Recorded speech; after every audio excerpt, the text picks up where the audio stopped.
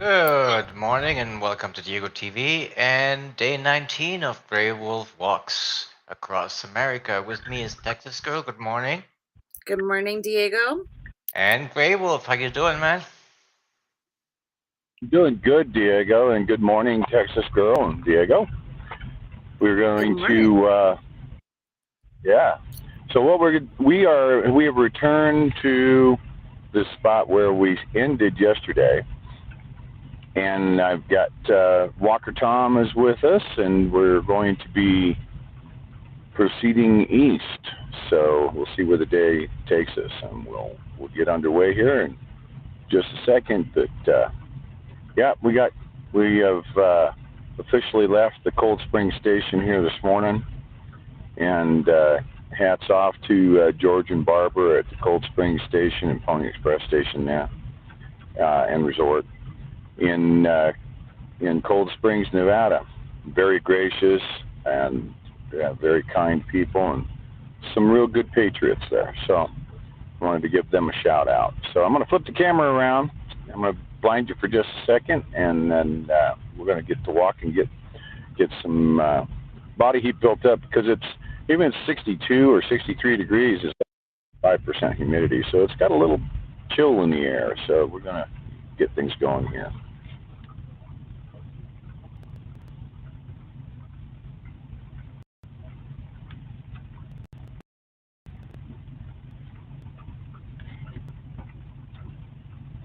All right, let me flip this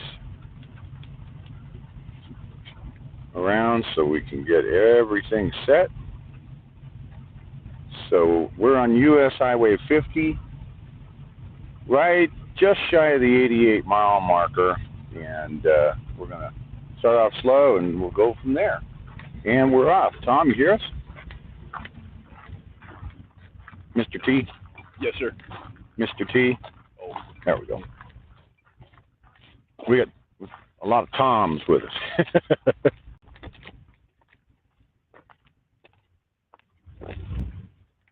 There we go. We got no traffic to concern ourselves with this morning. Yeah, look at that. I can see my breath. Yeah. Yeah, that's chilly this morning. We got chilly. It's actually, I think we're supposed to be in the mid to upper 80s today. That's a change. So, and here we are. Walk a little slow there. How's the toes this morning, Tom? They're all right now. As long as you got that cotton ball in there, right? Yep. Cotton ball full of castor oil. Weave it through the toes. You bet. Canada is in the house already. Good morning, Brian. Good morning, Brian.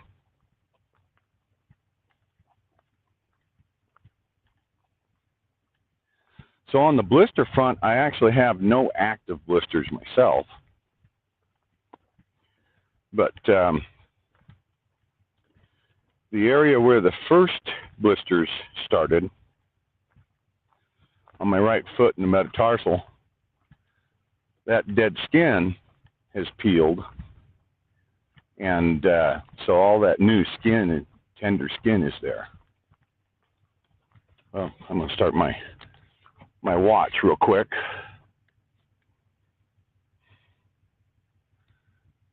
I was saying that I was going to try and find a way to do this on my phone. I forgot. Had so many things running. Okay. We have started it on the watch. It's running in the background. We'll see. I moved it to the background on my watch, see if that conserves battery.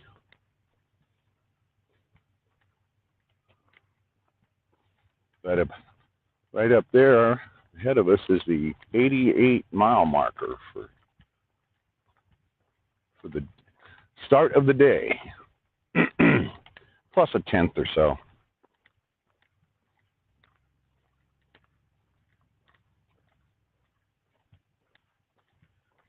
I didn't even hear the rain last night, but it obviously was here. The ground is soaked. You get that smell of freshly wet sage. Sometimes not so pleasant. Yep.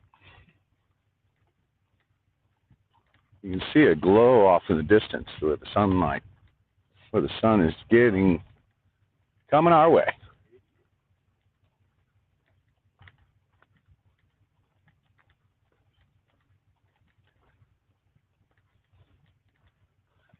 So how many folks we got watching here this morning so far? Total, we got about 29, and we just barely started. Oh, not too shabby. So make sure you like, subscribe, and share, folks. Let's pump these numbers up. Get more and more people. Ultimately, let me get put a nickel in the slot. We need people. The more, the better. We get up to 1% of the population, we're in great shape for being able to push back on the tyrants that are trying to control us.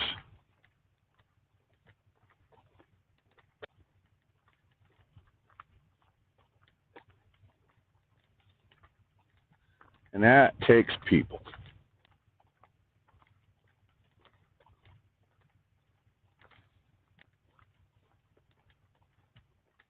Good morning, Kimberly. And Kimberly says, good morning, Tom. Good morning, Kimberly. So Kimberly Sweet is in Florida. Michigan. I'm sorry. Michigan. She's in Michigan. Nice. Welcome, Michigan.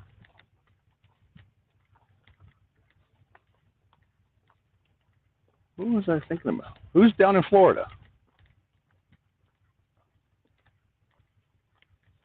Oh, that's Debbie Hart down in Florida. Okay.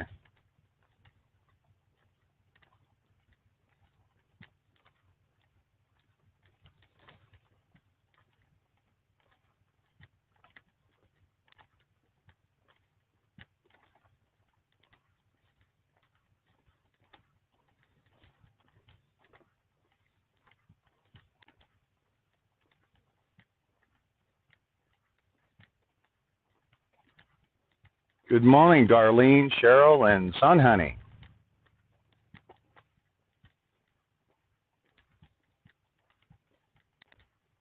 Leo, Cindy.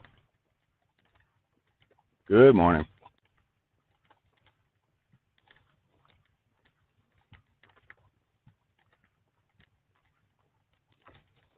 This is not a bad section of road. There's no rumble strip out on the actual shoulder. It's actually cut into the fog line there in about a 6-inch strip instead of a 18-inch wide one.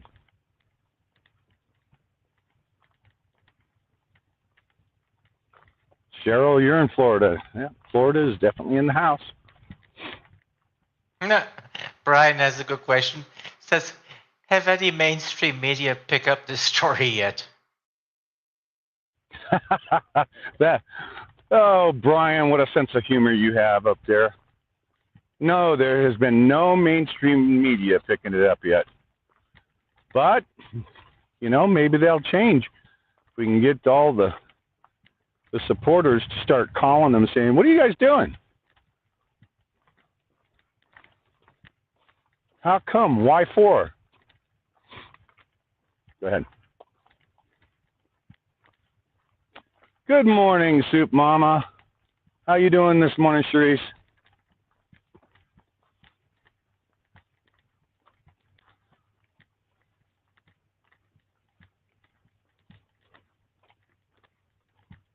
They haven't picked up on the election fraud, They haven't picked up on nothing. If it has anything to do with patriotism, if it has anything to do with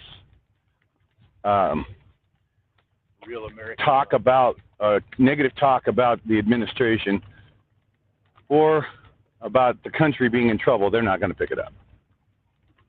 They're not going to do it. Which really goes completely against the idea or the flavor of the First Amendment and the media's rights in the First Amendment.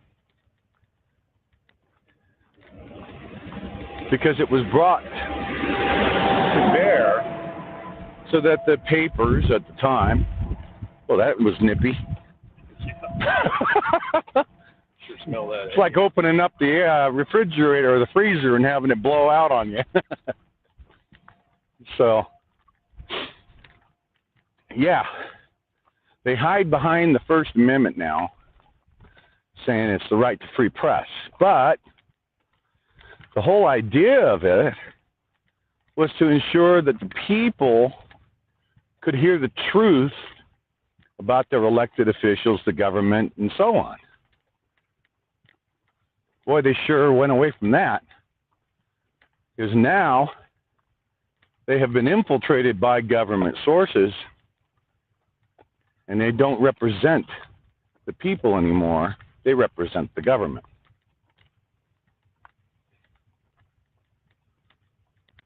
We need to change that too. We have to let them know that we will no longer allow them to hide behind the First Amendment when they're not truly sticking to the flavor of it. The flavor of the First Amendment.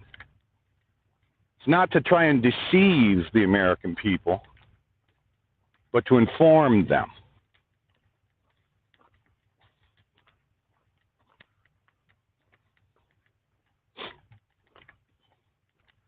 So their days are coming too.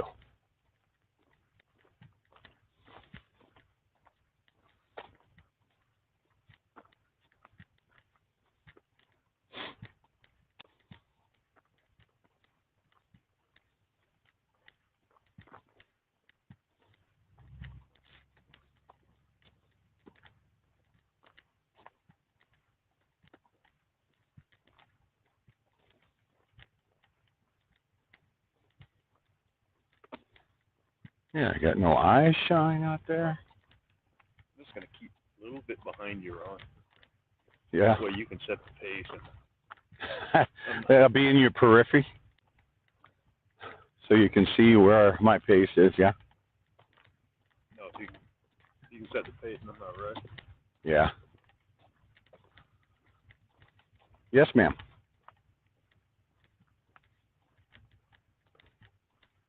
Hey, we are currently, I think it was Kelly's question. We are currently on US Highway 50. We just passed the 88-mile marker in Churchill County, Nevada. I believe we're about 33, 34 miles away from Austin, Nevada.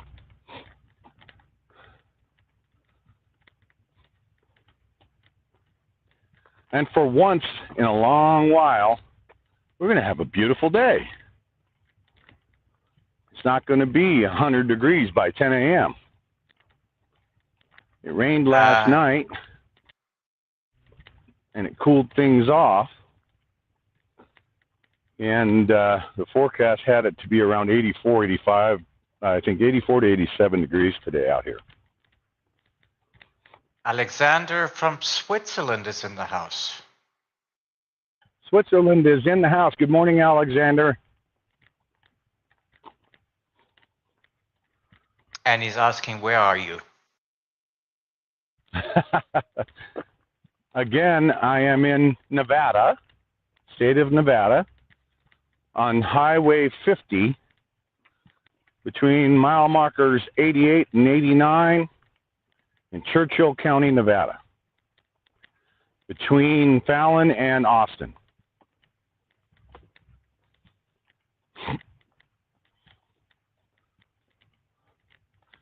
Okay, so I'm corrected. We're 43 miles. I was off 10 miles. 43 miles from Austin, Nevada.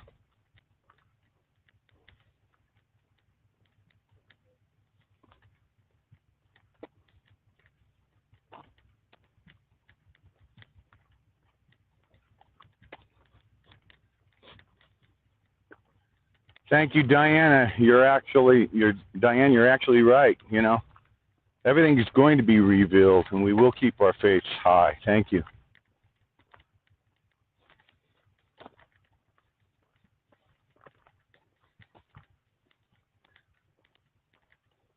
And who was that? Sharon Goodwin from New Zealand is in the house. Thank you, Sharon.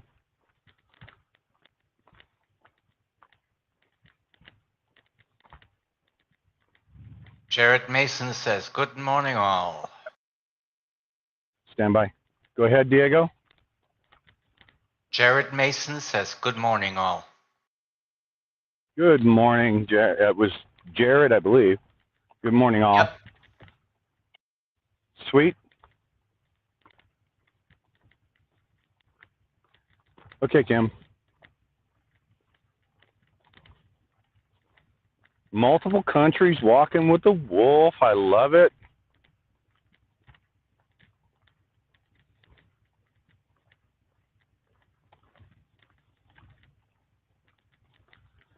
You're right, son, honey. The world is watching.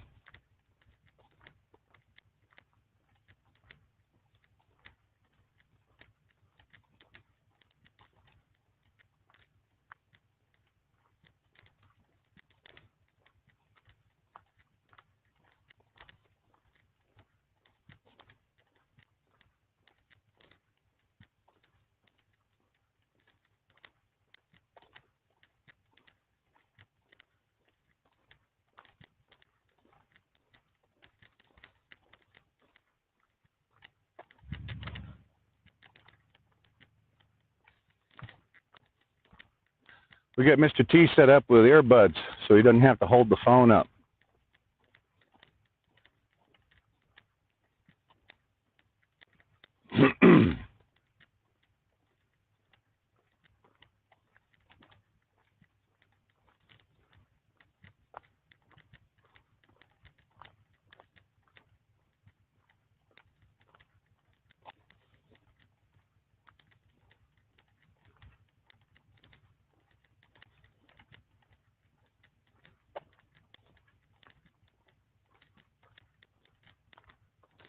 That's going to be a beautiful sunrise this morning. And the clouds today. Yeah, no clouds.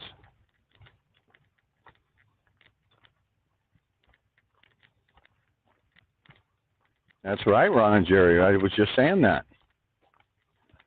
Starting to give us that morning glow.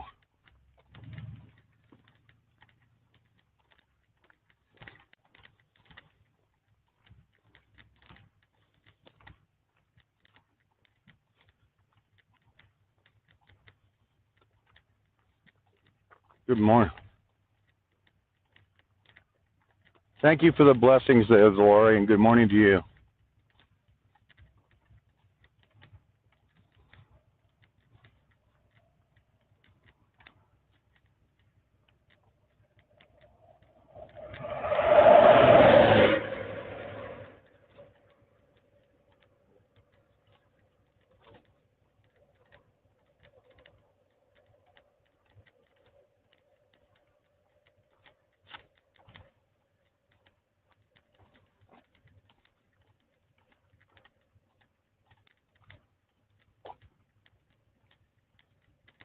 Isn't that cool?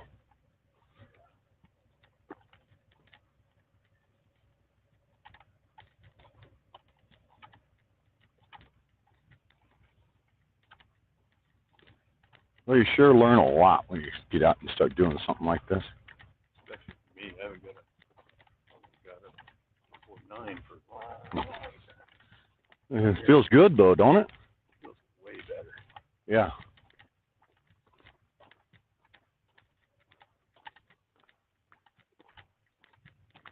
It's like you give it a week to adjust. Oh, good to go. No. No. I was answering a question. No need for that, Kimberly.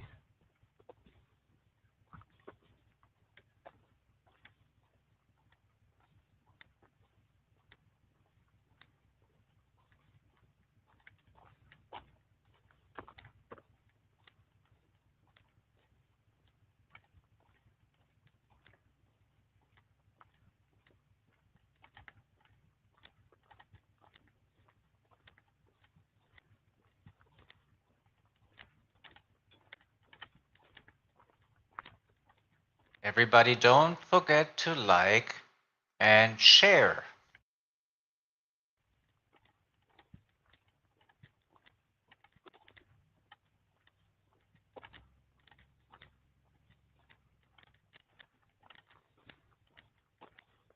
Bam Bam, I've got at least one day set for Austin. Depends on when we arrive on whether we make it a second. And if we're able to get, speakers lined up or not for our first rally. One way or the other, we're going to have a rally. Whether it's just me or not, I can't tell you. But we got a lot of people who are trying to come in. Whether or not they get there, we don't know. Their schedules are kind of tight at the moment.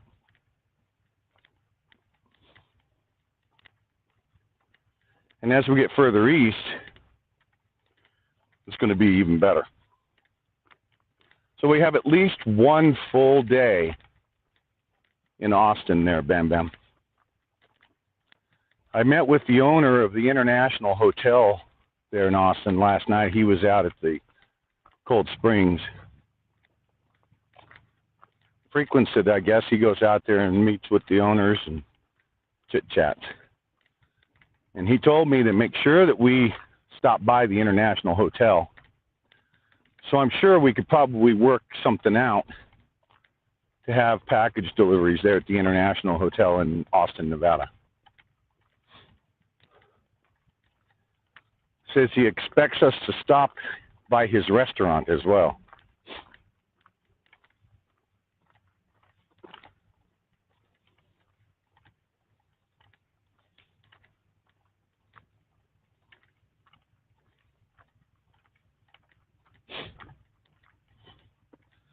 I don't care what the, Cheryl, I don't care what the platform is. Share, Cheryl, like Instagram, Twitch, even though I may not be up on those platforms, certainly if you've got an account there, share it. Gab, Parler, Truth Social, you name it. We should be sharing it across all the platforms, folks. Because when you put the link up for the Facebook or for the YouTube, for the Diego TV YouTube, or my Rumble or CloutHub, then you should be able to share that link, and that link should just take that individual straight there.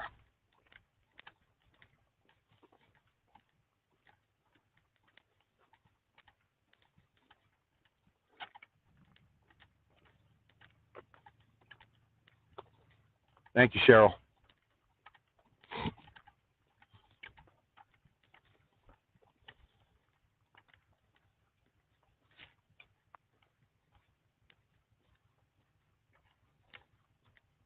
Thank you. Thank you.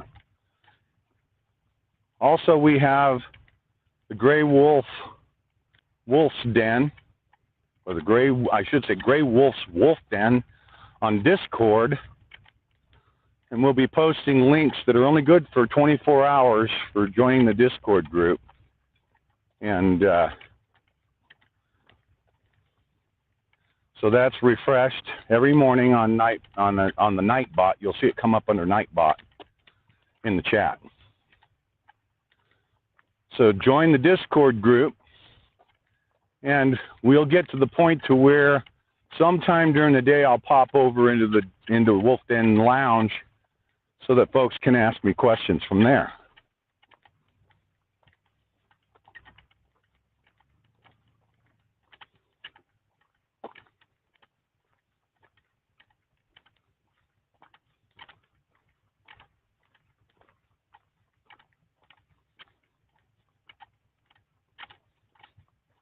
Yeah, that is a beautiful sunrise that's going to be popping up here in a little bit.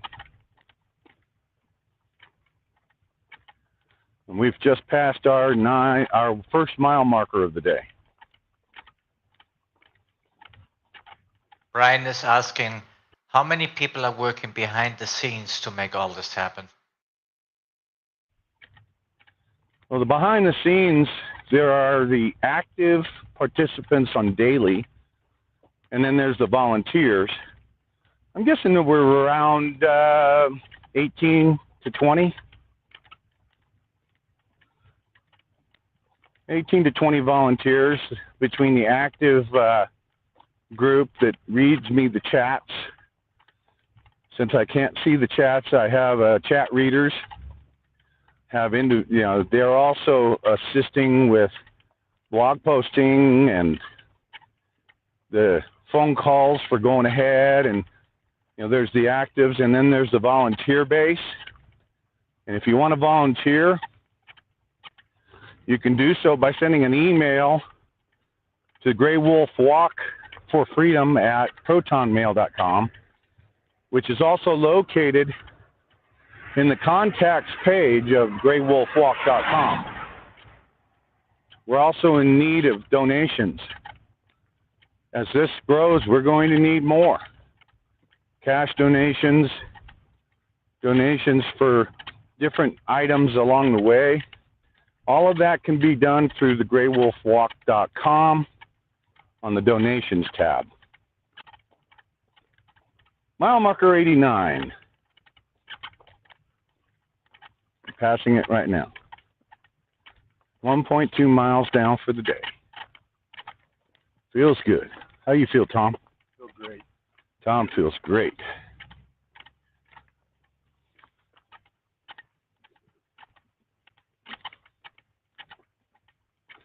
Thanks, Tom. Mr. T. What we need to do is we need to get Tom set up on the Discord. So you got earbuds, don't you? I do. Yeah, so we can get Tom set up on Discord so he can hear what's happening as well.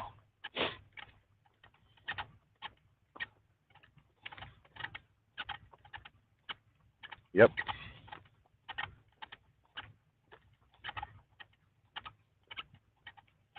Thank you, Susie Q. You too.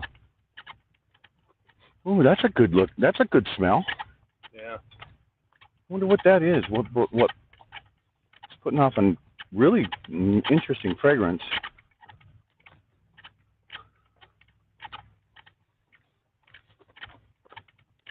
Some kind of a wildflower out there. Yeah.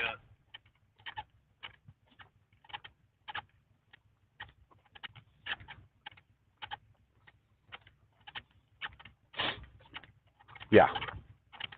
Also, Tom, I'm reminded, we have, are you familiar with Life 360? Live 360. No. Okay, it's an application that allows you to do family track. So you can have a group or your family members. You can track your movements so that you know where the other family members are just by looking at your phone. Right. And also within the Life 360, we have groups or circles that you can join into. We have one for the Grey Wolf Walk members. So Mr. T's on it, and others are on it, so they can, without the public transmission, it's private. Right. So that a private group of circle of individuals can check your status, see where you're at. So you're welcome to join in on that. And that's an application that's called Life 360. Works pretty good. We've used it for years so that my family could monitor my movement as I was driving truck around the country.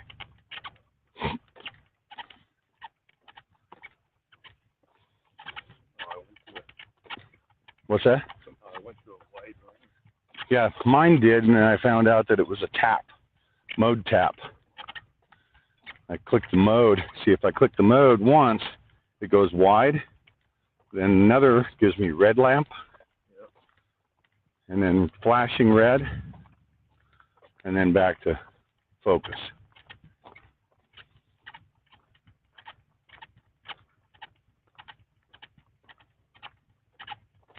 Yeah, Mr. T's in my ear talking to the group about how he appreciated getting on the Life 360 when he left Kansas, because then people can track his movement as he was coming out to Reno to meet me. Yeah, I'll have to get it set up. Yep. And the Discord, you're familiar with how when you're on your computer and you've got your file manager, You can go and see where all your files are located and what folders and so on. It allows you, it's basically like that, but also allows you the, so you can file share, photo share through the different folders that are created by whoever is the server owner. They set up the permissions, and then file sharing and communication, you voice and or video, and so people can come into that. On the Wolf Den, the public can come in on an invite link and join the lounge and be able to talk to each other in the lounge, or I pop into the lounge and I can have Q&A in the lounge. And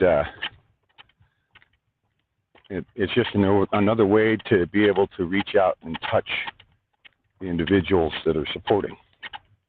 I'm no techie, but I'll work on it. Yeah, so it works exactly like your file manager does. So.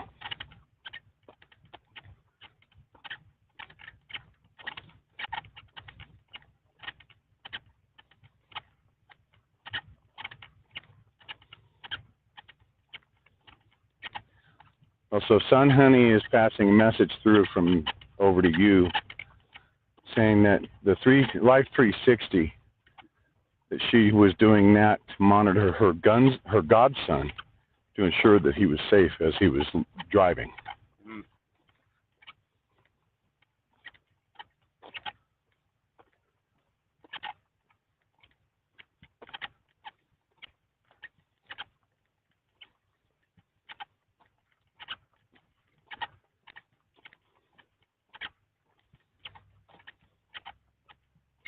Thank you, Ron and Jerry, for that poem.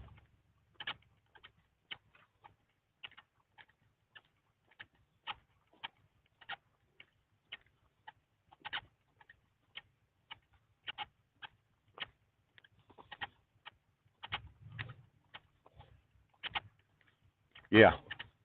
Yeah, the Life 360 app also told us. Yep. It also told us of, we had a family member up in Washington that was in a car accident.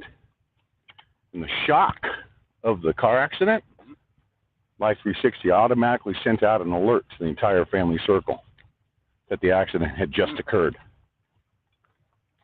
and gave us a point on the map as to where it occurred at.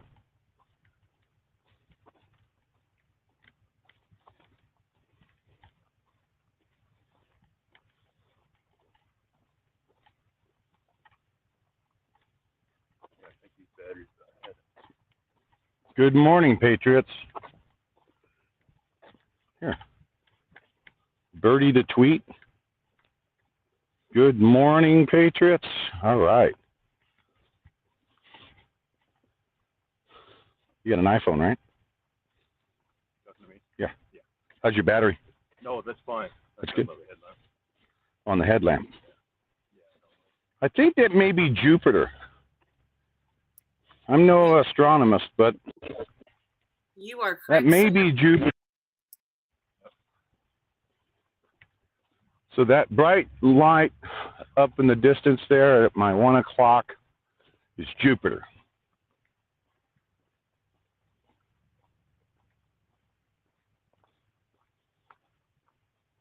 Yes.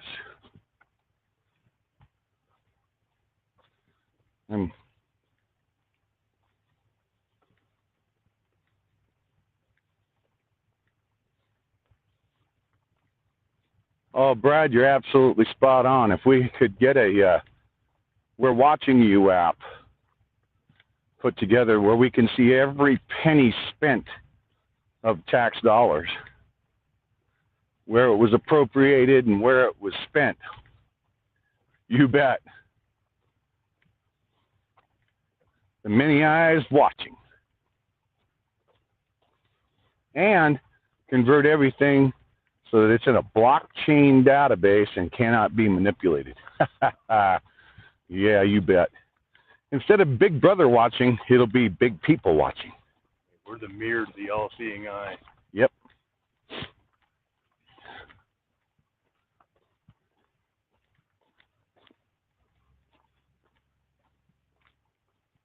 Uh-huh. You bet. So we'll call it the We the People Watching.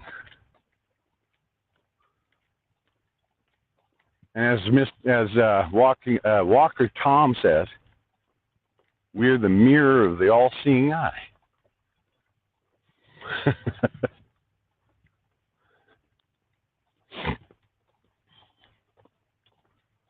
You know they're scrambling right now. They just heard that on the stream. And they're all scrambling out there going, oh, no, please, no, don't say stuff like that. We got to find a way to censor that.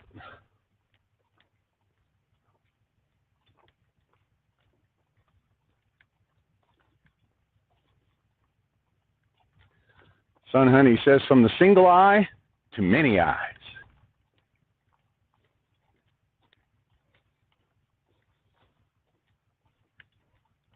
Yeah, and Mr. T says that would be a beautiful thing.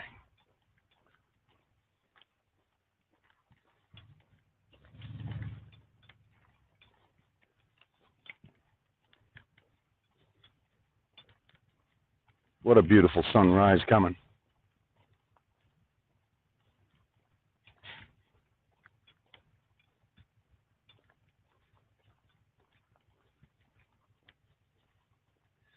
So those lights are not part of this geothermal. They're against the base of that hill out there. Community or something. Yep.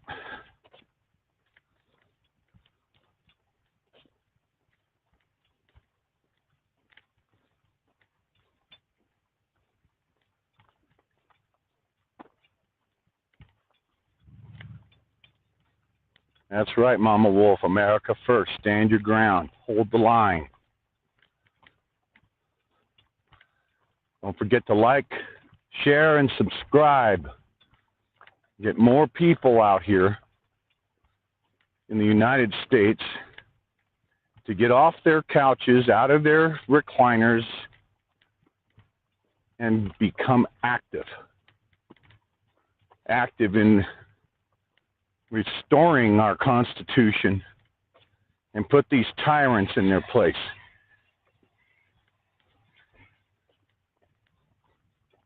Radio went squelch. Back on. No, Darlene, I have not seen that movie.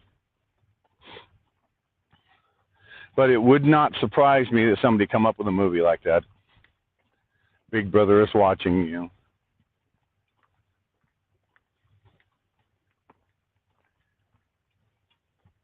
From 1984. One would think that I had seen that, but I haven't. Huh?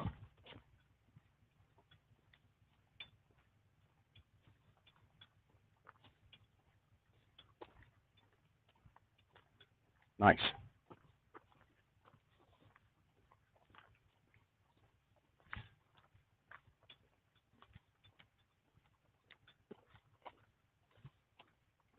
Share a sunrise with Grey Wolf and the walk team. And the smells. If we had smell-o-vision, the viewer count would just quadruple by the moment. It smells good out here this morning.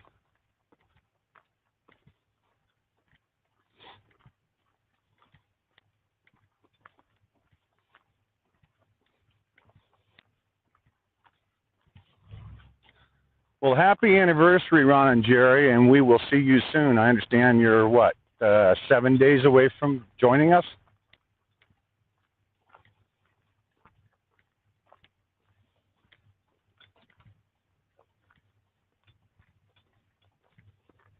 And Mr. T says happy anniversary.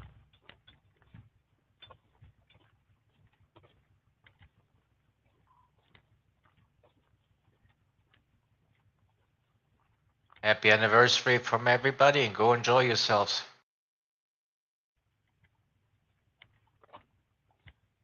Guy Bassett, God bless you. You're doing the work, and you need to keep that up, my friend. I know it, you know, it's just like getting up and walking every morning.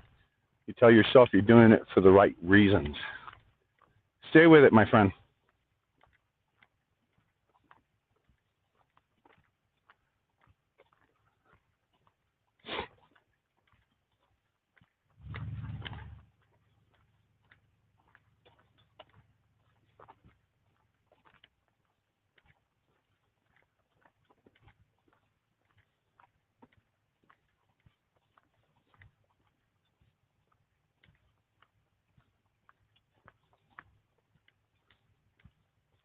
All right, Soup Mama. You'll be in Michigan at the border. You've got the farmers are going to start kicking up. You've got everybody going to come together. Let's just do this. People, people, people. And when you think you have enough people, bring more people.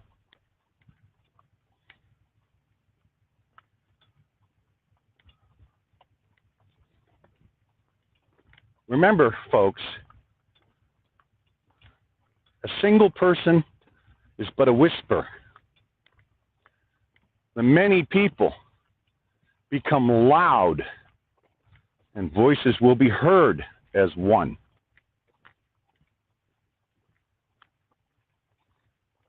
They will not be able to ignore the many.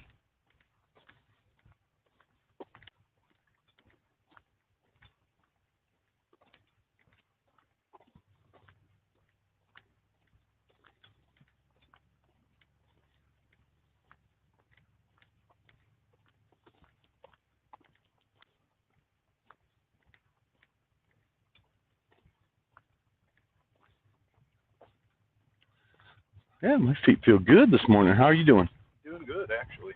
Nice. A little burn, you know, on the left foot, but Make sure you, when we stop for a break, make sure you put some more castor oil in there. I think it's okay. Yeah. Well, you still want to do that because you want to keep that castor oil in there, and it'll take that burn out and help it heal. If you didn't bring it, I got some. So. Yeah, that's true. Yeah. Recoat your cotton. You know, you take and put it in the palm of your hand and just get it all between your toes. Say again?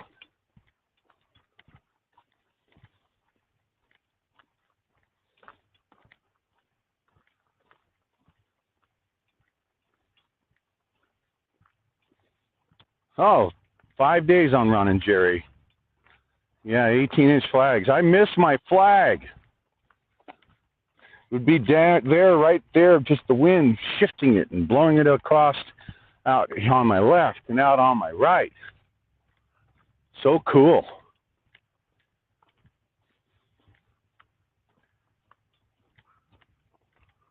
All right. Texas girl says she's bringing 10. Very cool.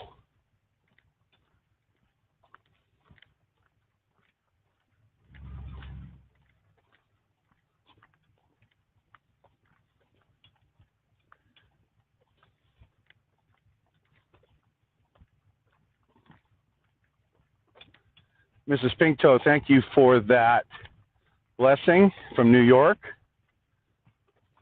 Glad to see you in the house this morning.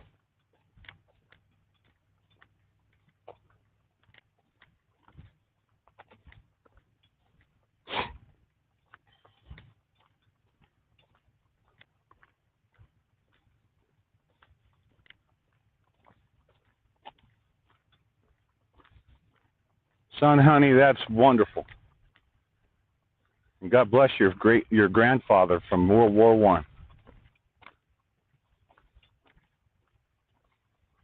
People may not recognize it because they've kept it hidden, but we are in a world war right now, World War III. But not the people, it's the governments.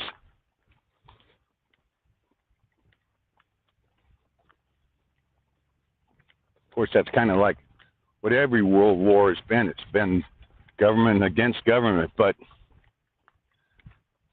and really just to try and depopulate and line the pockets of the people that supplied both sides. So, and government against people around the world. So, we are being manipulated. I'm trying to choose my words carefully, but the people are being manipulated, they're being silenced, they're being censored, and the news media, they're not going to tell you one iota about it. No, they're going to be bringing up PSAs about how to wear sunscreen when you go to the beach. And when you get in the water, you should be sure to have your life preserver on. That's what you're going to get. Stuff that we've been knowing for decades upon decades. They'll take up plenty of airtime to put out there to you. But they're not going to tell you the other stuff. No, couldn't possibly do that. We have passed our second mile of the day and approaching mile marker 90.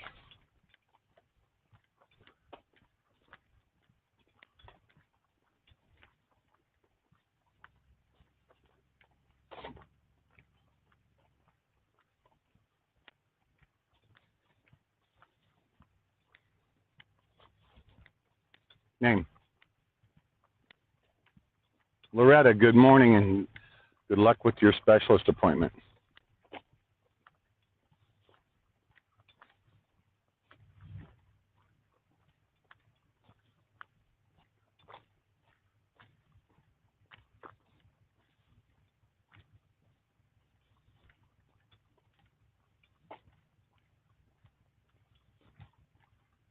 That's not a bad suggestion, Ron Jerry. Bring in flags and place them on the hills we conquer. There you go. We're going to need tie wraps. Big black tie wraps, about 20 to 24 inches long. So that we can, because black is UV resistant tie wrap. White won't last very long, it'll pop.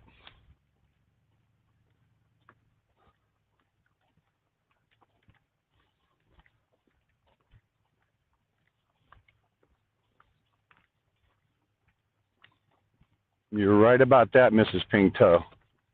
They will have a reckoning. There will be a reckoning, I mean.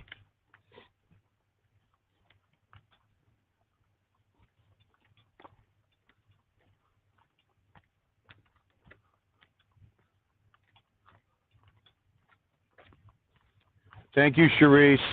God bless you. Love you, and I will see you sometime during this journey.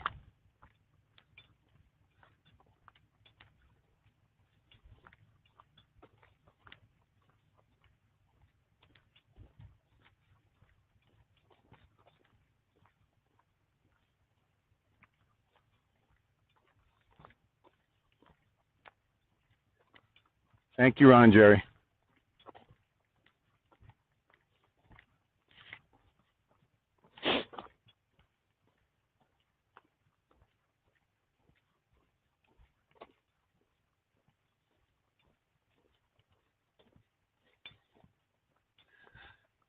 Well, I see a cell phone tower right there. I see a windmill. I'm wondering if that's not a little ranch that's right here. And the geothermal is the lights in the distance.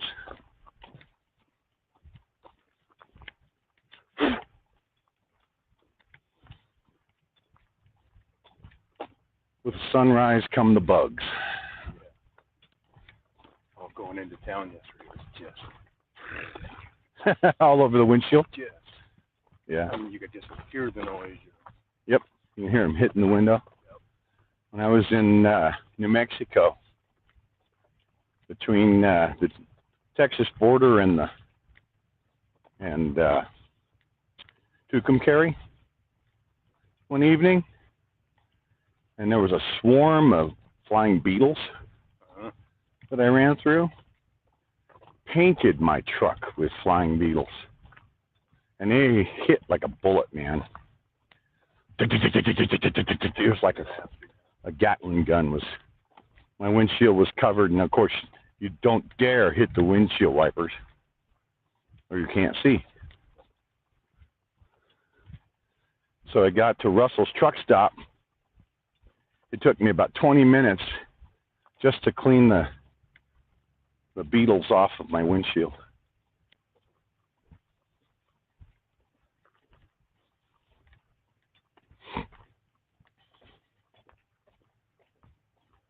Yeah, because I don't know what they've got for what fluids they've got in them, but I think you could make super glue out of it. Have to sit there and soak it and soak it and soak it, and then finally you can get it to come off with the window sponge.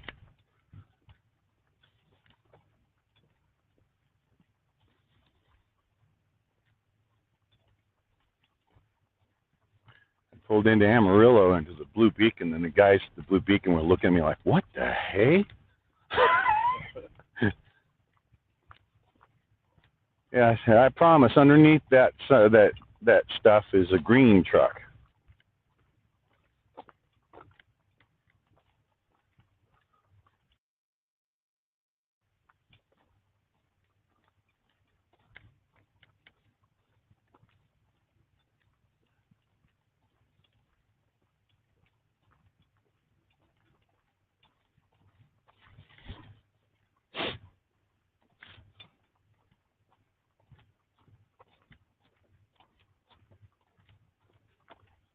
Okay.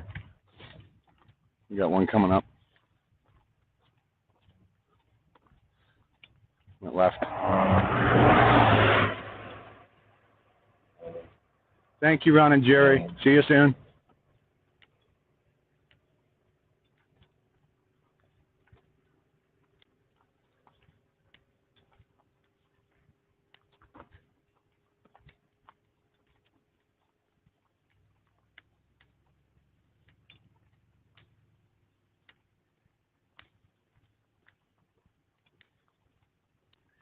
Guy, I'm going to tell you, I believe we are in a cold side of that. And you're right, it'll be known in the near future. But we're on the cold side right now. Just like the Cold War, just like World War II, there's a cold side and then there's a hot side. So we're on the silent side of it. The side where people are going, huh? What?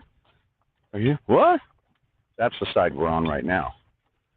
So wake up, wake up, wake up. Wake up in the USA. That's a song, by the way. You can see that. The bottom of the home page. You hear the words, hear the lyrics of that song from Steve Spurgeon. It's at the bottom of the GreyWolfWalk.com website.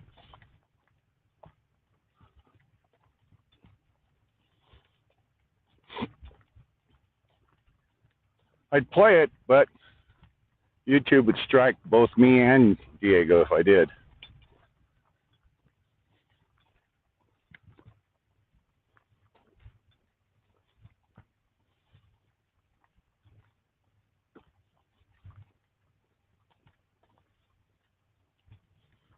Yes, please.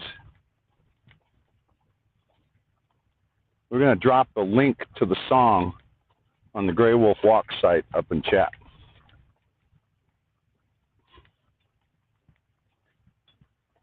Be nice if we could drop that over on Facebook too.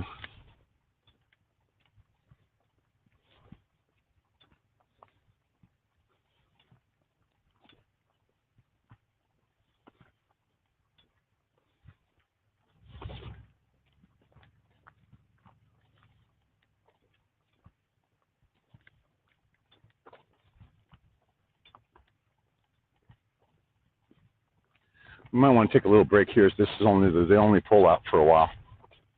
Yes, first little whole lot of things. Yeah. So Tom, on our left, if you go in to this driveway, there's a pull around right here before the fence. We'll walk it for you. We're about 2.5 miles right now, but we'll take a quick break here and then resume for the sunrise.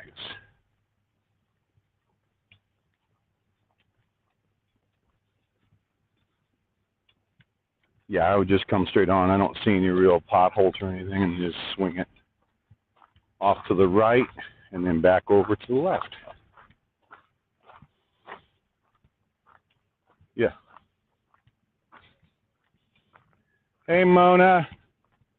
You keep it going, girl.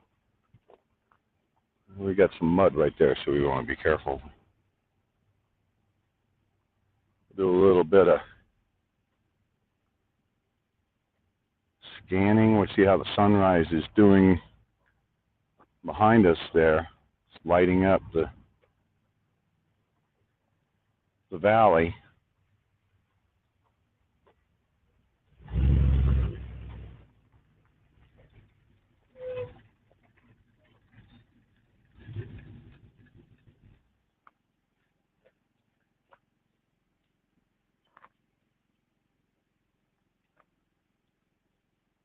So that's a little ranch right there. And he also has a cell phone tower attached to it.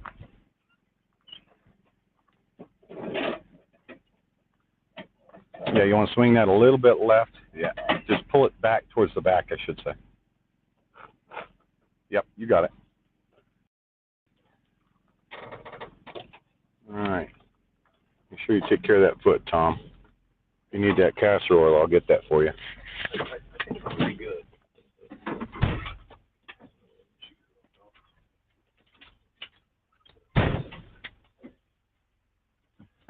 Okay. Take a quick break. Mr. T went right to the bathroom, so you know what he had to do.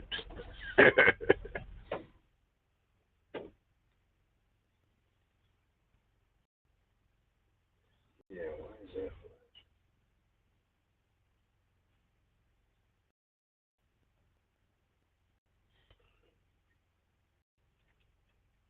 Yeah, each time you hit it, it'll go to a different mode.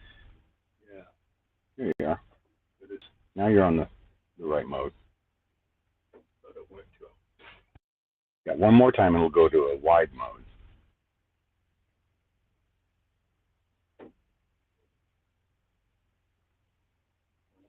red. Hmm. How many days you get out of your battery? I charge it every night.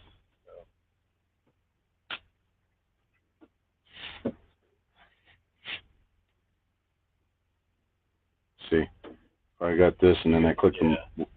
Then it's wide, then red. Oh, hey, I still got the on the front, and then flashing red. Yes, I can hear you.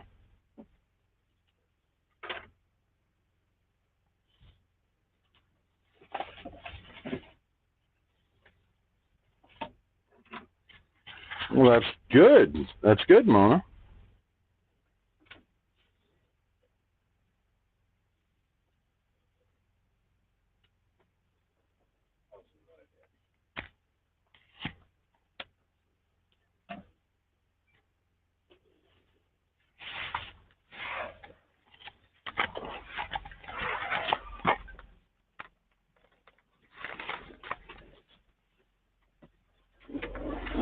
Oh, take the load off. Get the shoe off. Let it dry up a bit. Like I said, I don't have any active blisters, and I want to try and keep it that way. So,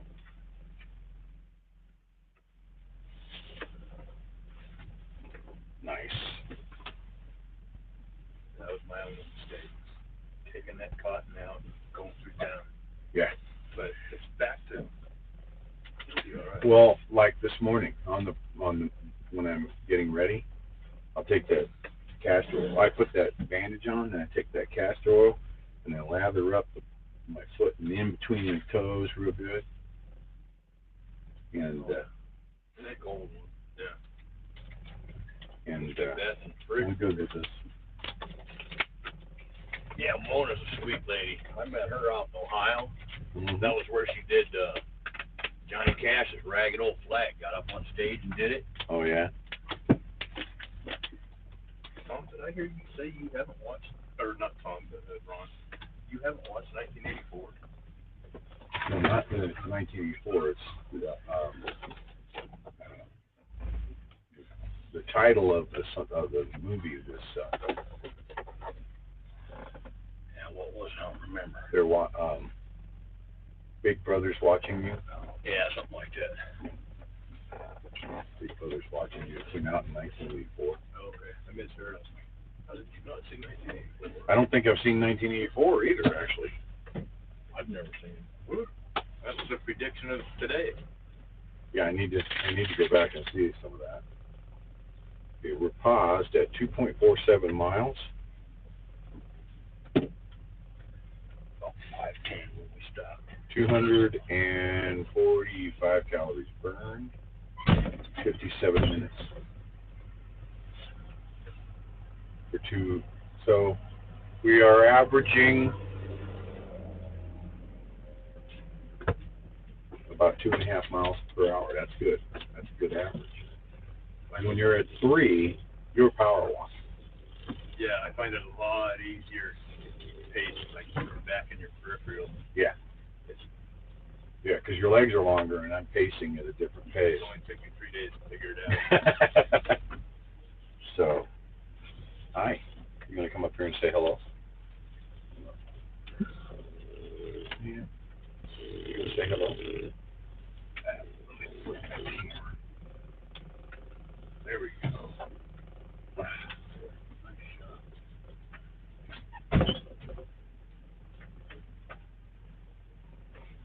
You watching Mr. T? Yeah. Get everything set and ready. Yep. Yeah. Don't worry. Cool.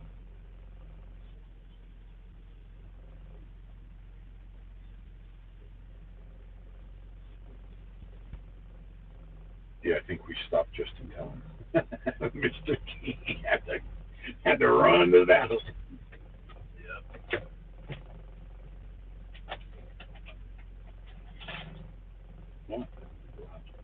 Wow. Go potty. Let's go potty. Come here. You have to put that thing. Hmm? She's like, you have to put that thing on. That leash. Yeah. She can pull, man. She's got. Yeah. Yeah, you just don't think a small dog like that could pull so hard. But she's like a bulldozer. She's small and got a lot of torque. Oh yeah, she was going after that bug, and I thought I had her yesterday. She just, boom, that's a quick jerk.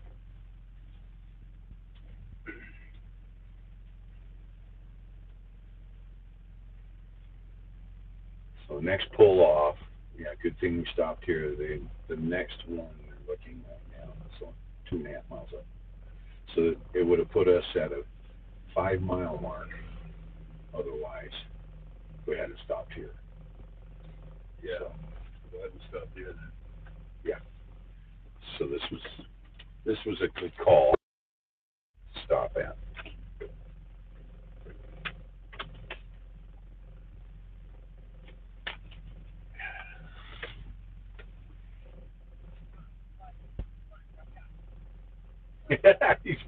She's pulling it.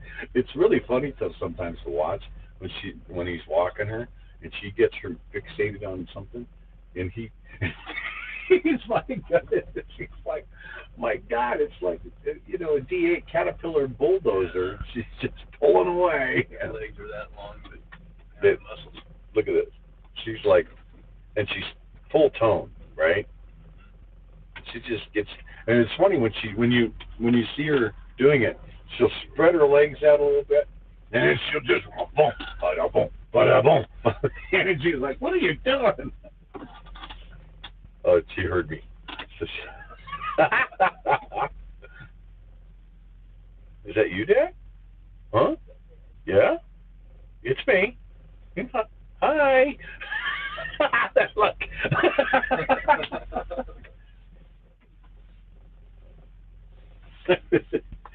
She's pulling him across the front. Yeah, Abby is taking Tom for a walk, not the other way around. Yeah. Abby was walking Tom.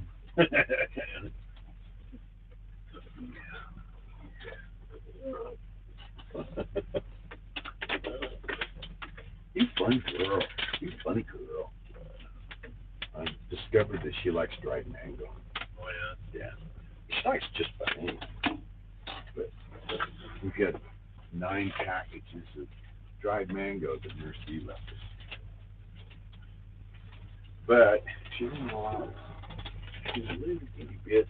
What time you want to grab a couple pieces. Oh, that's good. It's good for building up your. Oh, yeah. I don't know what you can have. Down.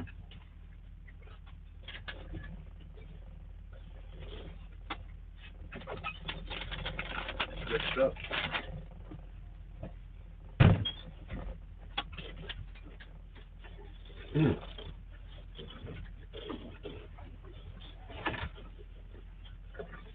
We got to talk about bacon. Time switch. She told me out there, powering down. Well, you always want to put the other one in first. Oh, yeah? That way you don't have to resync Bluetooth. Oh, you already got it out. And you put the other one in your ear, then you'll be in stereo. Then you take the low one out and put it in the charger.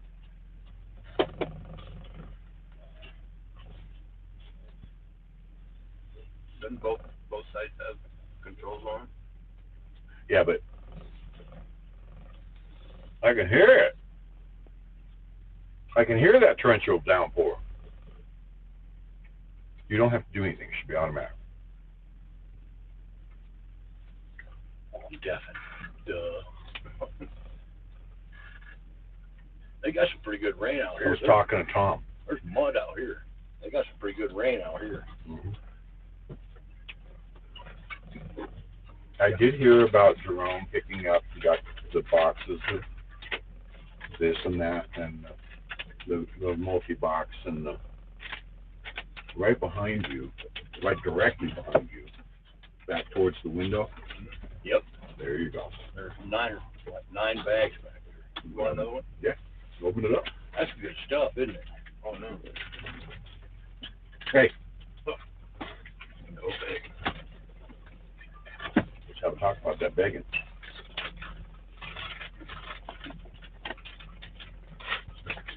Abby. Come on.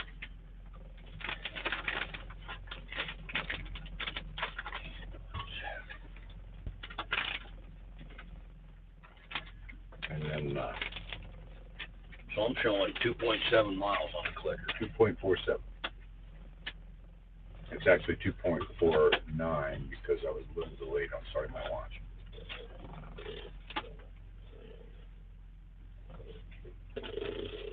Down. Sit. Sit pretty. Top. Sit. Sit. Pretty. Sit pretty. Good girl.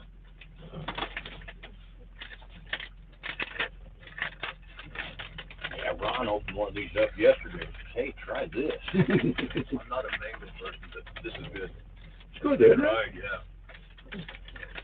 And it's just packed with vitamins. So it's like these dried Philippine mango. Some wonderful stuff. We got 9 bags. I got a feeling they're going to go pretty quick though. Props to the Philippines. Props to the Philippines, you bet. Abby. Sit pretty. That's such a good girl.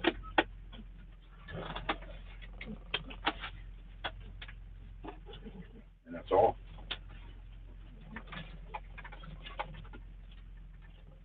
I know, right?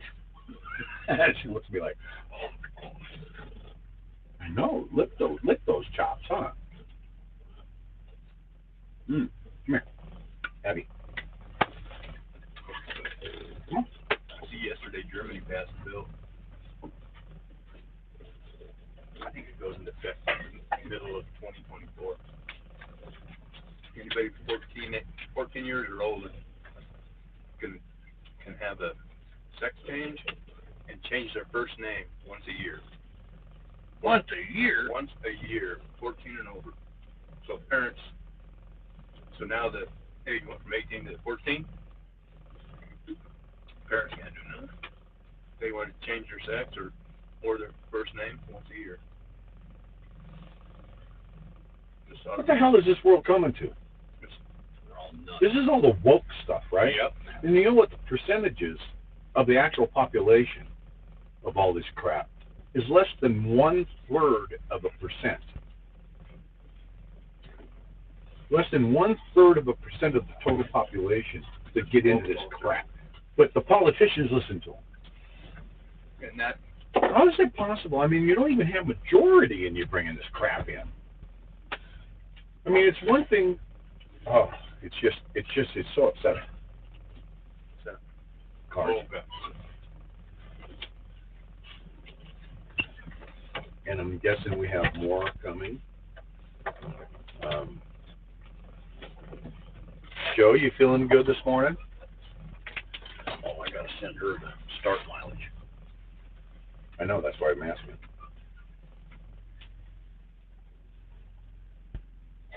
I don't have any more, Abby. But no more. You're barking up the wrong tree.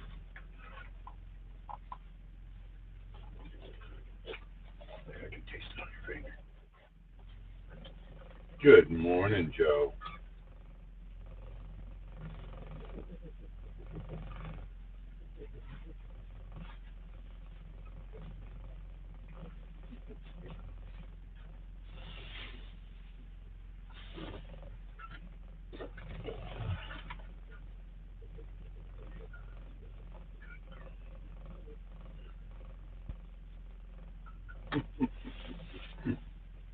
She says, okay, new human friend, you want to get me some of that good stuff? Can I puppy dog eye you into it? Such a nice try. She's really good at those puppy dog eyes, man.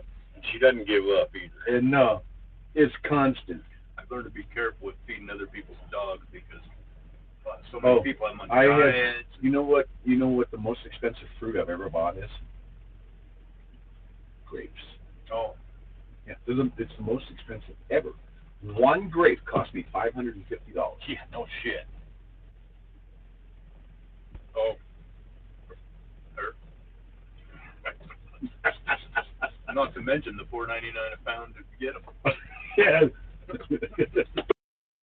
Rush to the vet and induce vomiting and everything else. You choking on it? No, I didn't know they were poisonous to dogs. Well, I didn't either. Yeah. Okay. I didn't know that either. I had no idea. I've Somebody had in my dogs chat. all my life, and I didn't know that. Somebody in chat told me, and I said, "Oh, get out of here! Get out of here! They're not poisonous to dogs." And then the second one said, "No, no, GreyWolf, they are. Raisins and grapes." Where did you do it? Well, it didn't because she had it whole. Oh. And it came back out whole, but apparently there's, they're still trying to figure it out. But one grape can kill a Saint Bernard.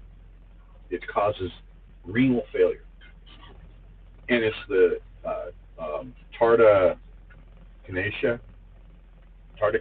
acid Something like that. that's in the grape is what they think. They still haven't kind of figured it out. Some dogs can go a lifetime of eating grapes and not have a problem, but another one, you give them one, they're gone. We can't stop the kidney shutdown, renal failure. So I got the second one, and I'm looking, and I went to the AKC website, and there's big red letters, no grapes. I'm like, okay, let me go check another one. So I went to, Vets of America or something like that. Same thing. So I called my vet. So, oh yeah, one can kill a Saint Bernard. Get her in here now. So Sunday, I'm down to the vet. So the emergency animal hospital. Freaking out. The Sunday before I left. Yeah. On the walk. Everything happening right before you left. Yeah. Just say a $550 vet bill. And afterwards, I took pictures of her in the seat of the car when I was on the way home, because they had filled her full of fluids, and there's this big camel hump on her. And she's just so out of it. She's sitting there, and I'm holding her head up, and she's like, like, Dad, I don't feel good. Because, then she's vomiting. It's, I think that's the quietest I had ever seen her. And I took a couple of pictures of her. So she was sitting there going, as I've got my hand under her chin, she's just like, like, How's the foot feeling? It's actually not bad. Just a little burn, but the burn concerns me. The burn is why I say the oil. next stop. Yeah, you rub that oil See in how there, it goes. because that burn is that's where I've been, and it's like, okay, we're at this burn point. That's when I realized that burn point is an indicator that something's coming, and that's why I get that castor oil out, get some on my finger. Or let him put a little bit of that. Yeah. See, what I've been doing is putting the castor oil on. The cotton ball. Yep. At night. Mhm. Let it That's what soak you all do. night. Yeah. And then in the morning, I just. Isn't it amazing what it looks like when you take that cotton off in the morning? Yeah. It's Well, like, what the heck? my cotton has been all hard. It's like a rock Because it's pulling out the garbage. Yep. Yep. So I just put dry cotton on it while I'm walking. Yeah. I don't have any castor oil on it. You put the castor oil on there, and what it does is it All right. Good morning. especially A kiss. I've got that Melagel. You are so low, I can't understand you. Hey, Tom, I was thinking too. We got this flag that Nurse D gave us. Okay. We might be able I was to talking get about that Jen mounted too. on your She's spare tire. whispering, and I can't. Back of your camper, get a punchy cord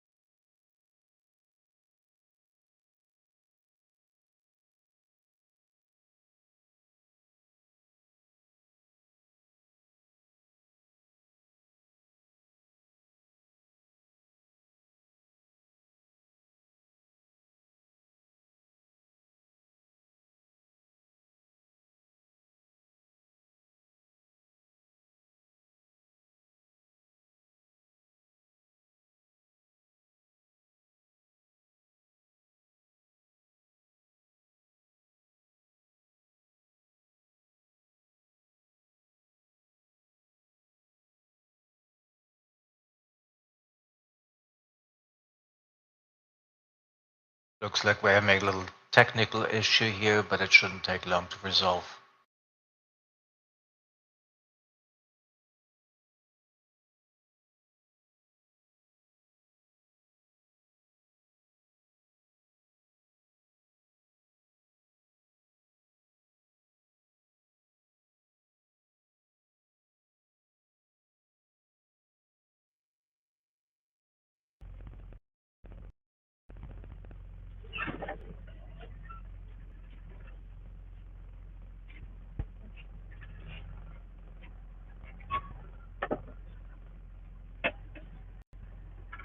Sorry about that. Didn't know it crashed. I looked over and saw a black screen, and then when I brought it up, it said, "Oops, that was embarrassing." Can you still hear me? I can hear you. Can you hear me? Yes. All right. Cool. Yeah, I looked up and saw a black screen. Went, whoa, man. So, yeah. So we were just sitting here discussing the fact that Sasnak. I didn't even touch my phone. All of a sudden it says calling Troy Moonshine Mobile.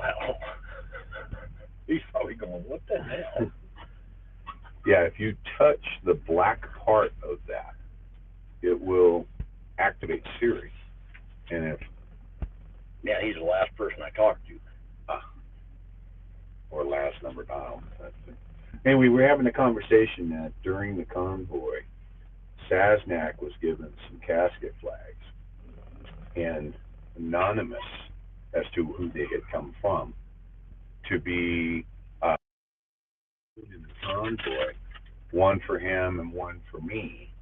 He handed it off to me when in Hagerstown, and Blinky and I put it on the flagpole on his flatbed, on his step deck that was there in Hagerstown. That flew for the one night, and then we took it off on that Friday night, and we folded it, and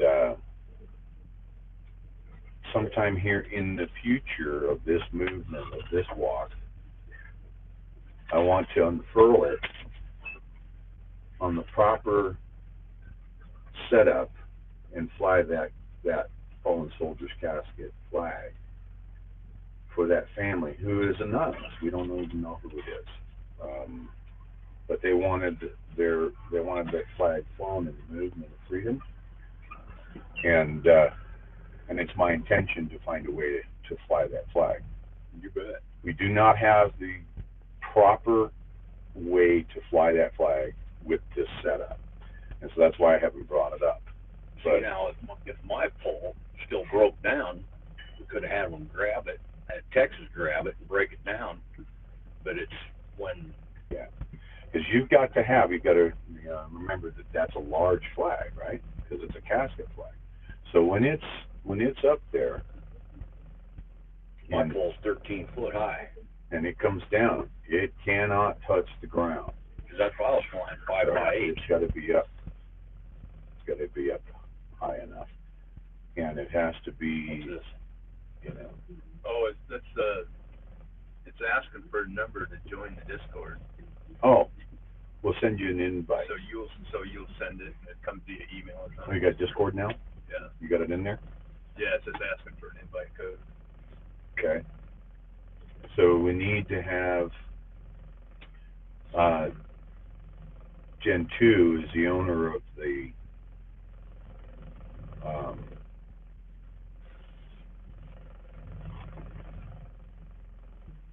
freedom. We're trying to get Walker Tom on in the Discord circle. Yes, I can hear you. Same thing I saw. That's what Patty said. She's like, my dad always called me Mr. T. So, yesterday when I was sitting outside, I was talking with the ladies when Ron was laying down. They were trying to come up with a new name for you. Yeah. And they thought Chris Christopherson, because they said, God, you look at younger pictures of Chris Christopherson and Walker Tom, and you swear that it was him or it could be his grandson. Chris Christopherson. Never heard that one.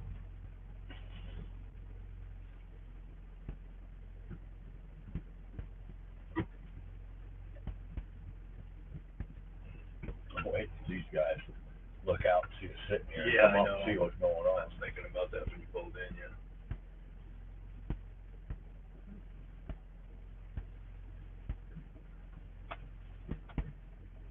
Yeah, the only thing with the Discord is when we get in here, I have to deafen mine. Otherwise, we get so much feedback. Would be a little learning curve, because I'm a zero tech person. Oh, you can't be any more zero than I am. This guy here. Okay, so the way it's set up, when you're looking at, because since you have an iPhone, she's putting together the link. She just sent it. Up here are the servers, okay?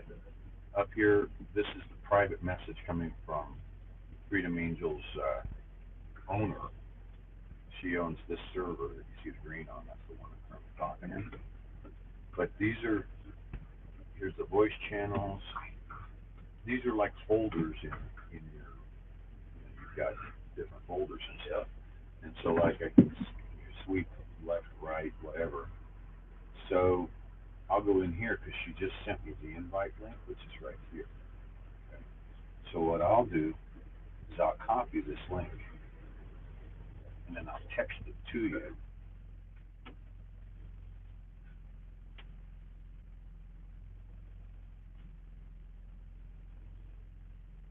Yeah, that's like copy and paste. I know nothing.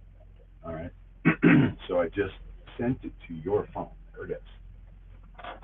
So you're going to open that text and click the link, and it should open up your Discord app.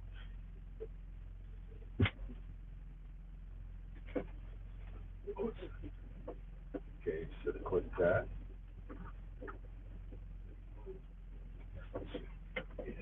See it?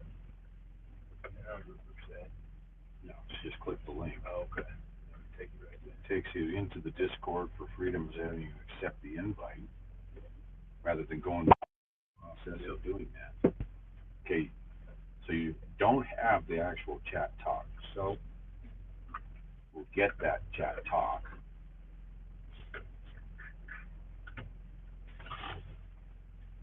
Base. There you go. Like what? If you're looking for a password, forget it. I don't feel so bad now. So I was leery to go with that facial recognition, but you know what? My memory was passwords and that. Mine will do facial recognition or number code. So now I open up the Discord, and you've been invited to join that. So you're going to have to register first,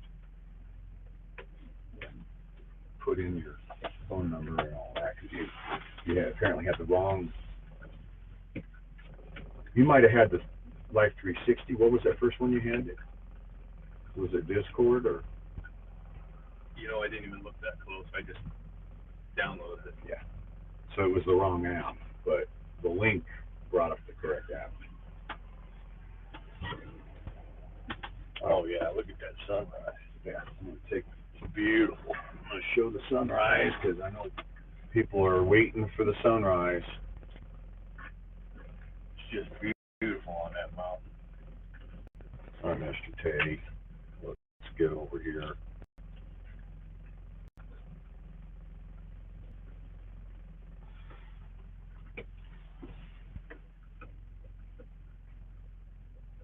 Look at that sunrise.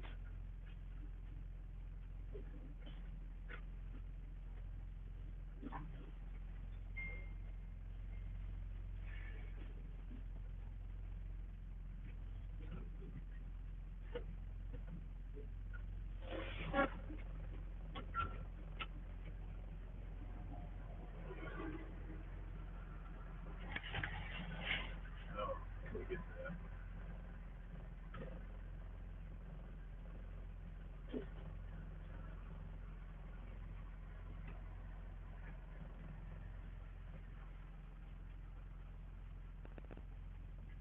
We'll get Tom set up on the Discord. I'll use the facility. using that.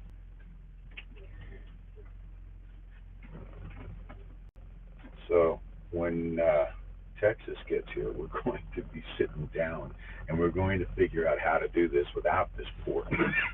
I cannot stand it. That web port's getting you already today. No, it's just every day. It's just the functionality of this particular portal to utilize in this way sucks. Because on the iPhone, which is I'm using it, you're bringing up a web browser, and it's in a page of the browser. So you've got the sizing. I can't shrink it down to see the entire screen, so I get to see my mouth. You know, it's like, how am I centered? I can't see. And so I got to go up and down and figure that out. Web portal for Restream.io sucks. I'm thinking maybe T-Tone. Tom Thompson. T-Tone. Okay, so Walker Tom has officially given us what he believes is his handle. T-Tom.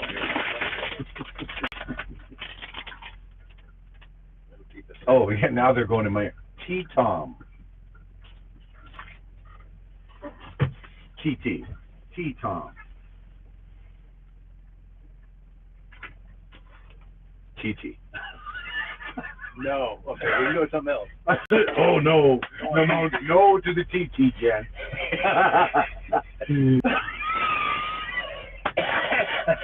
That could go too many ways, yeah. That could be taken as... And Mama Wolf suggests WT. Walker Tom. Walker Tom. Mr. T, WT. Hold on. When you get hooked up, Oh no, you can change that anytime you want. It's hilarious. Sometimes, oh God, I've sat here and laughed so hard. Sometimes I almost started crying. Yeah. You wait till you get in there, and it's like, what? I'm finally starting to get it figured out where I don't have to have Ron get me in every morning. Nah, I'm not even going there, Bam Bam. Oh my goodness, that's just so wrong, buddy.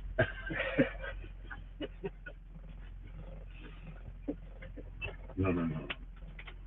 No, we're not doing TT. That's not happening. No, we can wait. I find something, It's not happening. TT. Throw some stuff out and we'll see. Yeah, because they instantly said, What does your wife call you? She wants to know. Tom. No nicknames. They instantly came up with Mr. T for me. Yeah, that's what my dad always called me. So, Yeah. But Growing up, nicknames. If you were to have a CB handle. Manny, you don't want to know my old CB handle was. We're not going with that. What about a new CB handle? Have you been thinking about any kind of a CB handle? Because I mean, GreyWolf is my old CB handle. Then I made my company, and I See, it always went by Mountain Man on the CB. Right. But they weren't going to let you have that. I know. Mountain Man, then they called you Popcorn. It was like, what the hell is Popcorn? Yeah. Oh, I knew exactly what it was. I was almost afraid to say anything, but. Oh, no, you hit the nail on the head. That's what it was. The popcorn for Popcorn the Moonshine Sutton. Boys. Yeah, Popcorn Sutton, because I had them 2 quarts of shine that Moonshine Troy gave me, because he's got his own still in his shop. Not to mention it looked a bit like a little younger version. So, yeah. And I got the Gimp. I haven't seen you dance yet. You won't. You won't. Oh, yeah, we will. I got to get pretty liquored up to dance.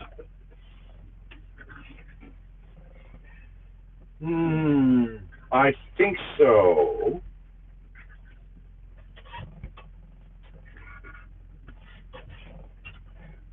Gen 2, your voice does not work well in a whisper. It's so hard to understand you on Discord.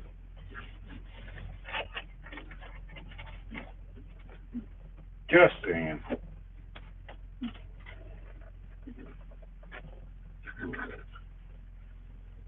That one's dry.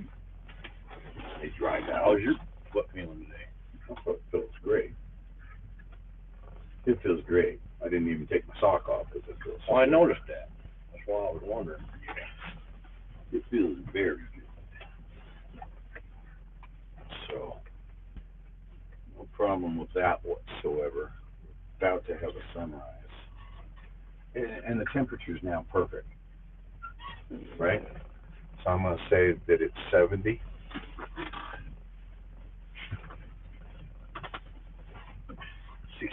In between 68 and 70.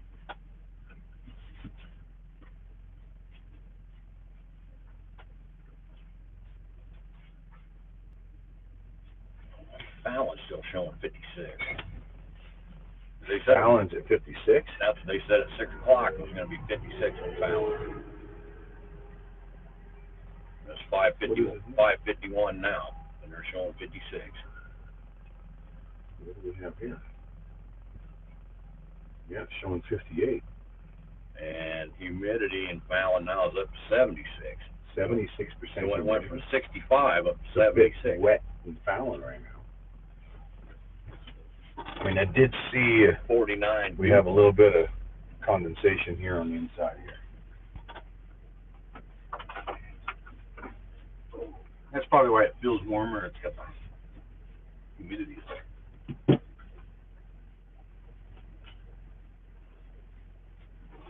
Well, it just went up above 72 because the eco mode is on the AC back there, so that means that it just flipped on the air conditioner. So just got about 72 in here.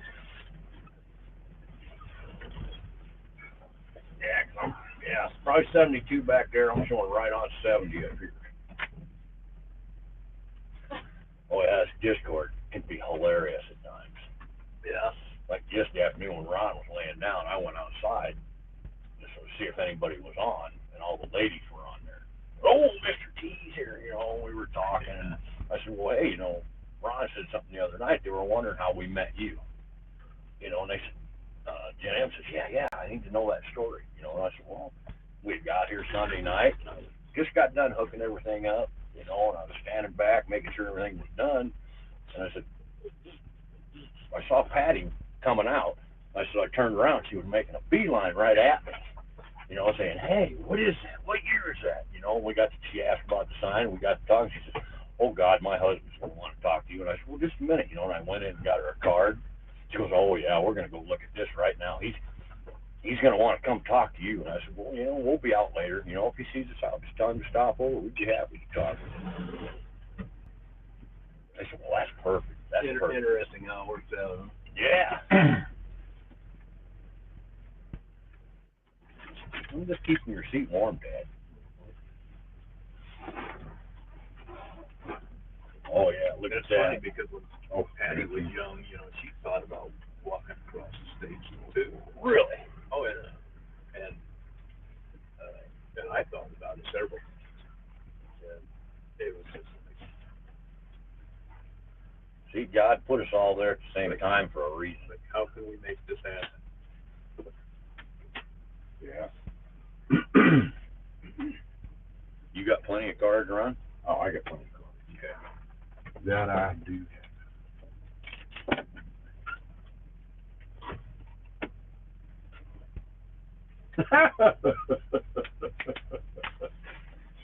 I don't even want to know. It's actually not bad. Oh, okay. Major Tom. I was not a major, though. I was a Well, that sergeant. doesn't matter.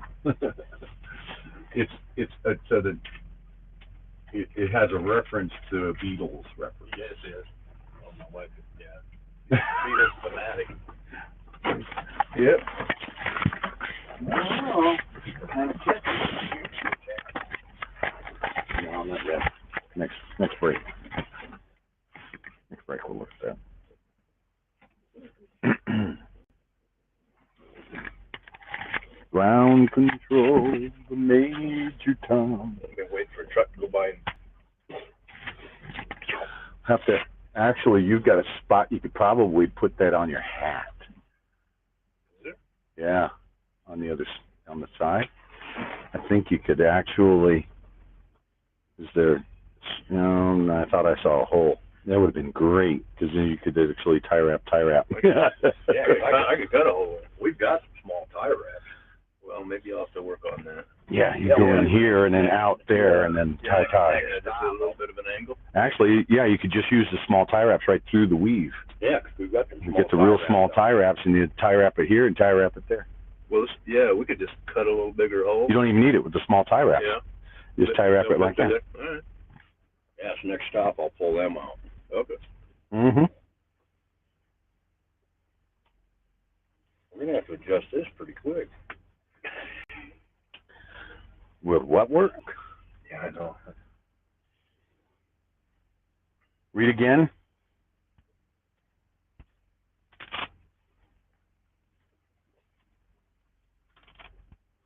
We don't need the 2-foot tie wraps. They make like an 18-inch by 1/4 inch or less, because you got the real big one. What are you doing? Seriously. So I'm looking at them cords bouncing around. Leave them alone. Do not try and get the cords. I thought maybe they were made out of rubber. Mm-hmm. This is starting to get to where it's going to need an adjustment too. Jeez. I don't know what it is about. You get stuff like this, and it just, once you get it adjusted, it just doesn't, it shakes itself out as it's going. Has nothing to do with me. Yeah. You're telling yourself that.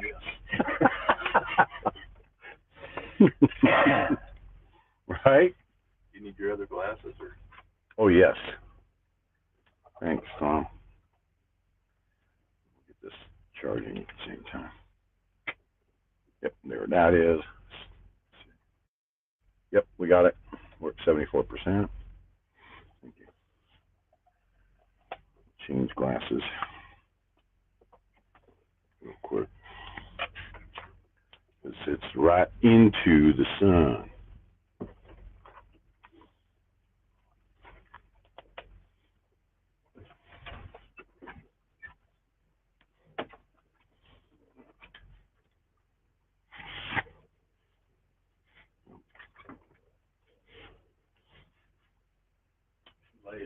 Uh-oh. Uh-oh. Now the chat's picking up on it. All right, we got that one plugged in. We got that one plugged in and on. All right. Where we at? We got that. We got that. We got that. We got that. I want to make a 6 o'clock start time because it's 5:58. Yep. That's about what time we were done. Second start yesterday was 5:59. Mm-hmm.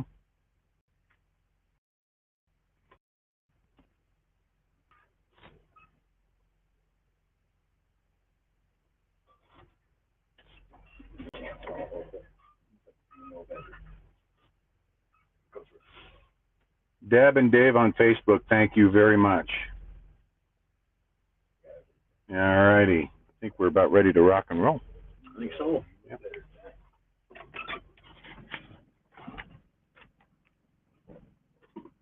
I thought that was the water pump, but it's, Generator. yeah, something vibrating on the generator.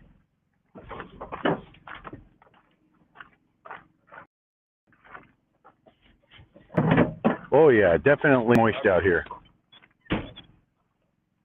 The humidity is definitely up. All right, we're going into the sunlight, folks.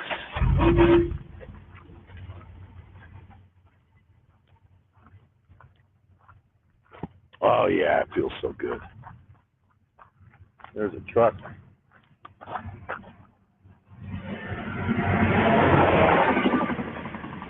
right, CloutHub. What is my CloutHub on? Can you see where I'm tangled there? Water tube or something tangled up.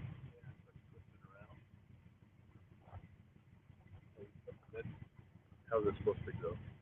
Oh, It's supposed to just hang here.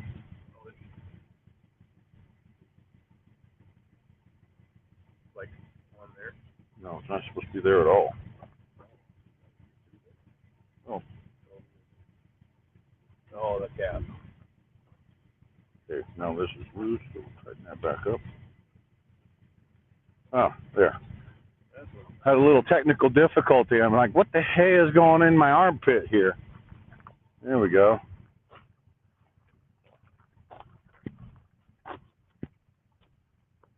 Clear on the left, clear on the right. Oh, it feels so good. Sounds like an Alabama song. That would feel so right.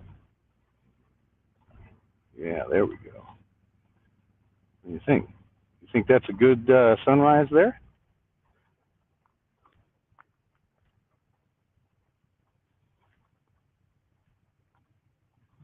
There we go.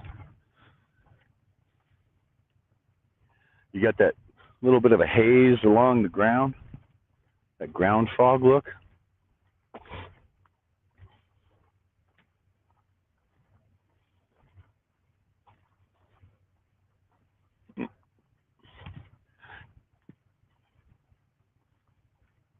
Good morning, Julie Gonzalez.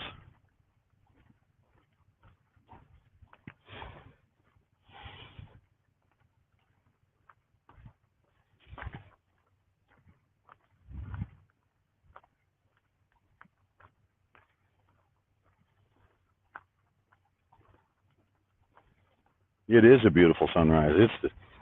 And again, if I could just, you get the post-rain smells of the sagebrush and some of the wildflowers. Smell-o-vision would be good right now.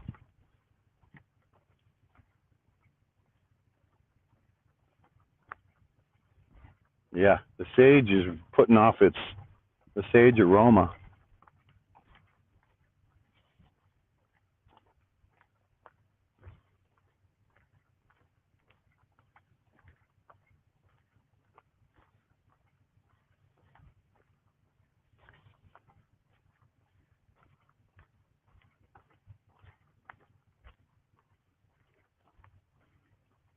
We've got good flat land for a while.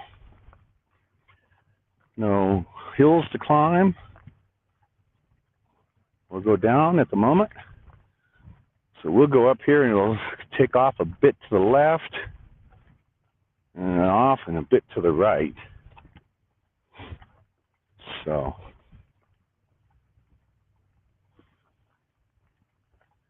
we're about 41 miles from Austin.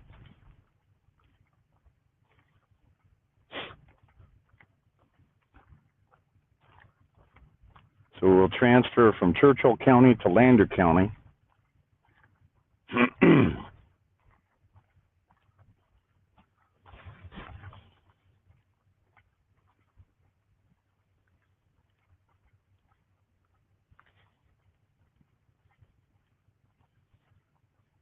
So about 2.5 miles up, we got a little pull-off area that we'll take another break at. Make sure that we've got nothing happening to the feet. No blisters forming, none of that kind of stuff.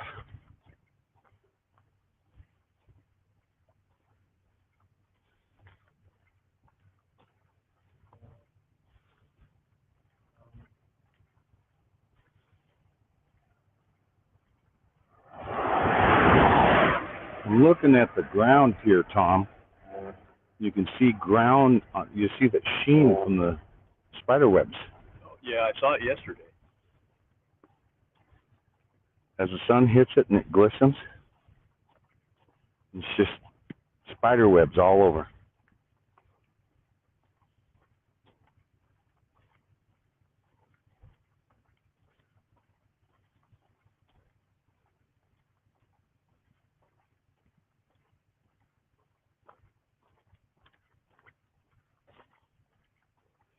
We have tarantulas out here, actually. Not seen one yet. We have desert tarantulas. This is the biggest spider out here. But the deadliest spider out here is the black widow. And we do have brown recluse.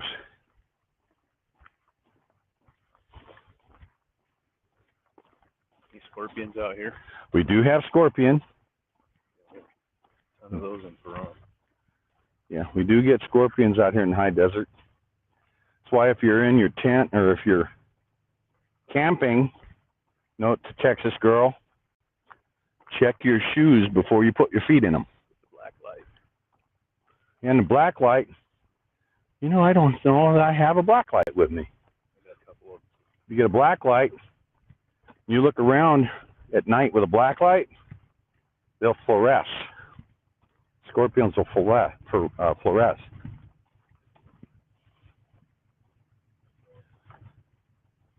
But you check around your camp when you're setting up camp in the desert. You check with a black light, and you can see the scorpions immediately. They just glow at you. But I don't know what it is. They always seem to find your shoes.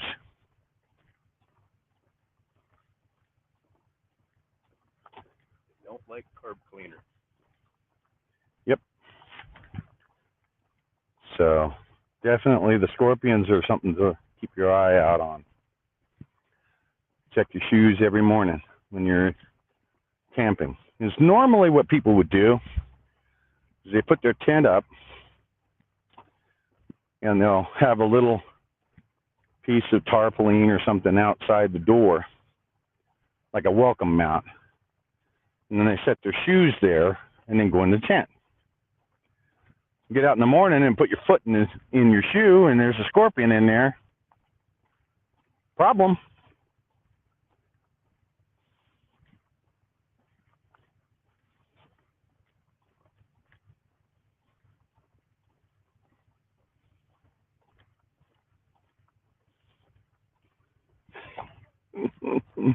So Brenda Street's calling you Blackbeard Tom. It's half gray. It's half gray. In for the long haul. We say welcome aboard. I kind of like Major Tom, but that's just me. Yeah, Mr. Tom and Major Tom. That would be cool. He's working on it in his head. He's figuring out a call sign, a handle.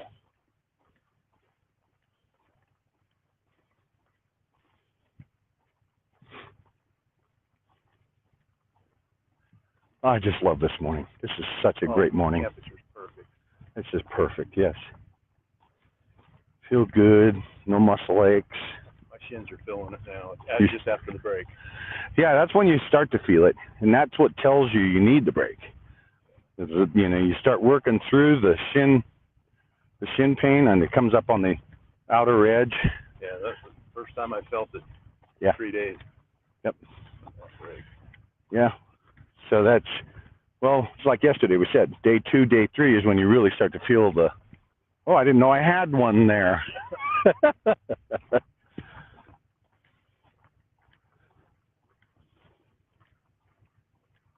All good. Yep. He'll work it out. Yep. But if you start getting the burn, then it's time to take a break. Toes feel good, right? Yeah, the muscle burn too.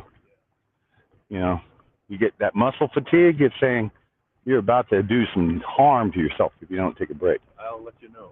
Yep.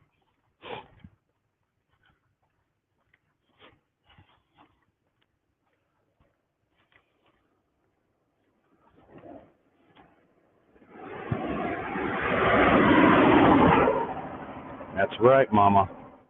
Body will tell you when you're messing up. You just got to learn to read the signals.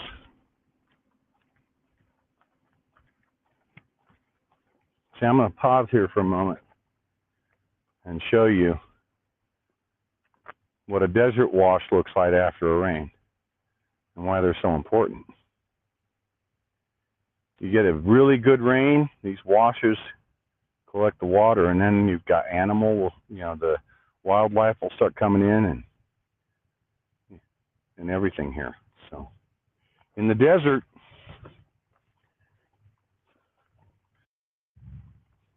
that's important.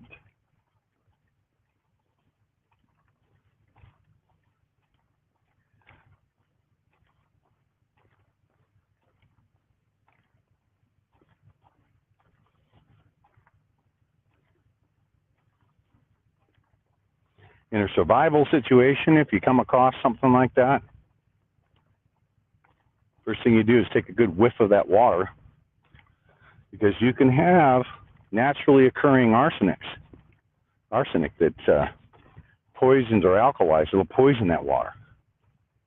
So the first thing you do is you walk around and you look for animal tracks.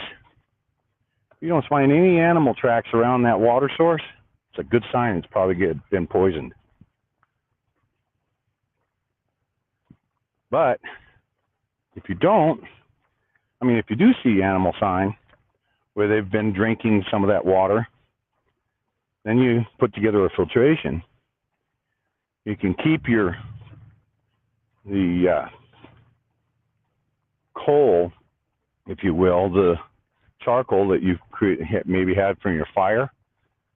You keep some of that in a wrap so that you can use that for filtration. Between sand, coal, and gravel, you make up a water filter. And then if you have to, add a little bit of iodine to your canteen, for instance. You shake it up with the lid loose so that a little bit of it will get through the threads of your lid. And you let it set for 30 minutes, and you get some good drinkable water.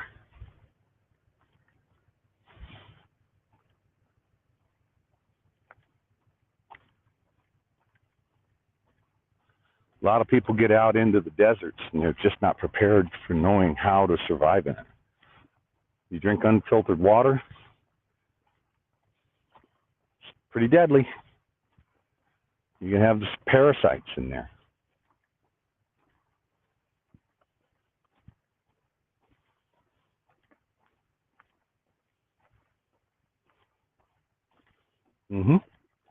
Yes, I noticed that they got that ray. It's right there along Wolfie. It's going right down, right here. The other one is slightly off towards the shoulder side over here.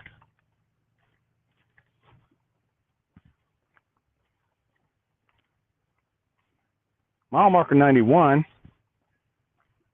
We are 3.3 for the day. 3.2 for the day.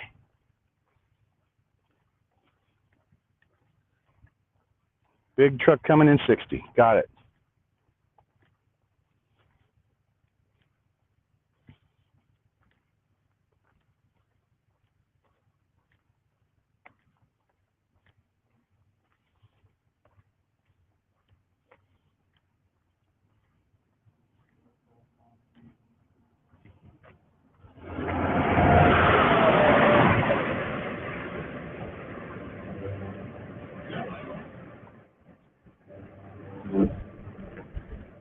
Thank you, Brenda.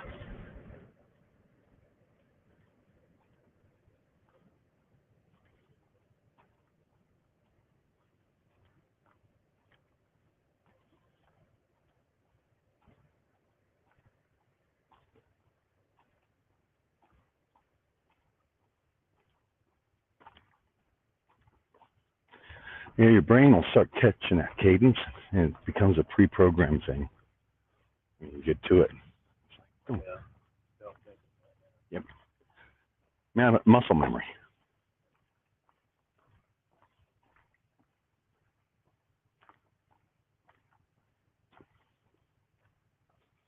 Well, love you too, Texas Lady Wolf. Thank you for coming on in.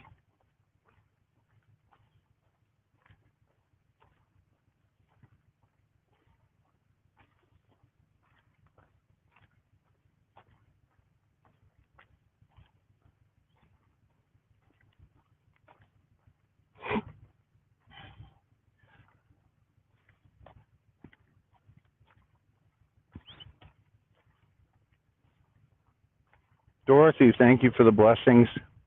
You have a great day.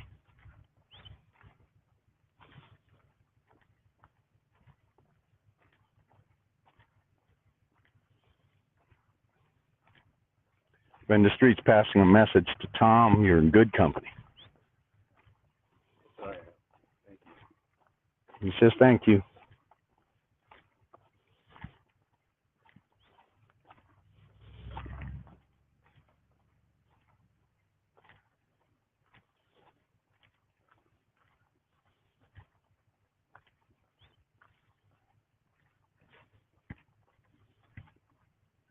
It's just a beautiful sight, isn't it? Ground fog, that ground haze. You know, and that's just that moisture coming up out of the ground.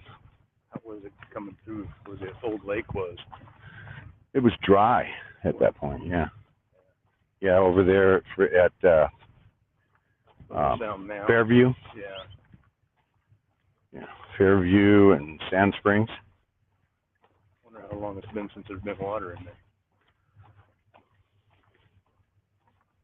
Good morning, Julie.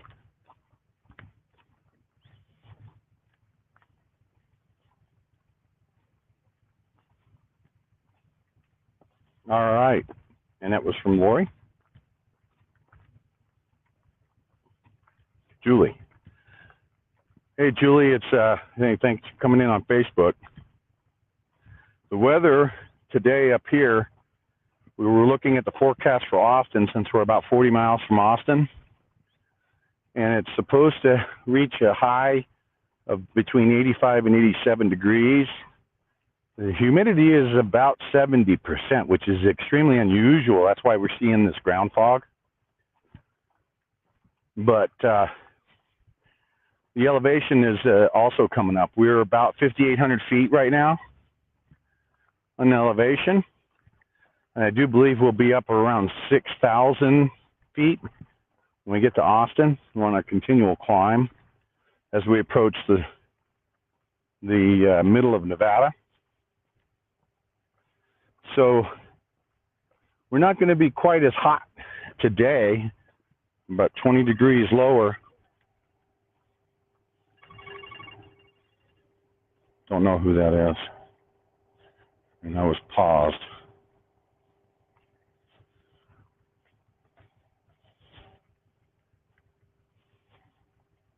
Unknown caller from 773 area code.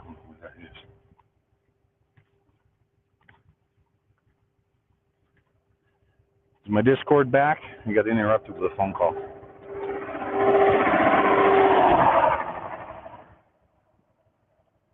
See, there's another simulator from a RV wheel out there. One yesterday. The other one looked like a Volkswagen. Oh, yeah, that small. Yeah.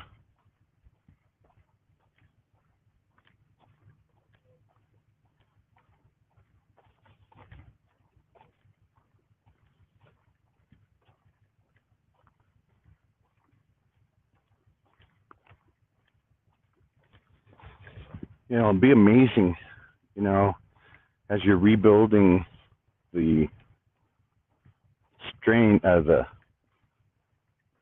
area on your knee, the tendons and the ligaments, you know, how you start working that, and, you know, it's kind of like that repetitive motion, how it's kind of your own physical therapy, right? Yeah. Yeah, it's amazing what a little exercise does, really. Yeah, yeah. We talk about it all the time, but we ignore it. It's the same thing we go through with our New Year's resolutions. I'm going to lose weight. Oh, but yeah, that cheeseburger will work. Yeah, I gave up on those, I think, in my 30s. Yeah. Forget it. No more New Year's resolutions like that. Anymore, it needs to be resolving my country's status, my freedoms, my liberties.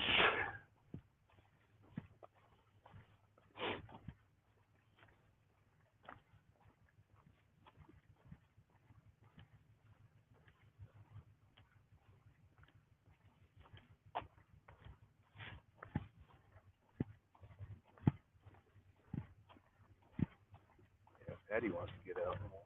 Good. She's just working into the schedule. Yep. Well, on days that you need to take it easy, say, oh, go on out, you know.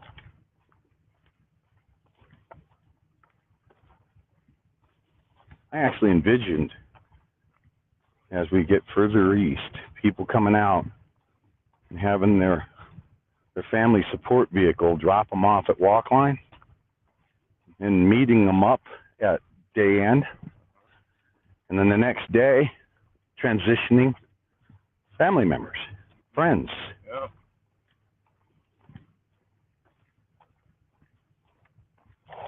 Ron, we can hear you on the Discord, but I don't think you're hearing us. Yeah, I knew that would be a problem, a phone call coming in. I'll have to drop the Discord. It doesn't like to reconnect my audio after it's been interrupted. Come on.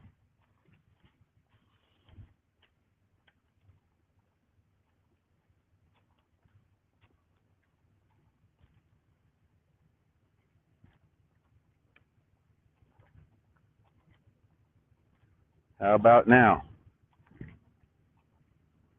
All right. Got you, Mama.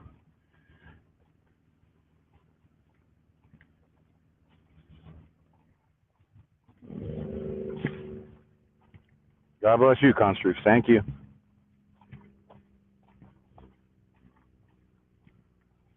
He's gearing down. Yeah. He's got his jakes going. Wanted to say about hay truck yesterday.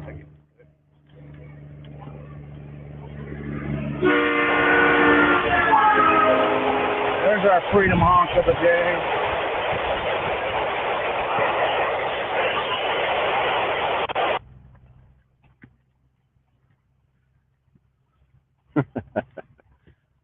Yep.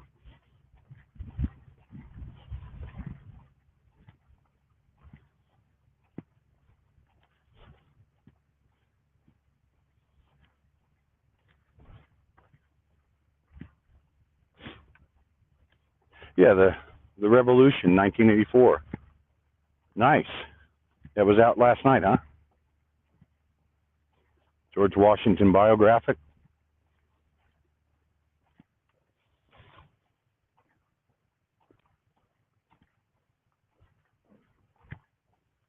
It does, doesn't it? Looks like snow out here. Oh, the fog, yeah. Yeah, the fog line.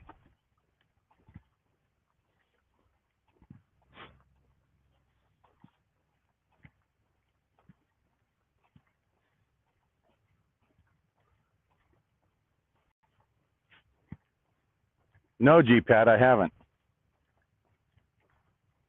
My citizenship is United States. My residency is the state where I live. I don't need a citizenship to the state that I live in. I'm a U.S. citizen.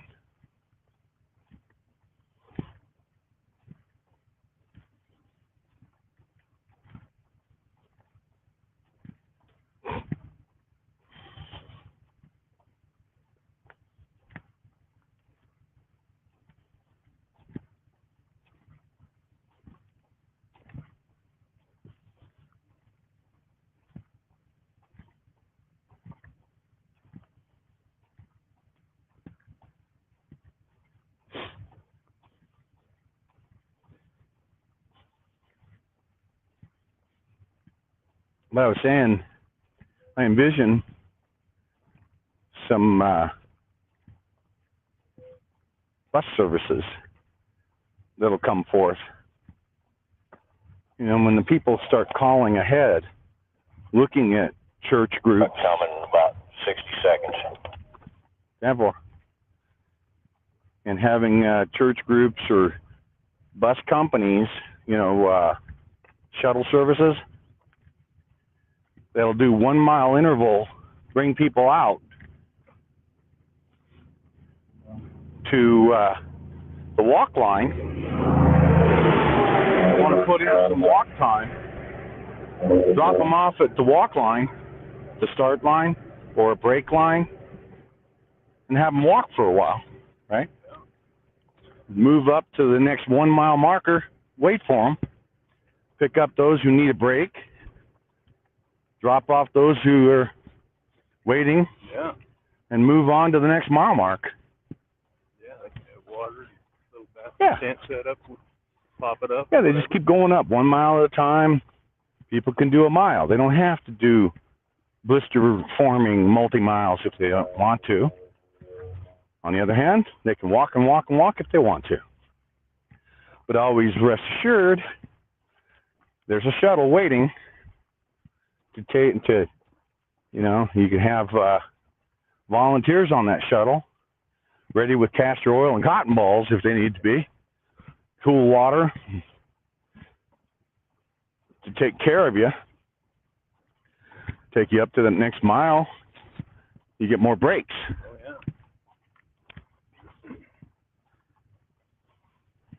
But you also have that shuttle being able to bring people from the next town up, bring them out. So they can park their vehicles in town and get on the shuttle, on the walk shuttle. That's what I envision, is having somebody put that together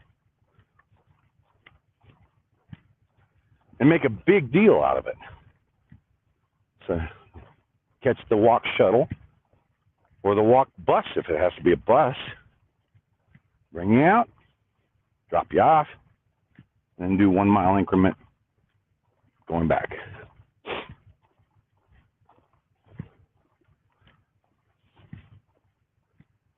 Good morning, Ma and Pa Kettle Semper Fi.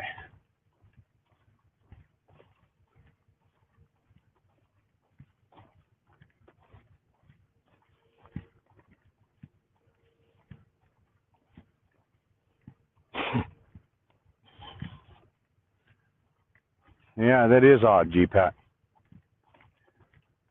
I'm not going to fall into the trap of state citizenry.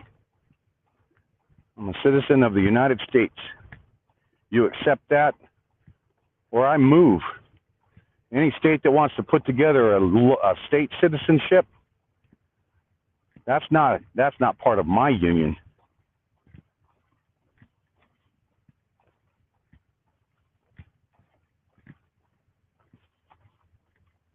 Every state in the union has a constitution that's been accepted and adopted by the U.S.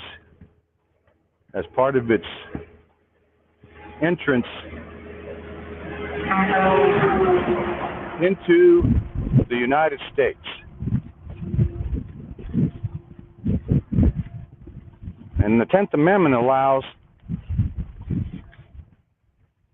is allowing for state sovereignty of its citizens, but you are a U.S. citizen. Don't try and dumb that down. That's not happening. Big difference between a resident and citizen. That's right. I'm a state resident, but I'm a citizen of the United States of America because my state is part of the Union.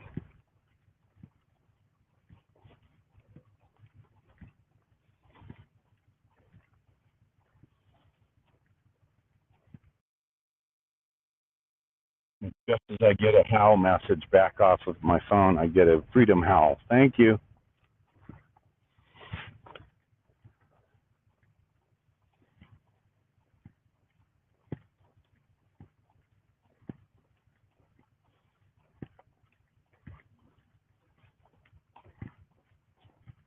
Wondering what that was the last couple of days.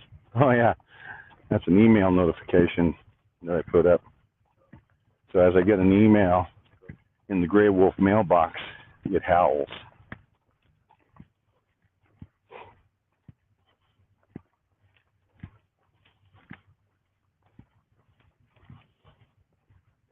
Be interesting if I could put together when somebody says a keyword in chat to have it put a howl up. Oh, yeah.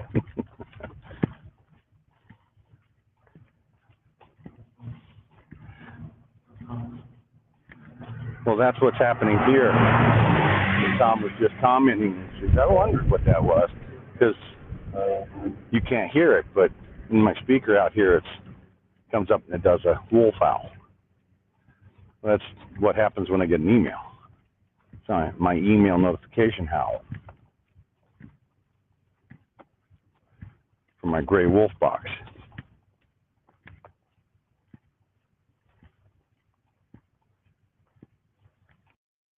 Mickey Mouse.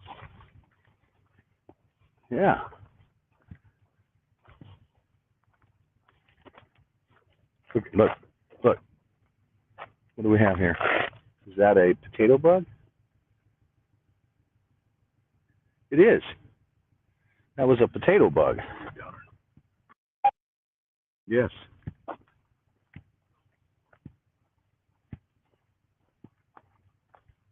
Haven't seen one of them in a long time.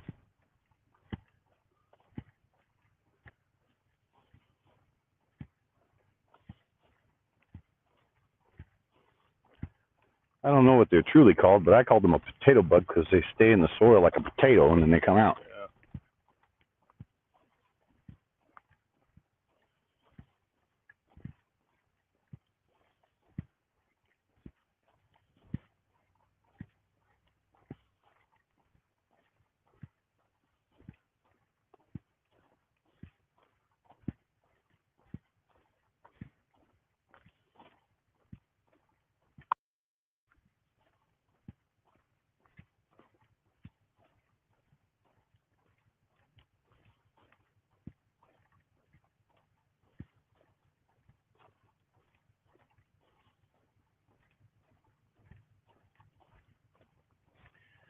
Yeah, it's once your hips and your knees and your shins and all your leg muscles start coming together, start working through all those tight spots, and it really feels good.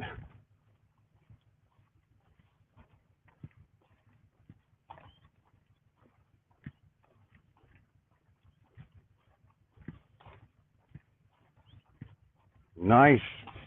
Don't forget, hit that thumbs up, the like button, subscribe, share. Share it. Share the links. Share the links if you out to your Instagrams, your Gabs, your Rumble. Share it out everywhere. Your CloutHub.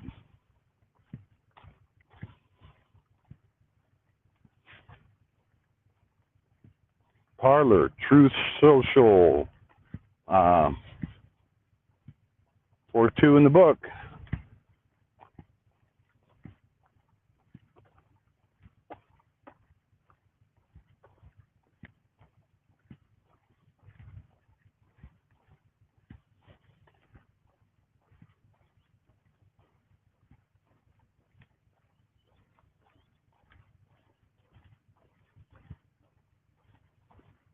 And we got guest books coming, Tom. Yeah. Yep.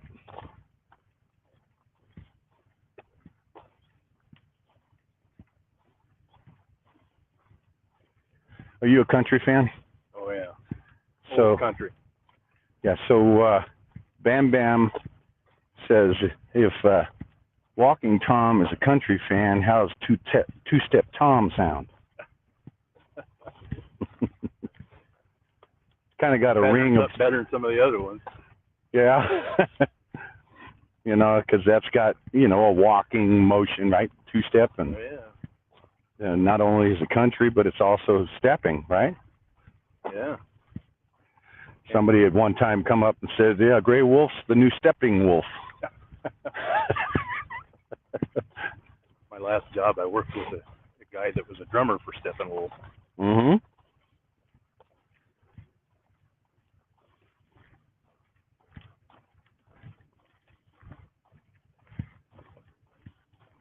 Funny, and I also worked with, there was another guy at the same shop he was the lead singer for Quiet Riot. Quiet Riot? Yeah, I think it was for about a year. Yeah. And they had big problems.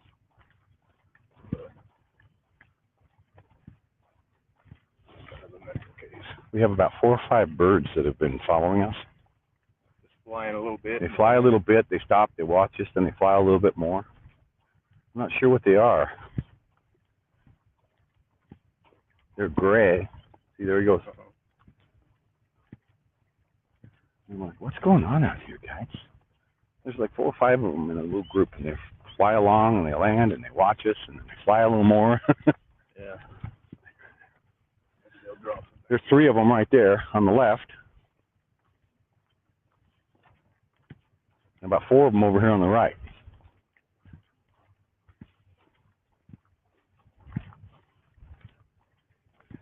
you know, the wildlife are interested in us, keeping their distance. But the kangaroo manx the other day was just a hilarious treat. He's bouncing along. There was one jackrabbit coming along here. Look up at me. Look up at me. Look up at me. You know? Yeah. And then I'm looking over. I have field mice.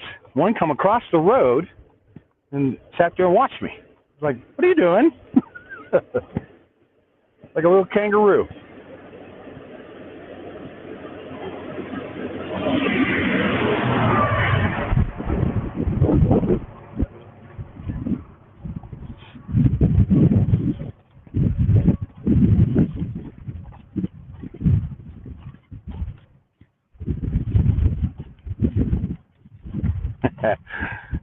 Yeah, Mrs. Ricky Blackmore got a kick out of the Steppenwolf comment. That's a perfect fit, huh? Right? Instead of Steppenwolf, it's Steppen GreyWolf. Yeah, there you go.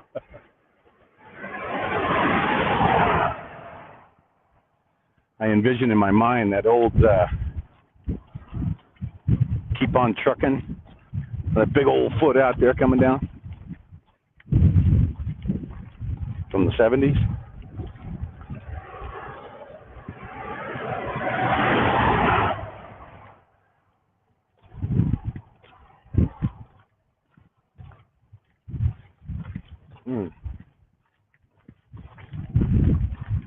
See these big holes here, I'm not sure, but it's almost like a groundhog hole.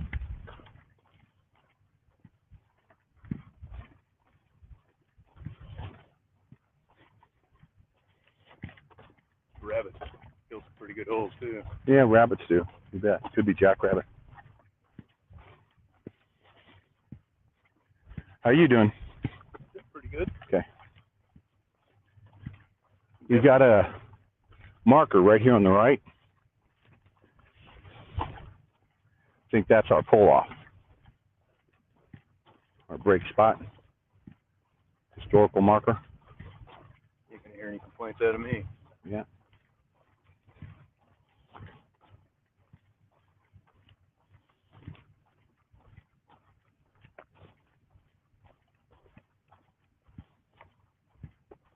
Beautiful day. Jesus. Just a beautiful day.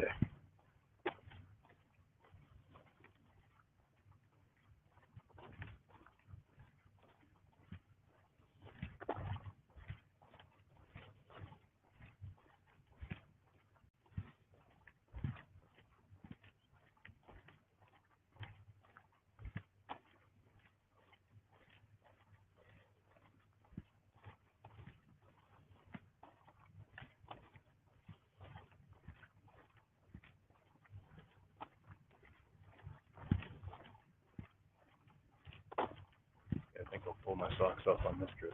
Yeah. You get the castor oil and rub it down. If you need, you got some apple cider vinegar, you can cotton balls, clean it up, castor oil it, and be ready for it.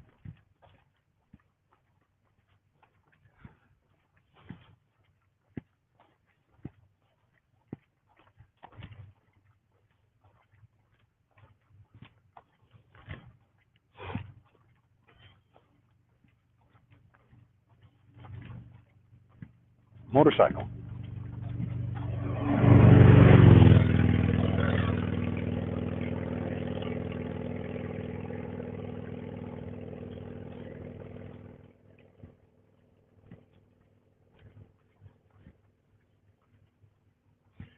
Yeah, I'll get in there, Tom, and I'll let you know. Make sure we don't get any muddy spots.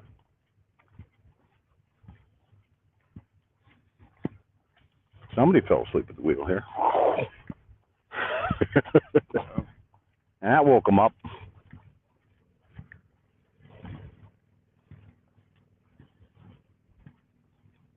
All right, Texas lady. Very cool. We'll see if we can't get up there in the lounge here in a little bit.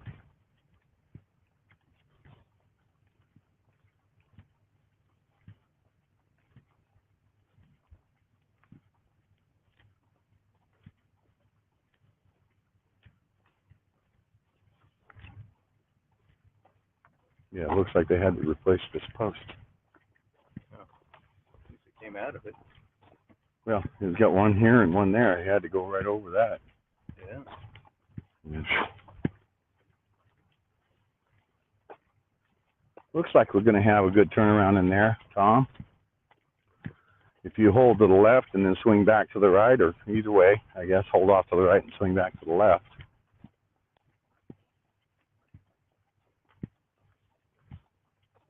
Got a couple of puddles.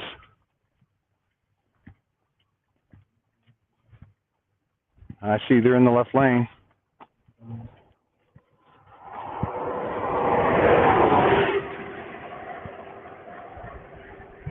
That's the way to do it. Yeah, this is our 2.4 mile, I think. Yeah. Well, it is packed gravel, so I think you're going to be fine.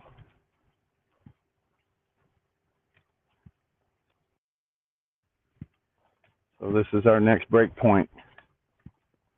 And I see the building up there that I believe is our third break point. Well, plenty of room, Tom, plenty. You got plenty to do. I'm going to swing left to right button hook.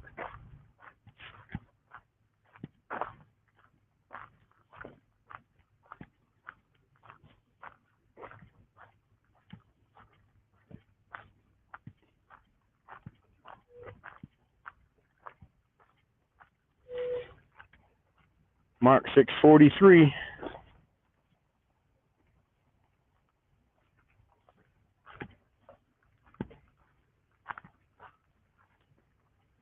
Edwards Creek Valley, or Creek, Edwards Creek Valley.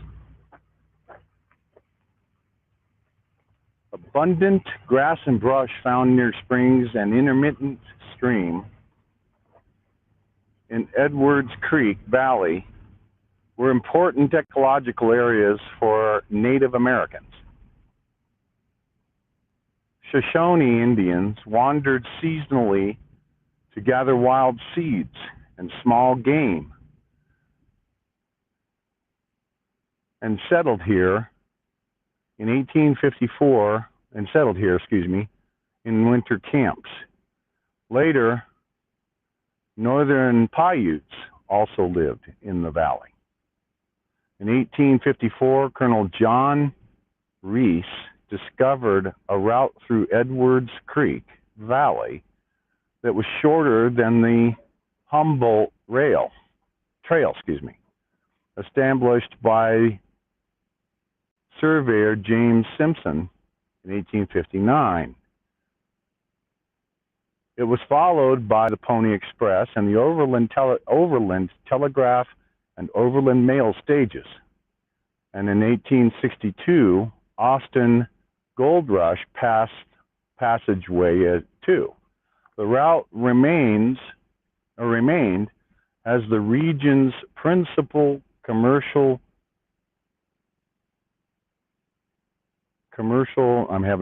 artery until 1880. Some of the letters, the paint has come out of, so you have to kind of take a second to read it.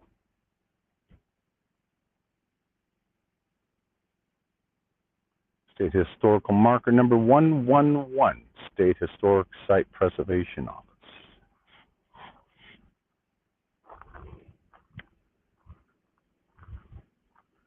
Yes, sir.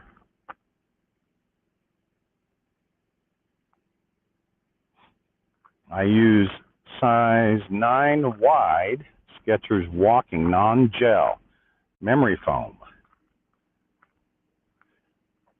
So far as where to send them, depends on the delivery times and whether they're sent to someplace like, that's one of the ideas that I'm having is look ahead routing, if you will.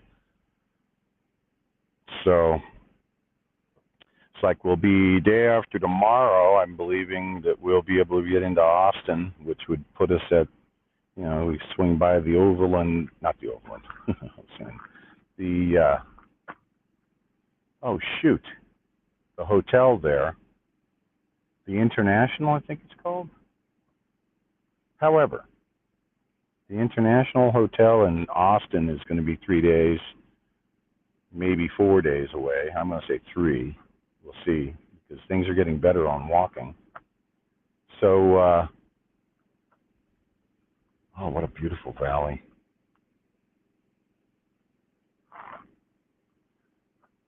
Otherwise, just to the normal address, and we'll have to figure out how to get it out. But I think that, you know, because you can't have everything going into Sparks, we'll have to kind of look ahead and then call ahead and say, you know, can we have some packages sent there, kind of thing. And places like the International probably had no problem holding something for us since we're not there yet. Those types of logistics are still being worked out.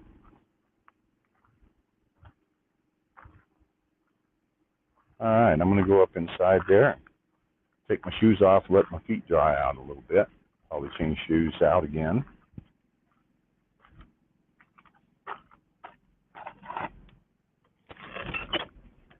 Make sure we've got Tom hooked up here. The door didn't want to close there. Ah, hearing a flag to his hat. Got those, yeah, that small tie wrap goes right through, huh? Yep. Cool. What are you sniffing, young lady?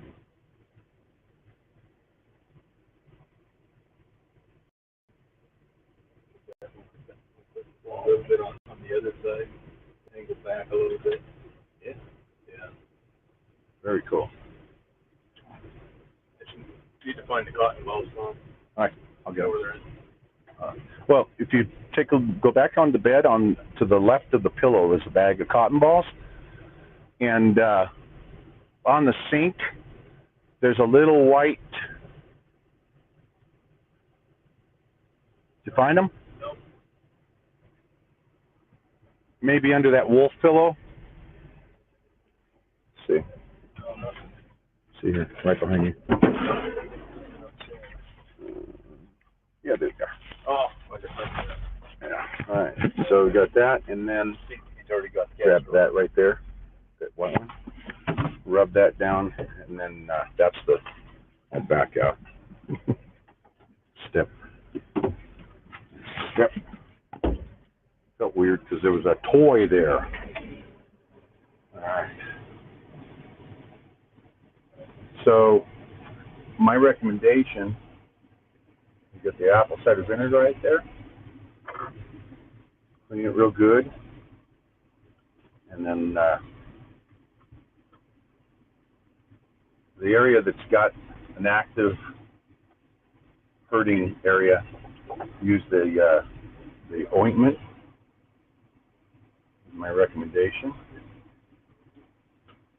And then go back and castor oil everything up. Castor oil, the cotton balls.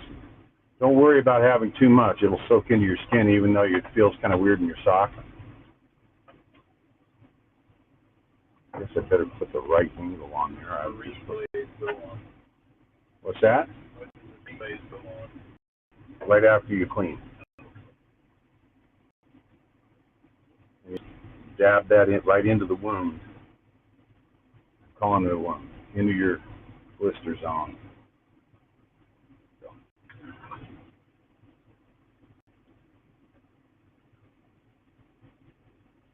Castor oil everywhere else, including that area when you're done.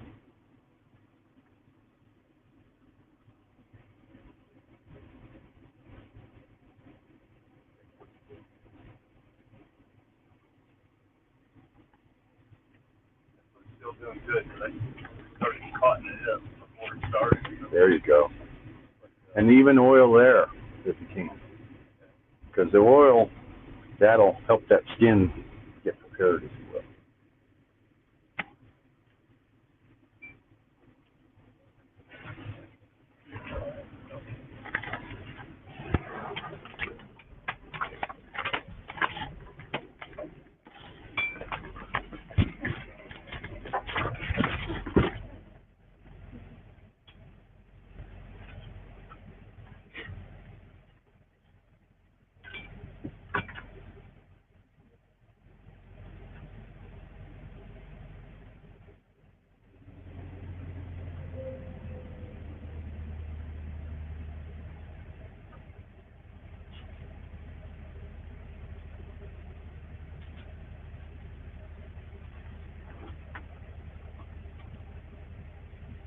How many miles was this, Mr. T? From the last stop, we're at 23.7, 2.3. 2.3.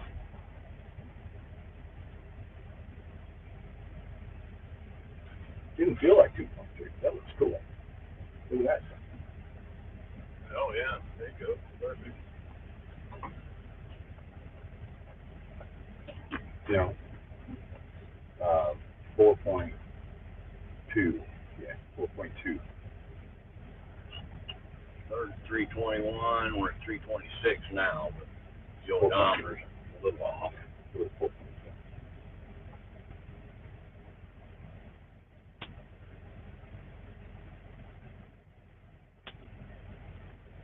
If you have to, you can probably slide that up a little bit if you need to. You know, if that's, Yeah, I think that's fine. Nice and tight. if it's too low. Thanks, Tom. You bet. Nice. Nice. Feels good. Abby, come. Abby, come. Abby, listen to me. There we go. Thank you. He's busy. Yes, he's busy. He's not visiting. He's taking care of him. Lots just like that does.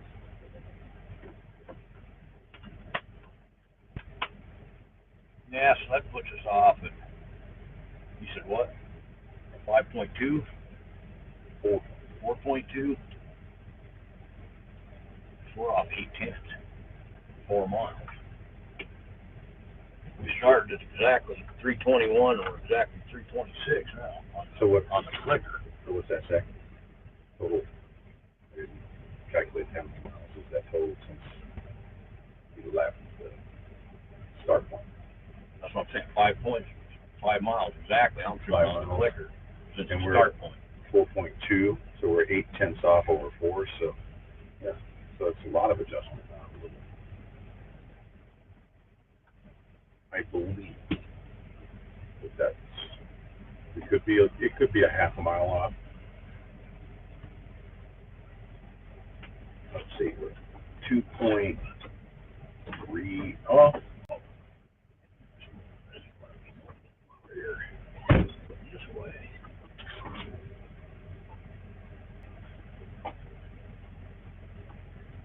All right, sounds good, Jen. We're gonna wait for him to choose a handle. He'll be.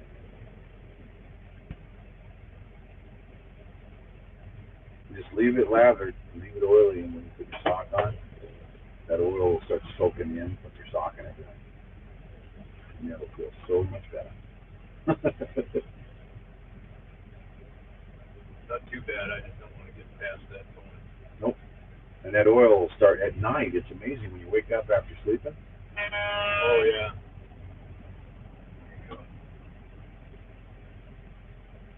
We got a horn honk. Makes you wonder. Somebody's talking on the TV. Yeah, and the flag and everything. But there's some freedom walkers out there. You can't really see anything from out there, can you? Yeah, you can. It's just the flag. That little flag.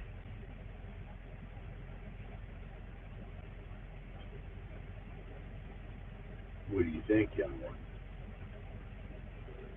I gotta get my shoe off. But you leave him. Go over there. Stay. Sit. Good girl. Stay. It might be dry. It's still good. Got some hot spots.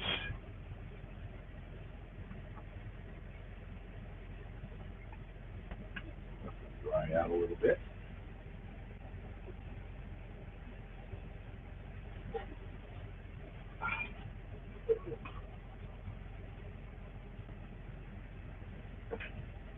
Yep. Yeah, this morning was up at 1. I woke up at about 10 minutes to 2 and I couldn't go back to sleep. I got up and used the bathroom about 2 o'clock. I felt the coach jiggle. Got out of the bathroom. Tom was starting the coffee. We started going. It's good to be doing some early morning riding anyway, because as we change time zones, it won't be so bad. But some of these natural remedies, I was reading about these remedies like this, you know, the homeopathic remedies. It's like, wow. You know, and that melagel is,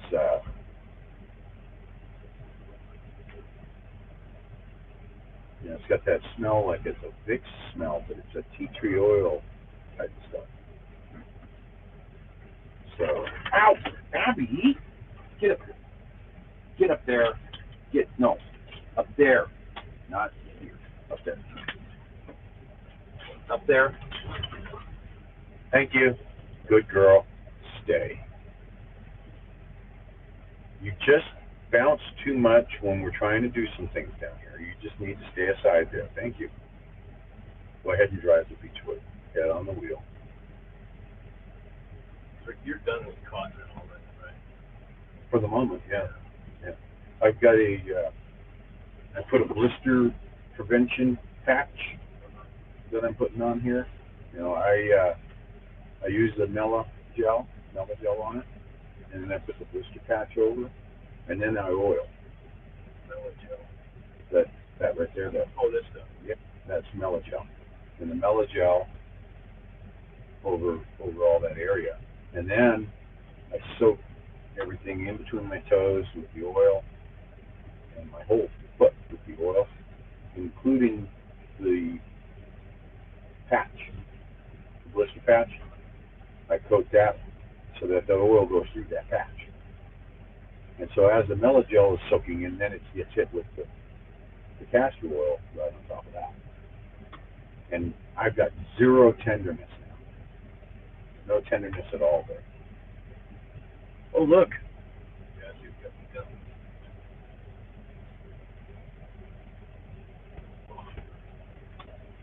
So, yeah. You gotta get some cards. Oh.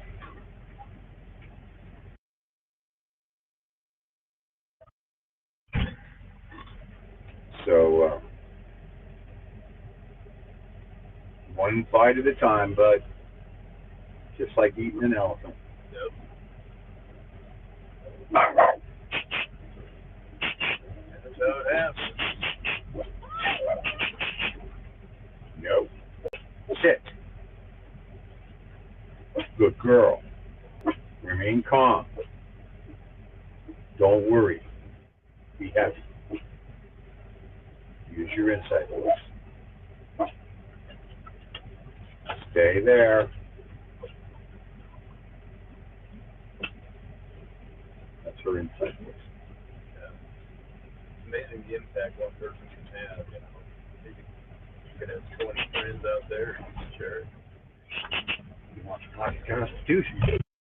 Get it to him. That's why I told him. I said, go to Patriot roster, and he's got everything. Yeah. Talk the Constitution, ready to rock and roll. He said, you bet. Good. How many of those you got? We've got more coming when Texas school gets here. We've got a case of 10. Plus we got these. We're trying to get cases.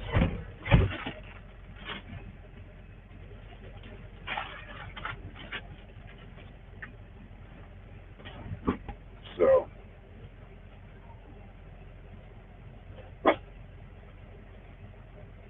yeah, it's one at a time. Hey, stay down.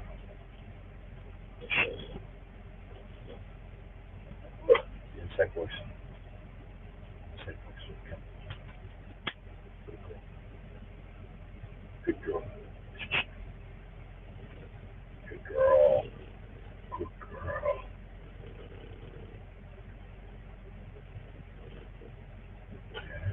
So is the online donation started yet? Or?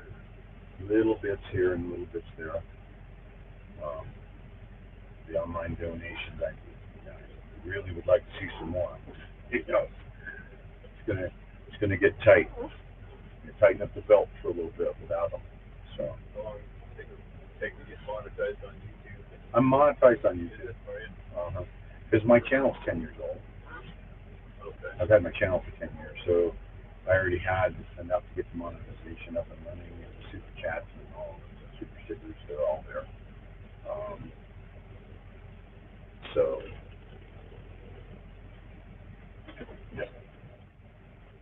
That was Liam. He didn't say what his girl's name was, but yep, just wanted to make sure we weren't stranded. And yeah. as soon as I told him what was going on, he says, well, tell me more. Tell me more. That's the key. He said, glad you guys are doing it. And then when you hand them a card, they're like, more, Yeah. you know, but you get them overwhelmed with the whole flyer thing, you know. I was just telling Tom about that yesterday. As soon as I mentioned the other website and how you had done everything with the Constitution. Oh, yeah, where I indexed it. Yeah, where you indexed it. Yep. He goes, that's cool. He goes, I need to read that. And I said, we got some pocket time.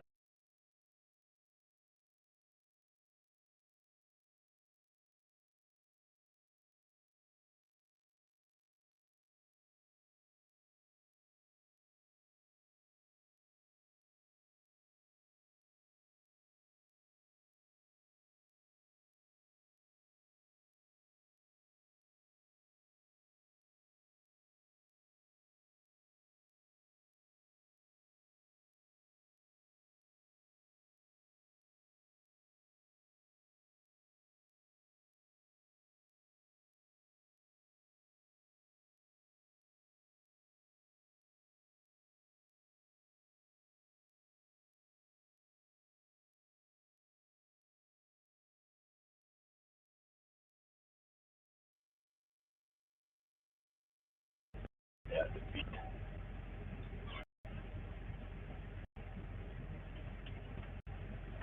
And we're back. Oh, modern technology, let's just go. Okay, well, that was embarrassing. So we see bag.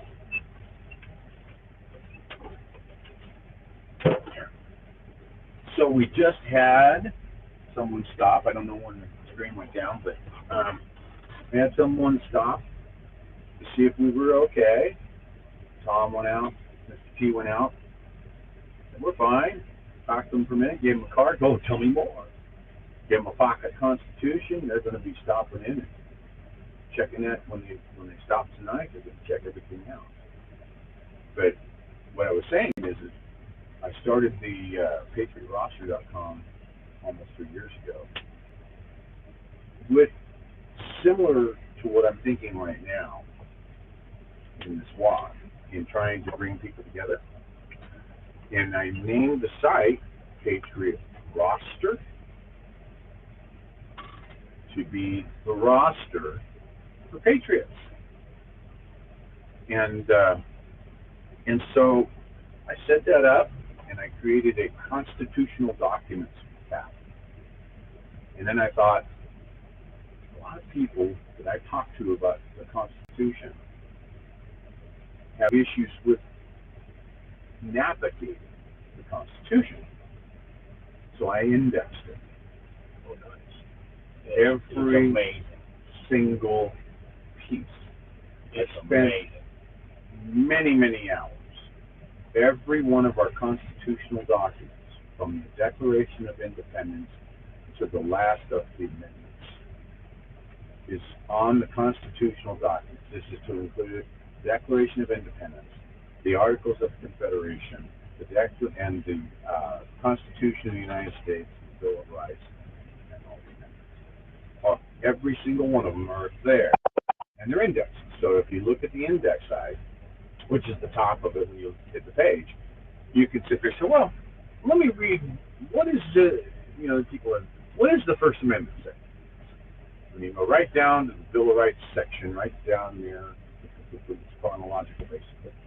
Click on it, it immediately takes you to that piece. And you can read just that piece, and then you can hit the back button and it goes right back up to the top. It's impressive. Check it out. Yeah. So I built it with a forum, so patriots can go into the forum and now put their 2 cents in, and 6 different layers of the forum. So you can say, what's the scuttlebutt? Right? The scuttlebutt is, I heard this, or I heard that. Got that forum. because there's so much censorship with Facebook, YouTube, and Twitter. There's so much censorship. People can't say their mind. And the only thing that we look to get rid of is when people are just purely being asses. Yeah, it's a First Amendment thing to speak your mind, but when you're just being belligerent, Right. or disgusting, you don't belong. And that, to me, that's not censorship. That's calling somebody out for just being an ass. Yeah, you've got to have morals, scruples, as I say. If you don't have any scruples, you don't belong. There's people that can be a patriot, but they have no scruples. It's just you see every kind of it. So that was the site that he was telling them about, and I've got a blog out there as well. Haven't been updating that blog the way that I'm doing the walk website. But really, that's where I started this, was with Patriot roster.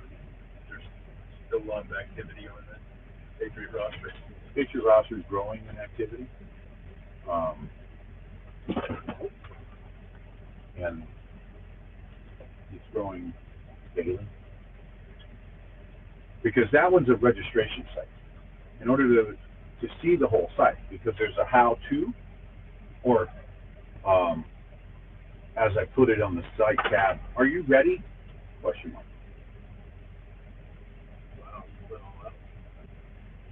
Then I speak to, if you don't have a registration, if you're not registered, then there's some hidden menus inside of the Are You Ready? And they're how-tos. For instance, not if, but when the internet goes down. How do you communicate? You're not going to have cell phone services. You're not going to have internet services. How do you communicate from one state to the other? How do you communicate from one group to the other? These are serious questions that people take for granted. For 5 years, I taught Morse code down in Monterey, California. And on the sixth floor of Spanicle Hall, Naval Postgraduate School, I would have naval students who come in and say, why do I have to learn this stuff? My CEO says I have to come take a Morse code class. Well, because, we've got satellite, we got this, we got technology. We don't need this da-da-da-da-da-da-da stuff, right? Yeah. When that fits, how are you going to communicate? Because even the Titanic was the first SOS ever in history came out.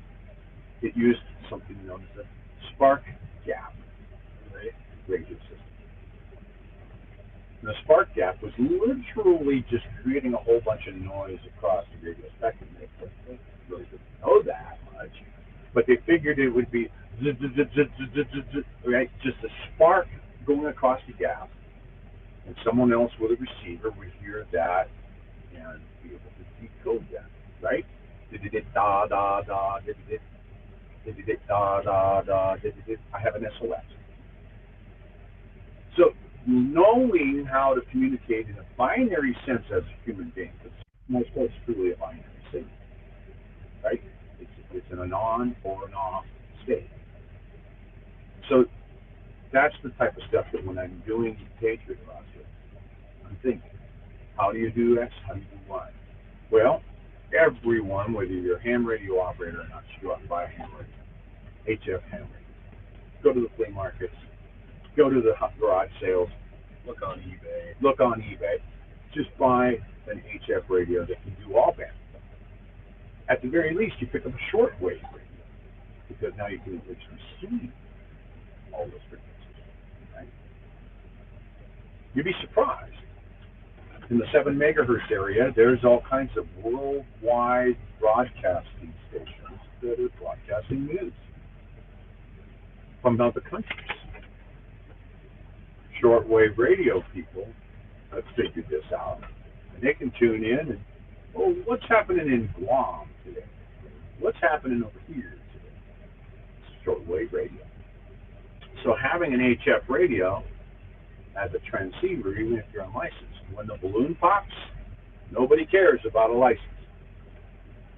And if you've got that sitting in your go trunk, right, your bug out trunk, if you will, you take that out. Great, I have a radio. I have battery. Don't I need an antenna?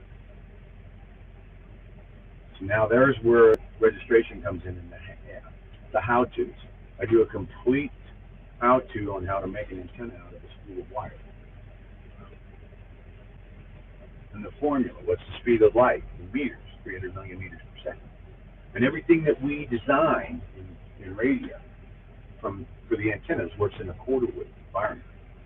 So I even put the formulas out there and say, well, if I take a CV frequency of 27.185, right, that's the frequency of channel 19. Hey, be good.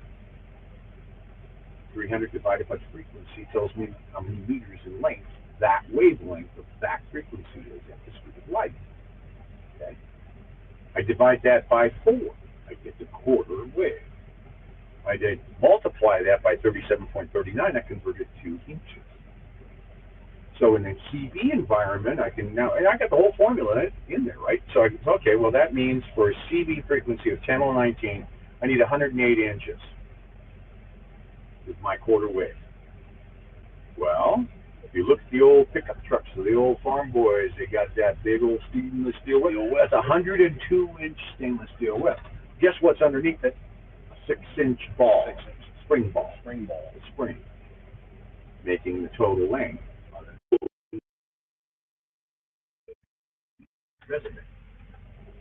Now I can come out of my radio with that center feed and tie to the center boot, and then I tie it to my ground plane, the other side of it, and I've got a transmission. I can do the same thing with wire. I can do it with a 100-foot extension cord. You can make an antenna out of wire. So I have all that up on the Patriot website. See, when it comes down to it, if you've got a couple of 500-foot rolls of regular old 12-gauge wire, stranded wire, you put that in your emergency to-go bag. You can find yourself a tree, and you can make yourself an antenna. You're up. You're communicating. Yes, sir. Graham? Yep. I'll take one, please. You want one? I'm good, thanks.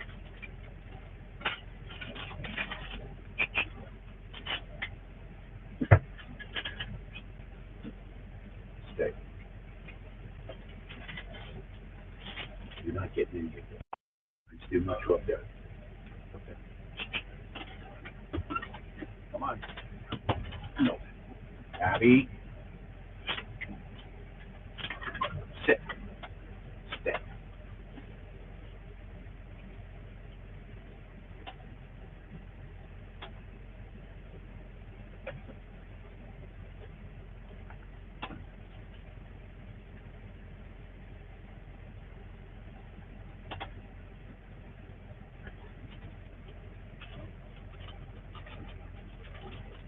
So I'm not interested. Snoopy, you guys got something else. Mm-hmm.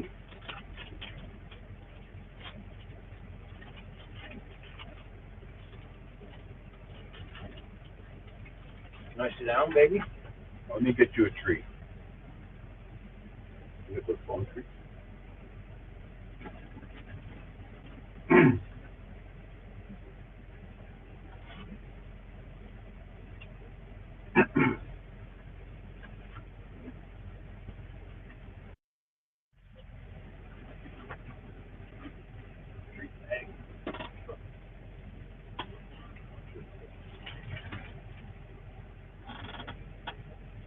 There we go.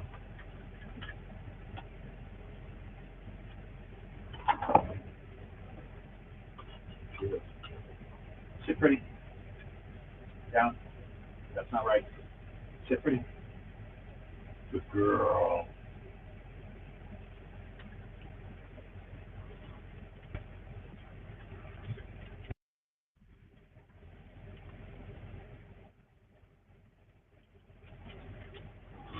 you had to have for the first What film? I mean, it'll be fine. Need GreyWolf. How many more miles? Yeah. We got 10 more miles today. just under 13 months of the day, yeah. We'll see. I may be riding with you for a while, but we'll see how it goes. You're the one who made the call. Yeah, don't kill yourself. It's not a race, you know. Take your time. You break, you need to stop. Let us know. Pick you up. I don't even have to stop. All you I'll gotta do just is walk back. just hang back, get your ride. And that's what I envision for people when we can go shuttle busing. Like the shirt says, walk a mile or walk for a while. Stamina really important to build up. I know that from experience. But Oh yeah, he was impressed. He goes, well, where'd you start? I said, GreyWolf started by himself in Carson City. He goes, well, how far is he walking? I said, Washington, D.C. All the way to Washington, D.C.? I said, yep. He said, man, I'm impressed. Good luck, guys. And then he had to ask about the Beechwood. everybody's got to ask about What year is that? And what is that you're driving? He goes, I love the looks of it, man. It's got that rat rod look. You know? Well, you saw what he was driving, that old that old Chevy van. patina Chevy van. That was funny when I was talking to my girlfriend last night. She said, you make sure nobody wants to paint that. I said, well, they can want to paint it. It doesn't mean they are going to. Yeah. You know, they can want to help with fixing trim here or there. That's fine. But when it comes to paint, no, we're not painting. Don't worry about that. We're not going to paint the outside of it. You want anything else that she's adamant, no painting the Beechwood. It matches the old goat behind the wheel. It does.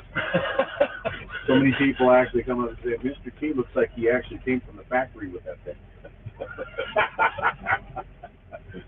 There ain't nothing changing on the outside other than lights when they need to be fixed. Right? Well, it was painstaking when I changed the water heater.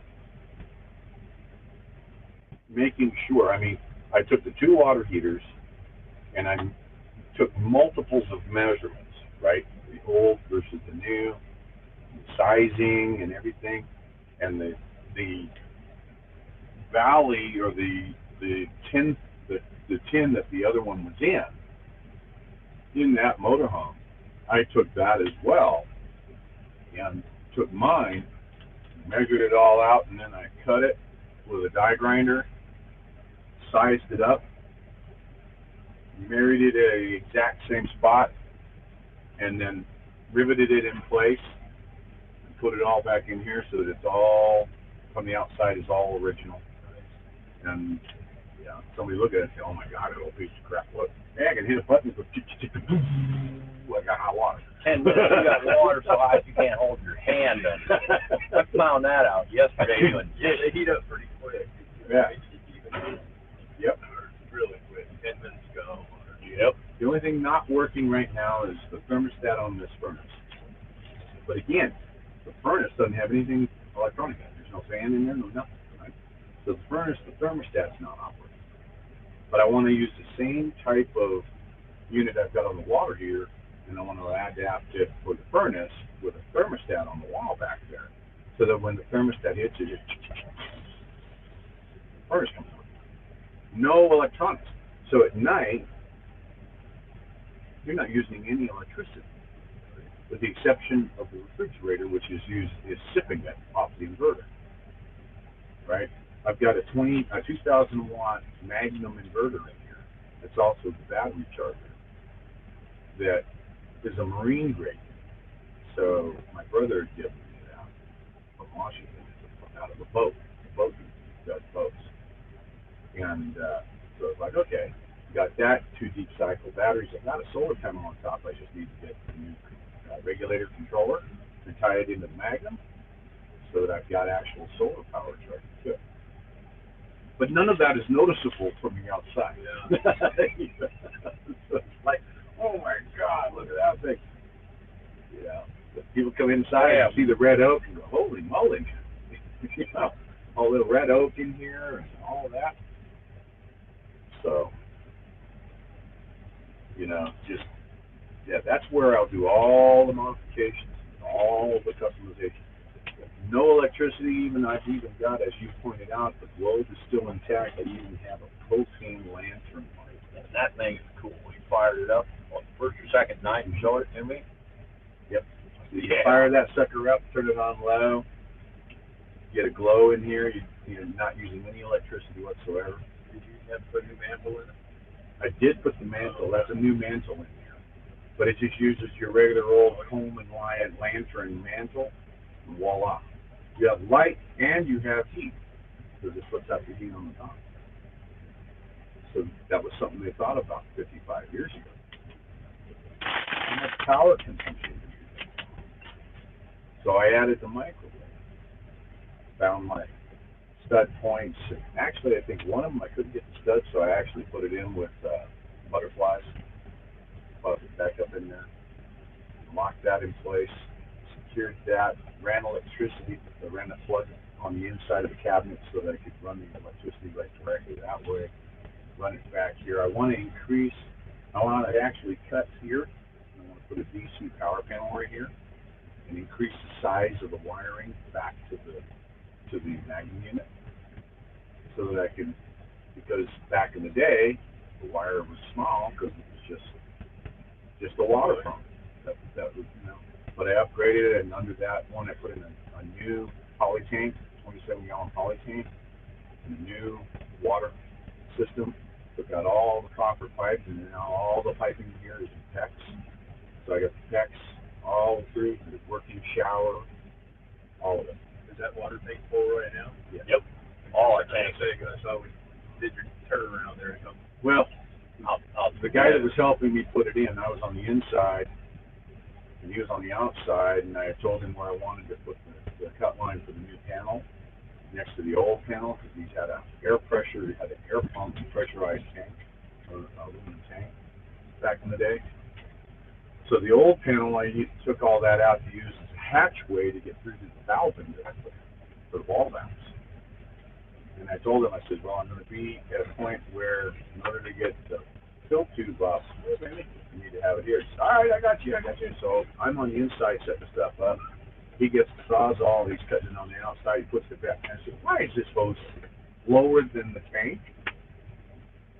He cut it an inch and a half. He cut the top of that, the two doors the same, thinking I wanted it straight across there, when I wanted it up another inch and a half, so that it didn't have an overflow problem. Now, you got to shoot the water up into the tank, and when it comes, it's got a bit of an overflow problem. Yes, I know. I'll live with that. I'll live with that. But, yeah, I figured that the beach would maybe Something come in my like beer some there. more If you famous find than a me. snack in my beer, go on. I don't know about that, but I'm sure it'll be pretty famous. They came through with the,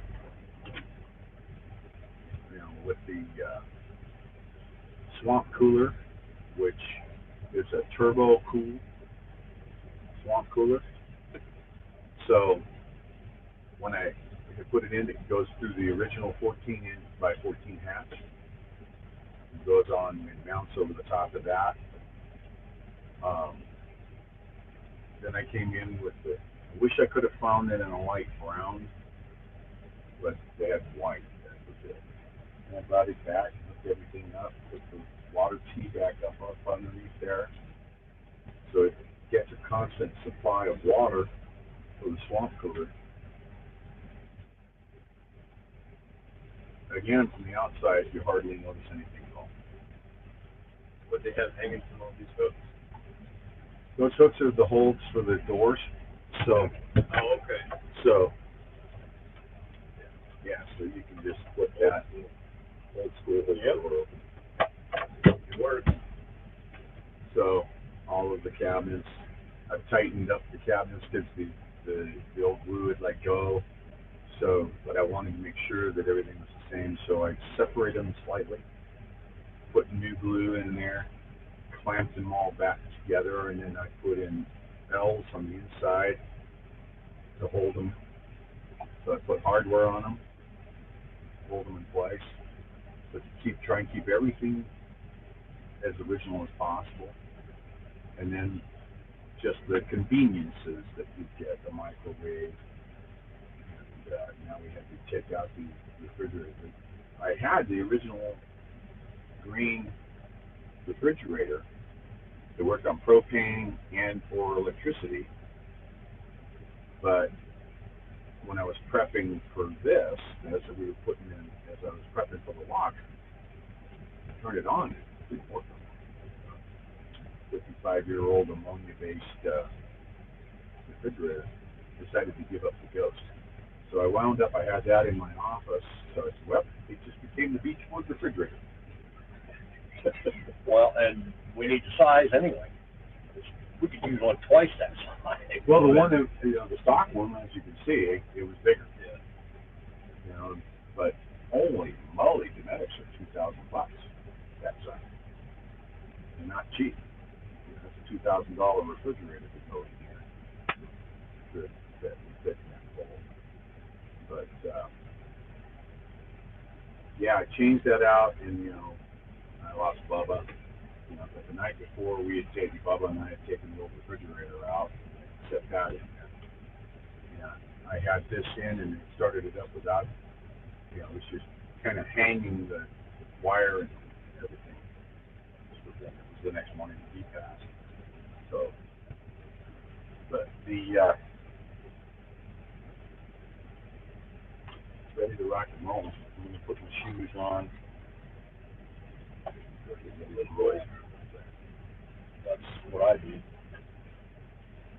Old habits are hard to break. 29 years of driving truck. 6 or 1/2. Does that feel all right? What? Yeah. Solid. It's in there. That's cool. Truck will blow it out. No, it ain't going nowhere. You make sure you got your loop on the chin, though.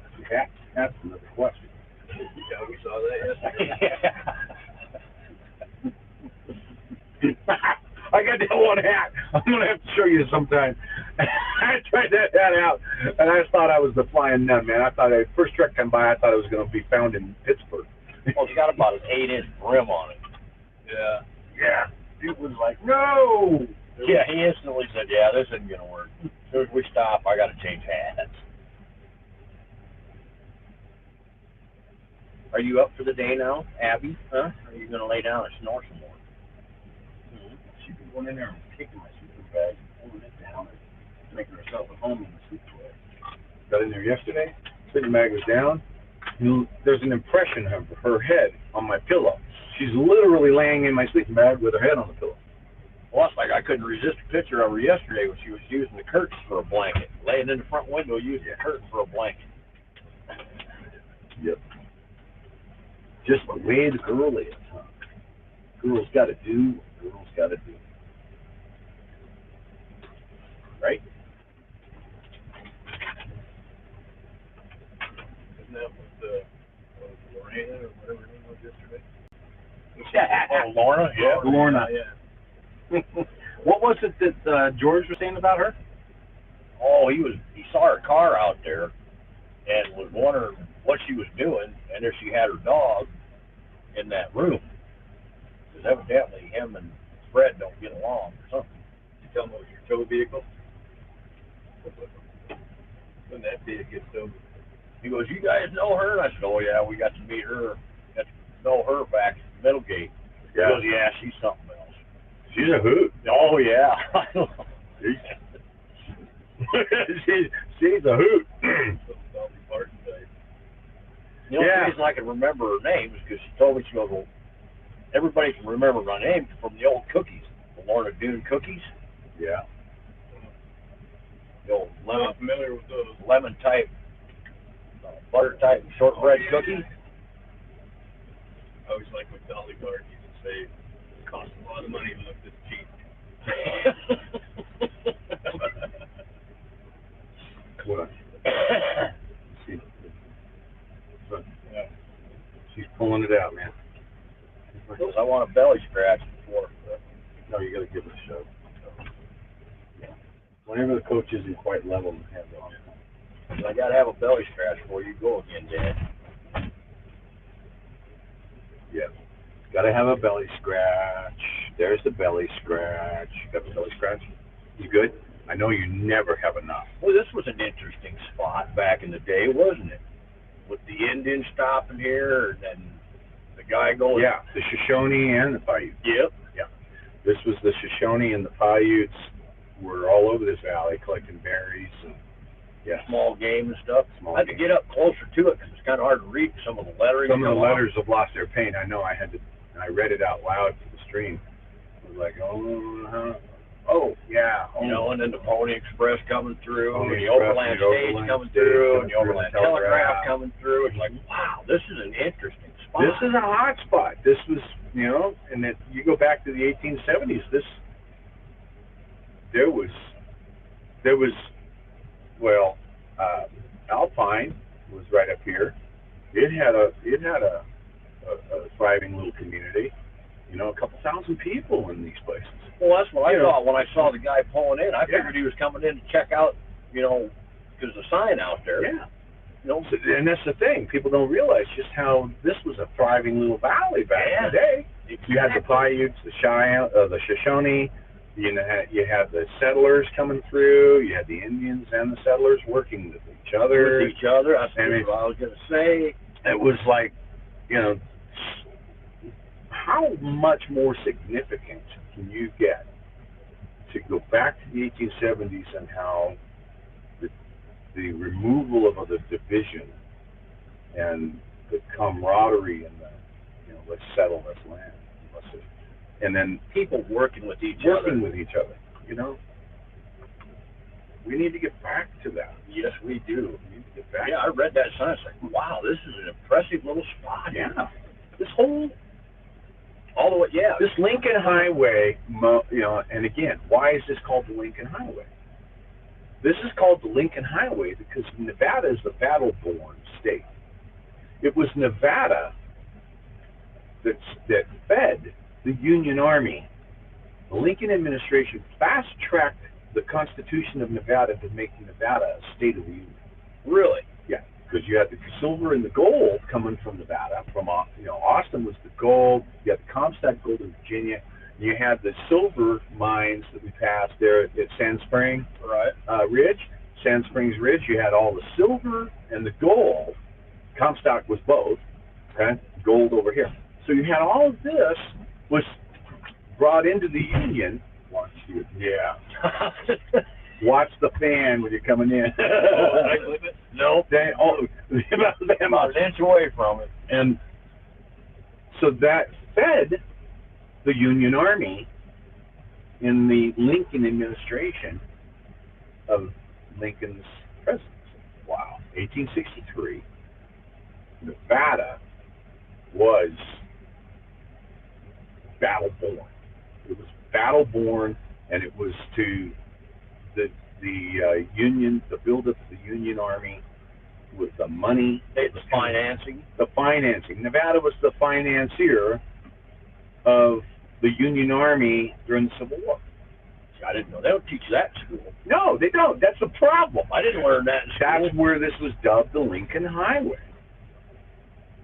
And so that's the key that people need to open up and learn the true history of things, and how it ties to our creating of this country.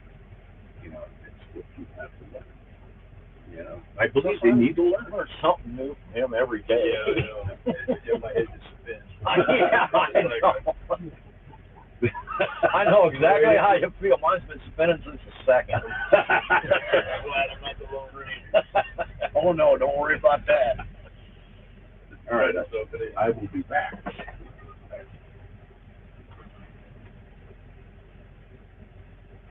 I'm waiting for you, young lady. Come on, move it. Thank you.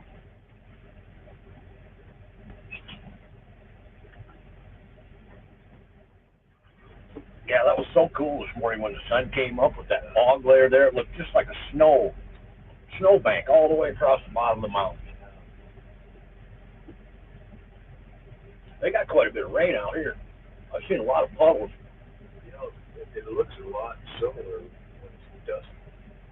Really? Yeah, dust. Look out there. So I drove truck for 29 years, and I've never been across Highway 50 in Nevada. Well, this is all new to me.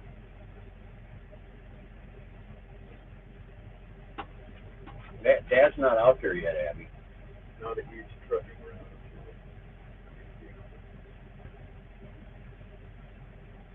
There must be a lot of hay out here or something. A lot of hay trucks on this road. That's the thing I've noticed. Yeah. They're all empty going east and loaded coming back west. So there's got to be some good fertile ground up here somewhere where they're growing some pretty good hay.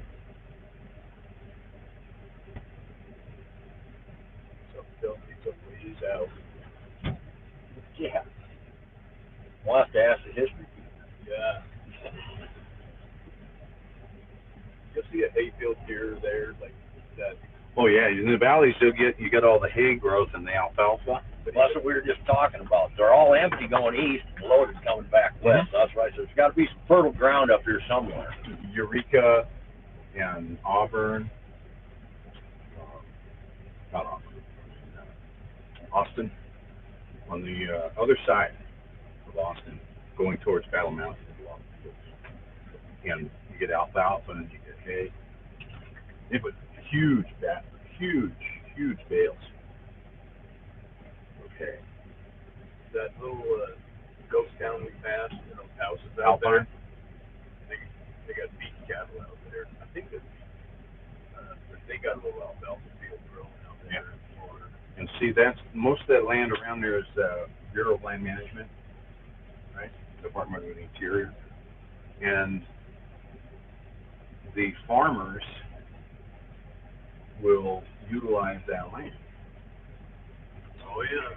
Ted Bundy. Yeah, the Armand Bundy. Yeah, the Bundy, yeah.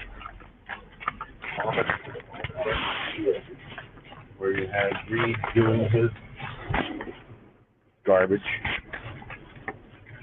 When the FBI decided to go and take him out in the snow.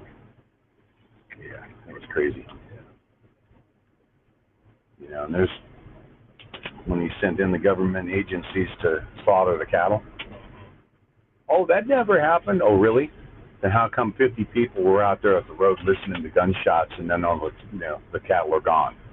Really? They trucks in their home. Yeah. So, you got your own. You got your own. I do. Have to charge it, and I have not flown it, but I do have one with us. Yeah. So I have to loan. We're going to have to learn that. Is it set up where you can automatically follow you? Yeah, you just download the software. Yeah. So if you want to learn how to be a pilot. I've had a few drones and helicopters and all that. Oh, really? Yeah. I've wanted a drone for the last 6 or 7 years. I've got a couple of drones. I've had 3 or 4. I don't have any now. I'd like to get me a DJI. I just think of when, with that built masses of people. Oh, yeah. Yeah. Just have to follow you. So, follow it for a while. The problem with my drone, it's only got about 10-minute life on it. Oh. You know, the DJI's got like a 40-minute life, I hear. Yeah. And it's They can go. the same people that make this. My son Bob sent it up over White Pass. He got the other side of the chair. You know you're muted on Discord? Not anymore. Okay, but Joe just sent me a message. Yeah. He lost contact. Check. Audio stream check. Loud and clear. Discord. Go down Discord.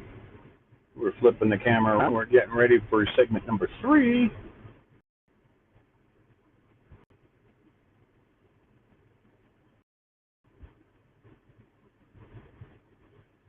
Two minutes from an hour to stop.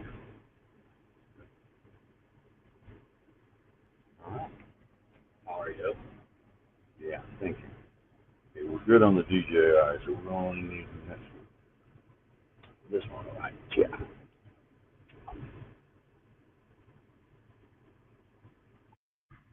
we're charging.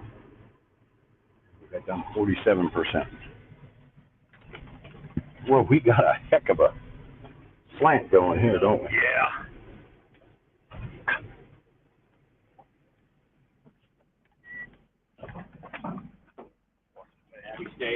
Abby, stay. How's my flag doing back there? Is it still You're good. All right.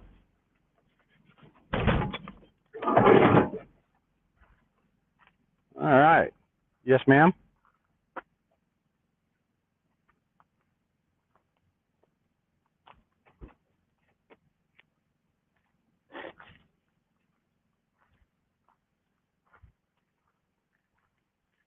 Well, thank you, Richie Blackburn. This is Richie Blackburn. That's one of the things that I've been talking about is finding a ghostwriter that can sit down with me and write a book and start pretty much the context from when I started the Patriot roster all the way through the convoy and even the walk.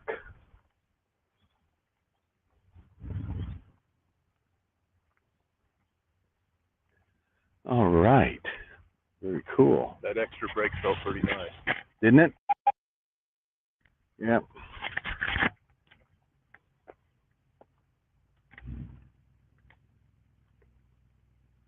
Oh, thank you very much. Watch is started.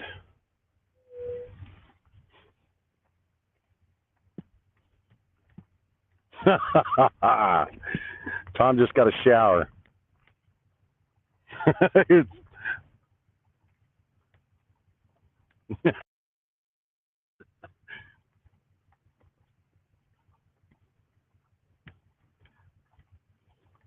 How's the video framing look? Looks perfectly fine. Great. Thank you, Diego. See, we got a little bit of that haze. And it's got some bluish tint to it, which tells me it's got a little bit of smog in it. Probably from the bigger cities coming through and settling in here. Or it could be, and I doubt this, if it was wintertime, I'd say it was fireplace. Some fireplace carbons, but it might still just be the way the light's hitting it. It still really looks cool. Sometimes I wondered, if it's dust, but I'm not familiar with this area. Say again? Ah.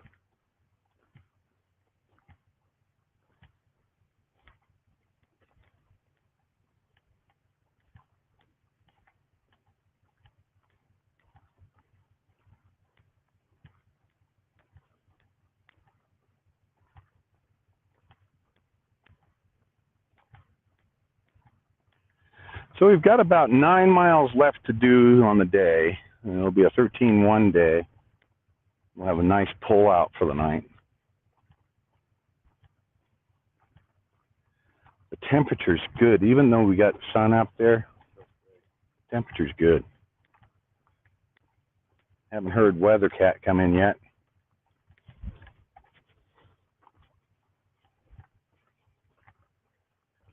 Maybe Weather Cat will come in and share come in on the end of the green room and come into the panel.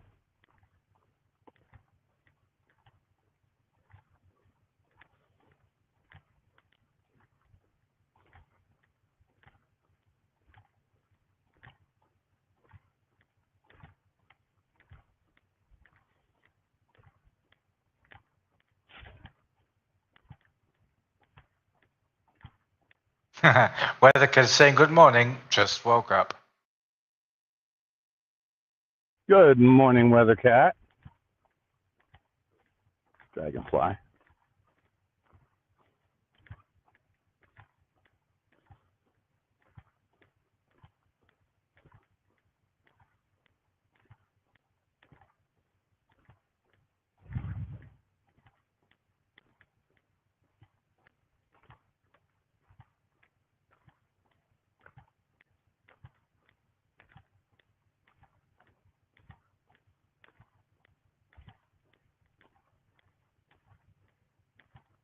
Makes all the difference in the world. And then we get that castor oil going. It's like, wow. Glad I found that. A weather report from WeatherCat. Current weather is 62 degrees, humidity 78%, wind 1 mile per hour. Thank you, WeatherCat.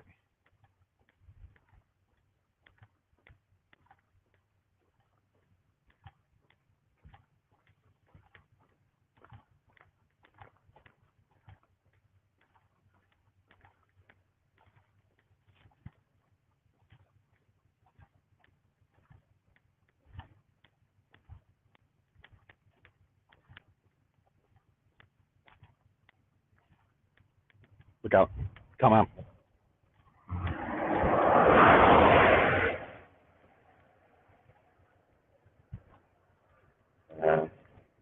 Yeah, he was probably on the phone or texting. He only changed lanes about 15 yards behind Mr. T.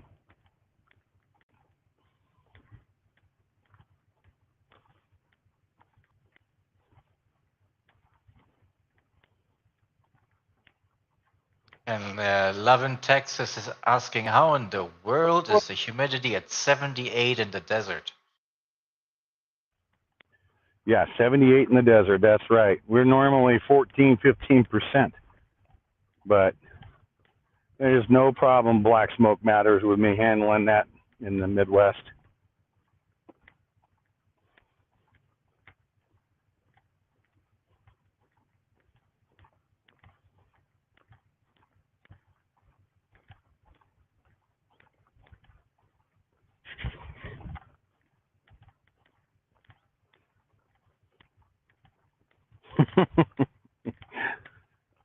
That's pretty good.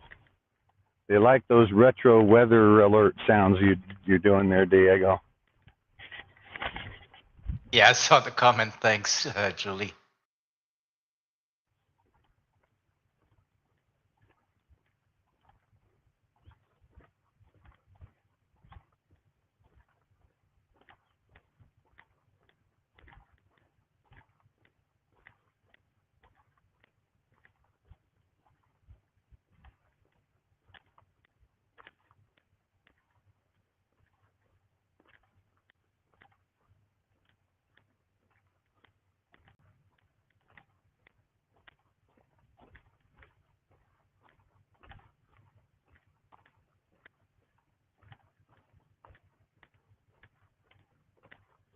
And Texas Girl, I'm charging my batteries on my camera.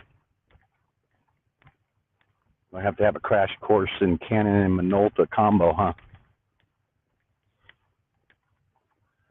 I had grown, in my teenage years, I had a full set of Minolta. Okay. I have the Minolta 35 millimeter camera and just a ton of different lenses. So I didn't want to give that up, but at the same time, jump ahead a bit, right? So last year I bought a Canon M50, EOS M50 Plus or Pro. Has the ability to change the changeable lenses, right?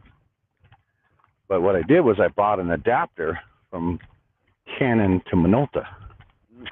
So I can use all my old 35 millimeter lenses on my new EOS M50. I've got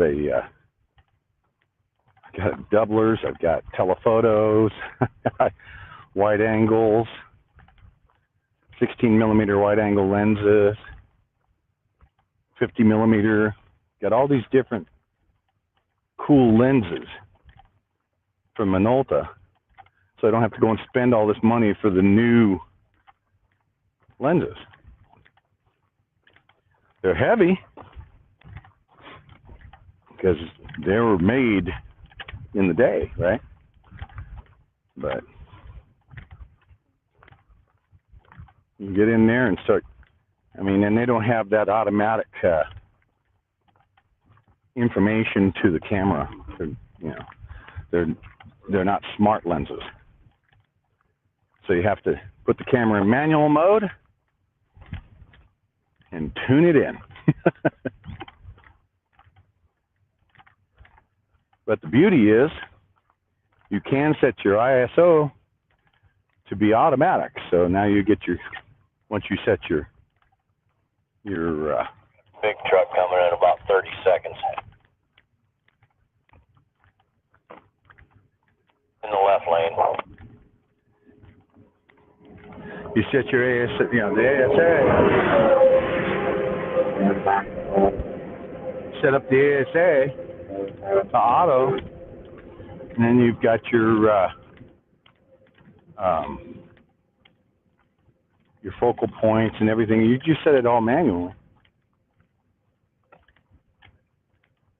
Wow, just beautiful pictures.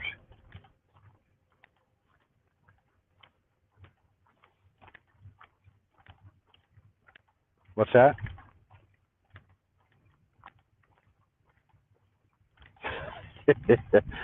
Yeah, Mr. T was showing him some of the pictures I did of that sunset the other day, where we were having that purple hue or that pinkish hue.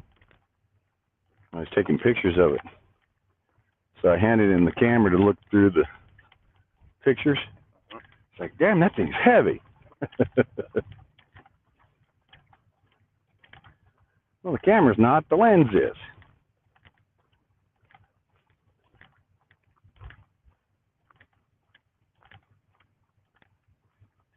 Yeah, for a time I was thinking of a way to gimbal that up, but it'd be way too much weight on the front. I'd actually have to have one of those photography mounts that they use. It's a similar design, but they've got a belt down here, and then they have adjustable gusset pole and a gimbal platform.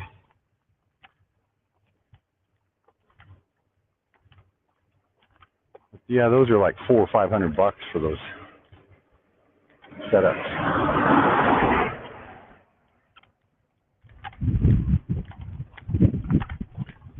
Yep, we're on the 93-mile mark.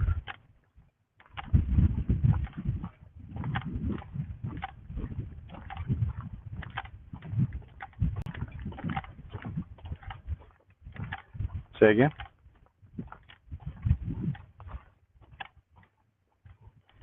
Yeah, it starts in Carson City there.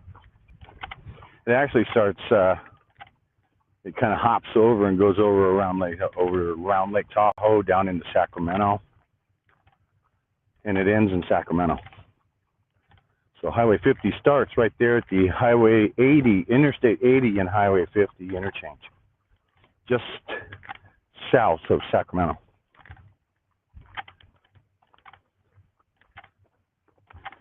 And you come up and around Lake Tahoe. You know, you go up 50 through Placerville, and then Lake Tahoe, into Carson City, all the way across the United States. We won't be taking 50 all the way across the United States because a lot of it is now 4-lane highway.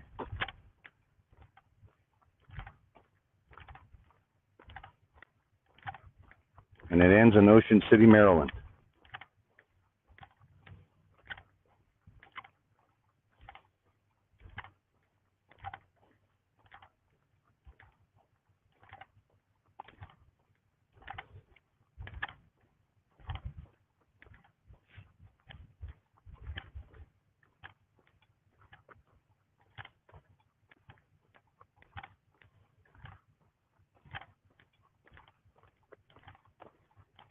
Back before the days of freeways.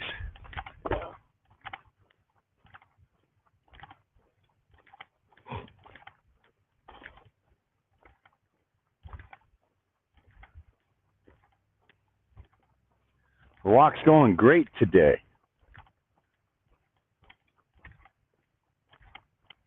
Really good.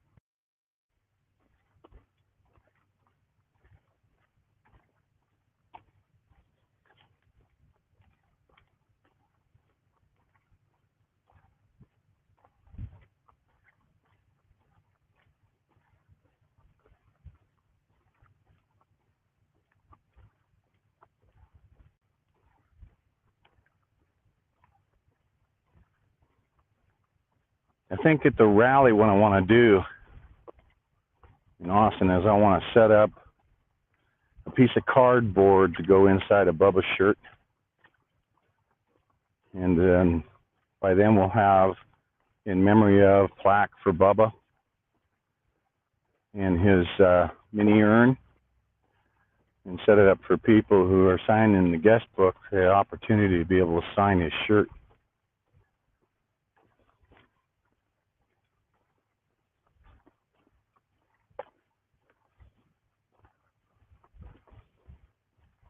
Yeah.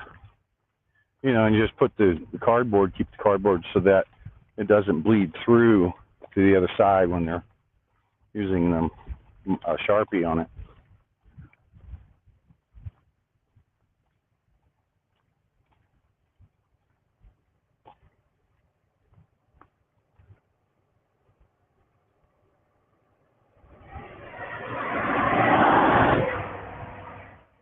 That's a mining vehicle. He's got his green flasher light up there.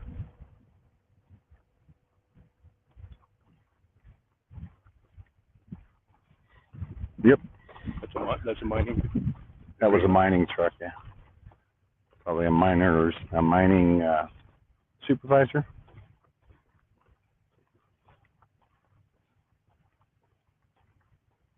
Tom, that flag looks classy there.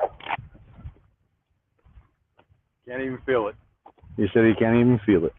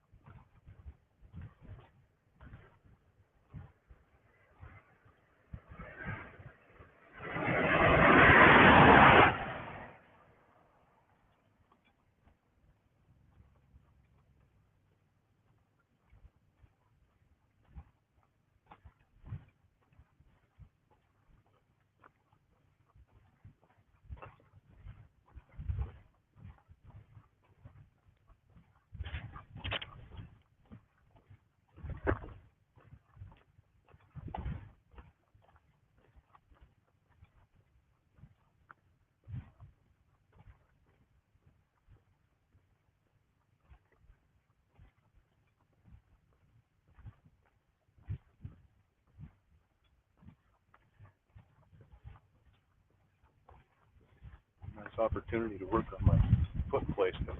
Oh, yes. After surgery, my foot's turned out, twisted. Yeah, and you can start and you work on getting your foot back where on track. It takes a lot to do that. You start thinking about where your foot lands and how, you know, where you've got your toes pointing.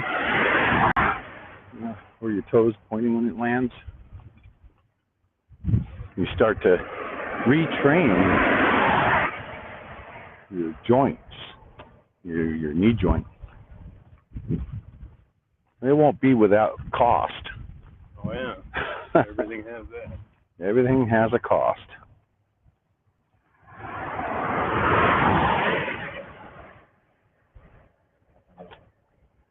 Good morning, Jen M.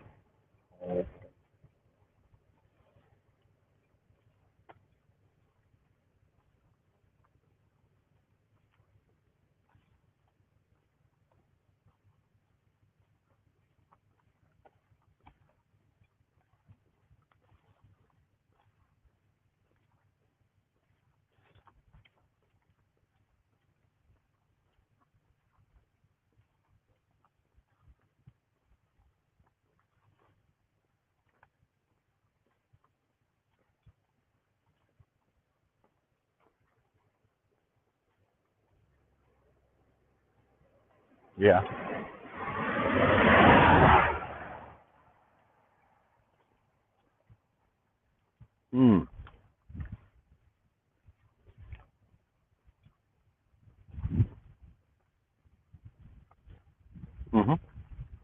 That's what I do. I go kind of get them back.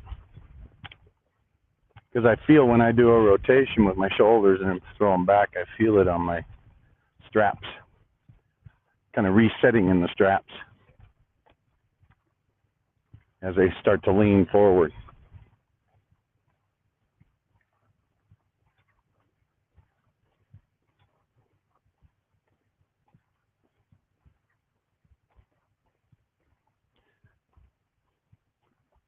Well, I think Diego's got a good point, though, is that as I'm walking, I'm building muscle mass. I'm a right-handed individual, so I have a mass on the right already. So as my left side, which is my non-dominant side, starts to pick up some muscle mass, it could be pressing against the nerve as well.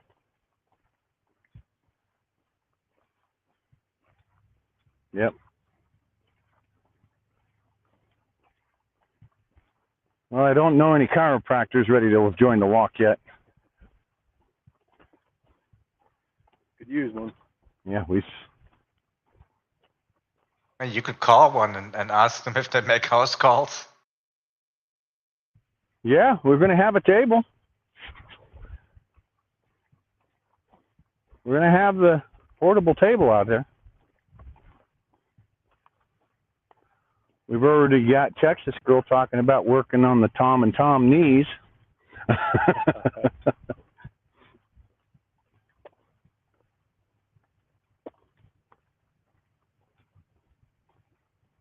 You know she's going to.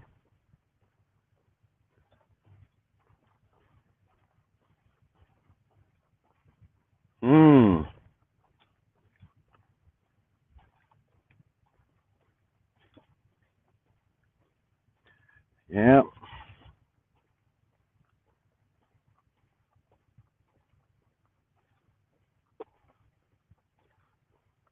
Yeah. Feels good today. It just goes to show that if the temperature, you know, you've got that Goldilocks time. There's that, and one of those stink bugs.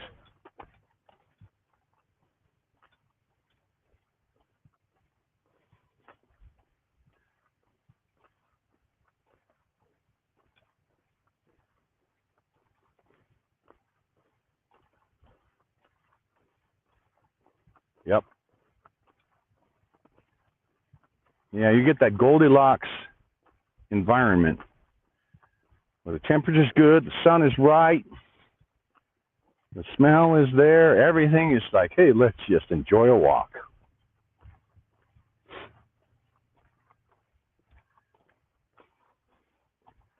No active blisters to worry about.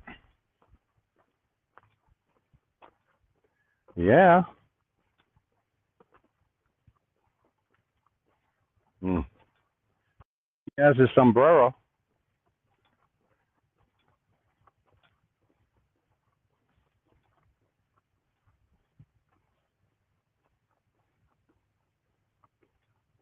We'll have to have him do the tequila dance with his sombrero. Who's that? Diego. Oh.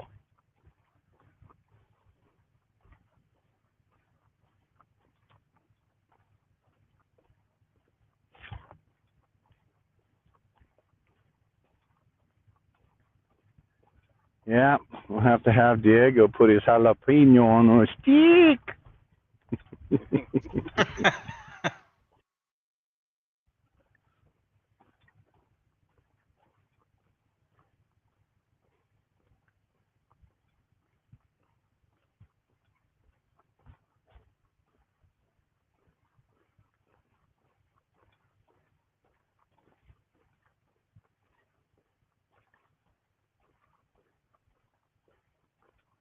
That's another person we should be getting a hold of. Get him to walk a mile or two with us. Jeff Dunham. Oh, yeah. Yeah. Wouldn't that be a hoot?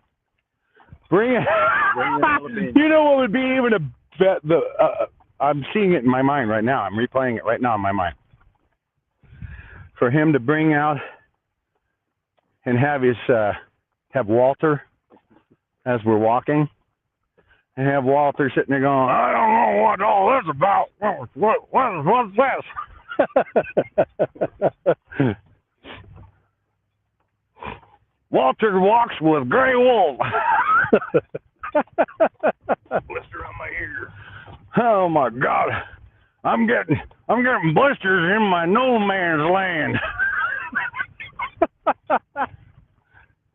I can hear it now. Yeah, yeah.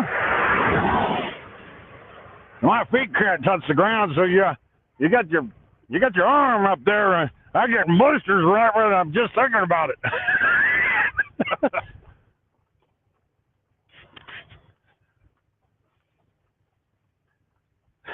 Gotta love Walter. Gotta love Walter. And who does he remind you of? Yeah, I wasn't going to say that. Who? The resident. Not familiar. Biden? Oh, The resident? No. Walter's better look. Walter's better He's got looking. More common sense. Yeah.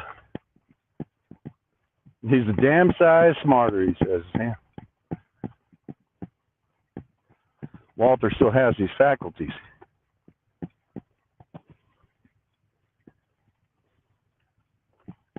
But his facial expressions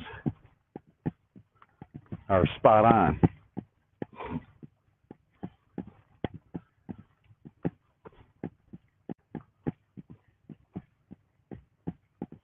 Yeah, get it.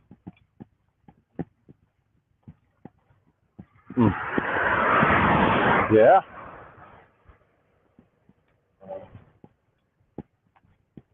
Very cool.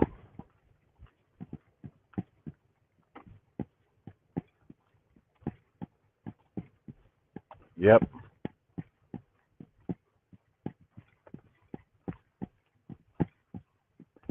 Yeah, that would be so cool. Get Jeff Dunham out here to walk a couple of miles with Walter.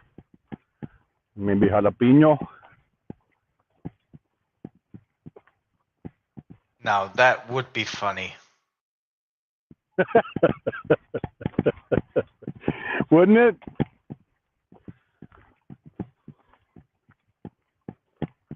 I'd give anything to be able to hear Walter as he's walking, though. I would.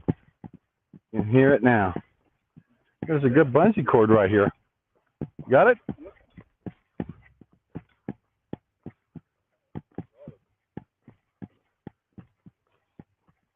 This one's seen better days, but that one was pretty good.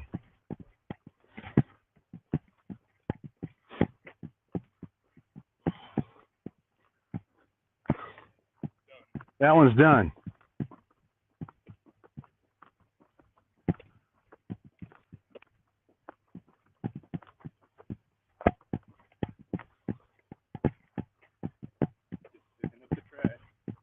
Roger. Coming out of Carson City. Thought I was going to have a whole toolbox by the time I got done.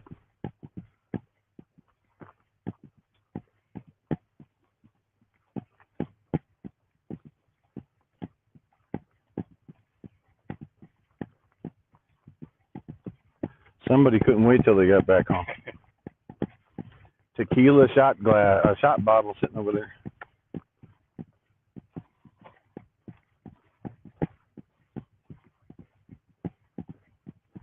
We are approaching 6 miles.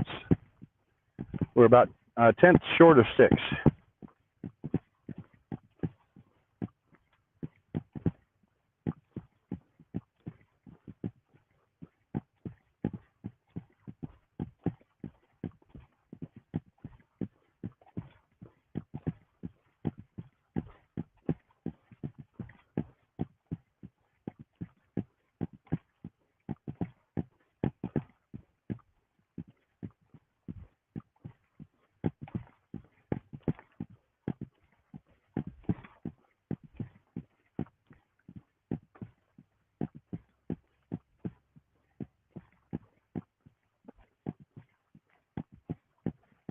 Thank you, Jenny.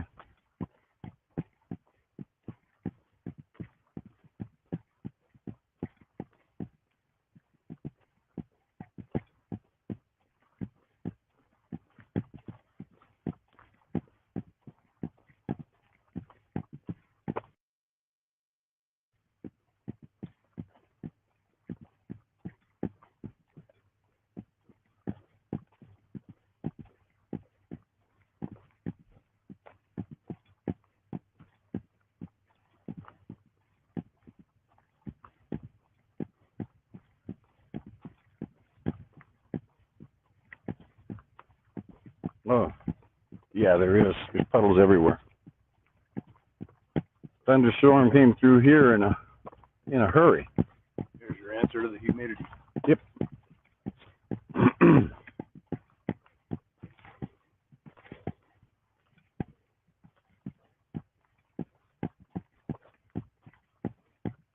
Thank you.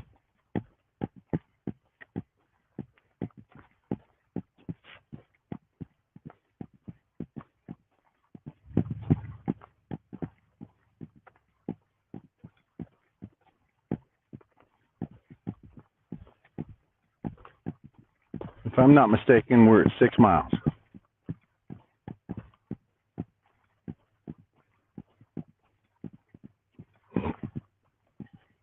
This is 94. Yeah, that's the 94-mile marker. So we were 2/10 short of the 88-mile marker when we started. So 2/10 short of the mile marker is our even mark. Another stink bug. We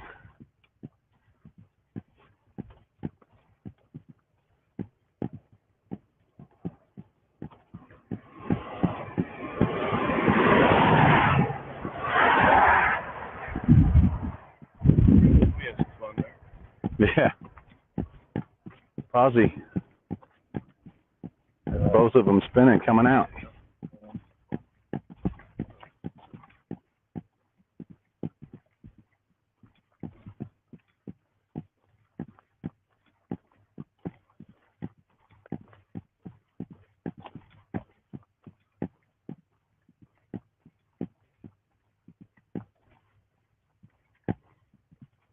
I'm at a 102 beat per minute. Not bad. Climbing, I get to about 117, 120. Yeah.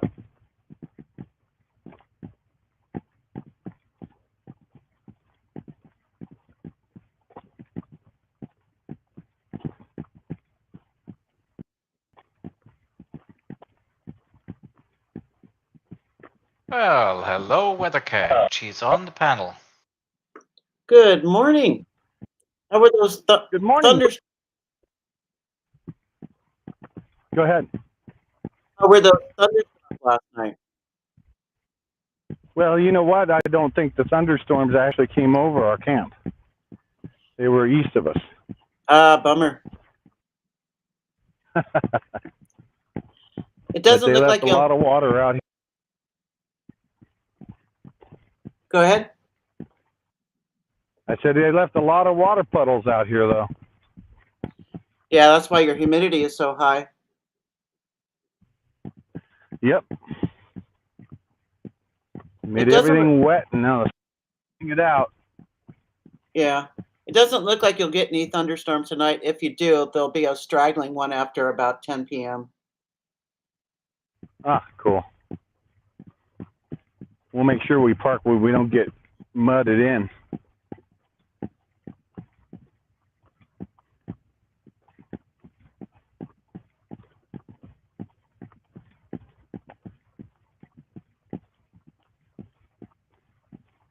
Thank you, Barbara, on Facebook for that blessing.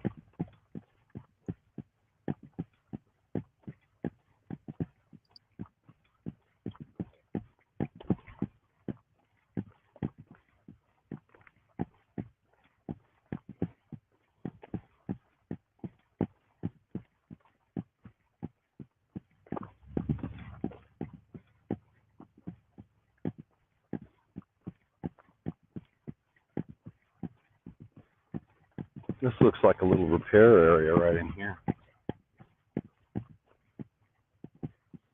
Yeah, it looks like they might have actually put something under the road.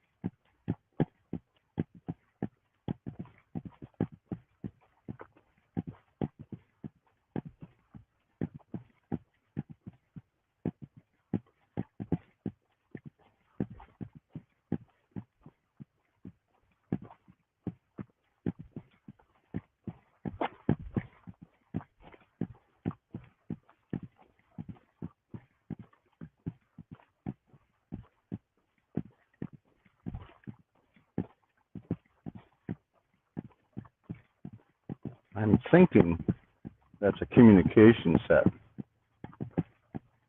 It might have something to do because there's power coming into it.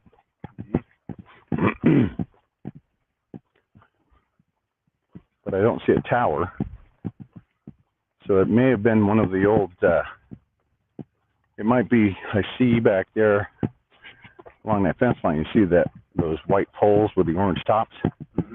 It might be a fiber optic repeater set. Fiber optic station.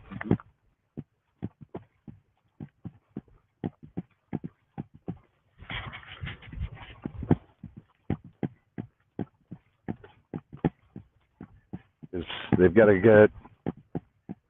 go in, they've got to basically refresh the signal, you know, because you've got latencies, because the fiber optic cable is not a perfect thing, you know, it doesn't have an infinity, so it has to be taken in, cleaned up a bit, repeated, and sent back out.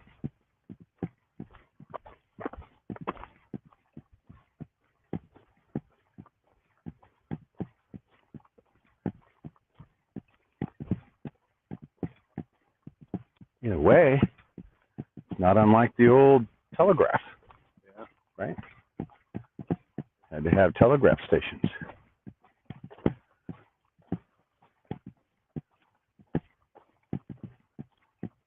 Where they had to put in, back then they used a 9-volt type DC cell to be able to run the tappets. So the I2R loss between the telegraph stations, they would have to basically crank it up, you know, charge their little capacitors up,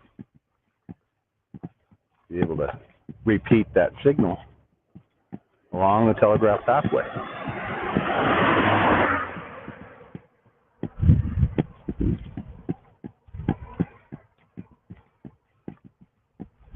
So they had designed a basically like a capacitor battery, if you will.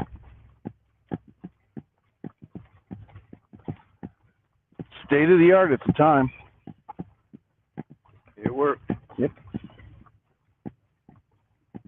Better than the system before it. True. Smoke signals. Pony Express. A lot faster.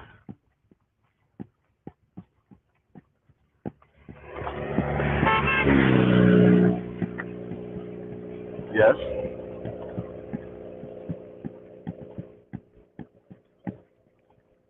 Uh-huh.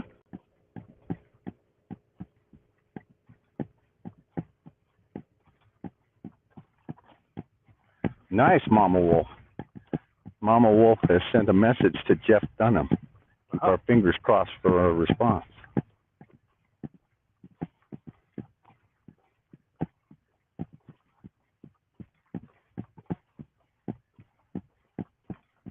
I sure hope she told Jeff that the real jalapeno is here. On the stick. We can march together.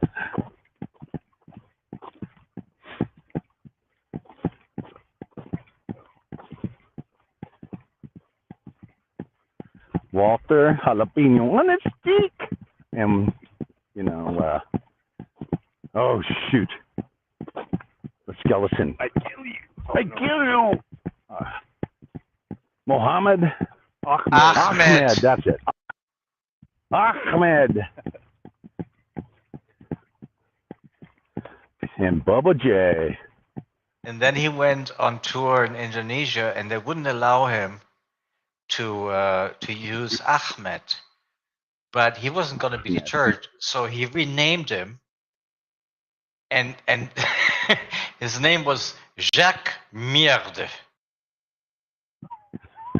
Jacques Merde.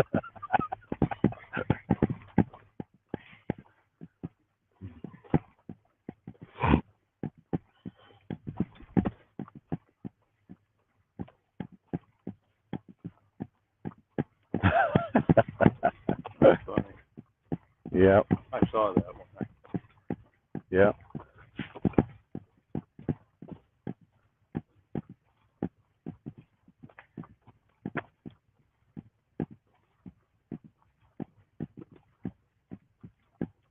Thanks for coming over, Brenda.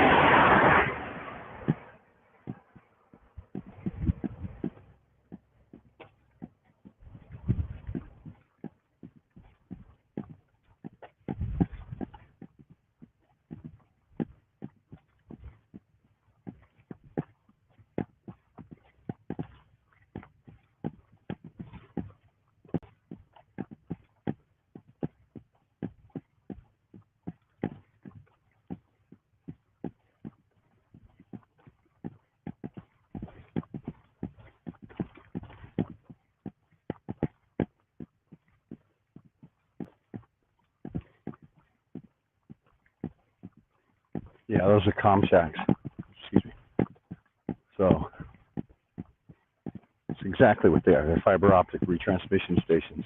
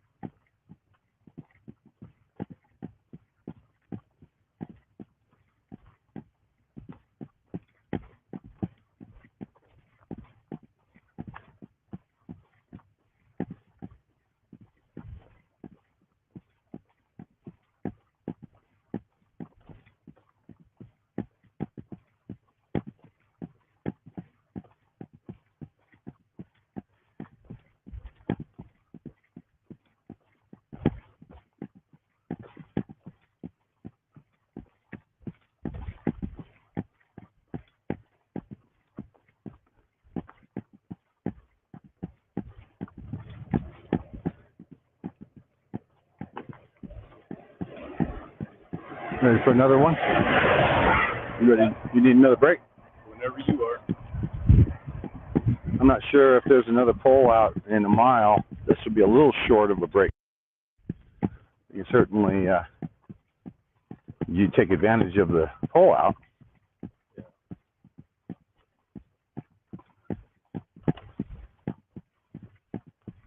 Again, I ain't gonna complain. Temperature's good. You got good walking. We'll use this advantage. Take advantage of this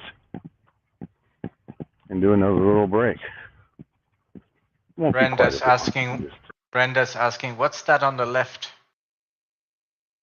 On the left, Brenda, that is a fiber optics retransmission post. So as the fiber, you look down on the ground here, you see a white in between the generator there and the building on the left. You see the white pole with an orange top. That's a fiber optic transmission line that's buried. Yeah, we're going to take a break over here on the right. And so what they do is they've got to, every so often, they have to pull the fiber up out of the ground and ensure that it's at a certain amplitude of light and everything looks good. And then they clean the signal up. They put it right back into, the next segment. That's it. Communications fiber retransmission set, also known as fiber repeater station.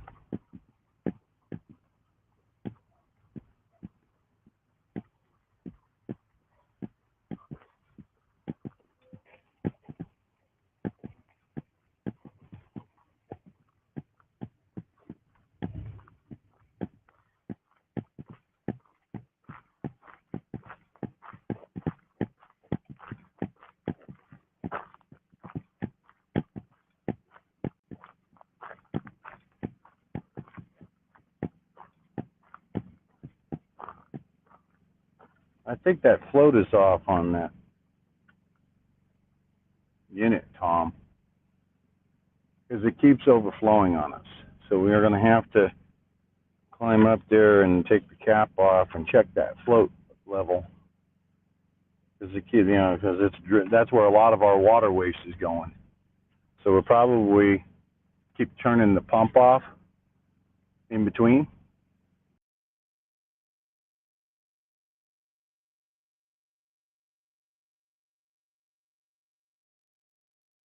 We just lost the transmission for a minute. He'll be right back.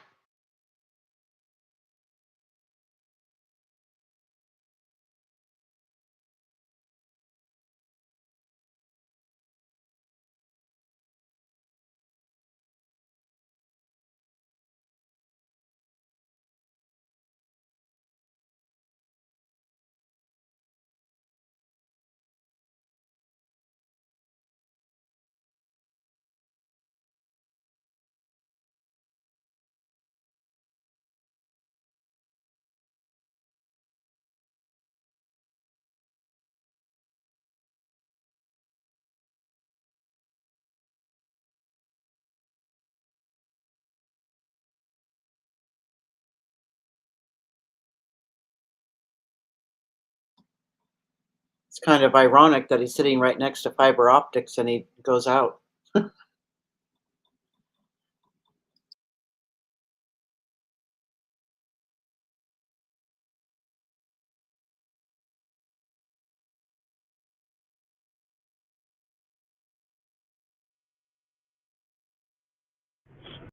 a little over 7, right? I'm showing 7.3 on the clicker. Just a little over 7. Abby, you want to go out, baby? You want to go outside?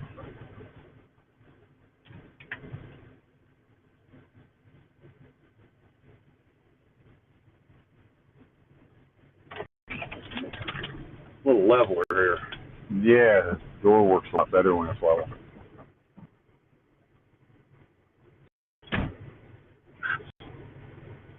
Take another little break here, and this time I'll wear my big hat going out.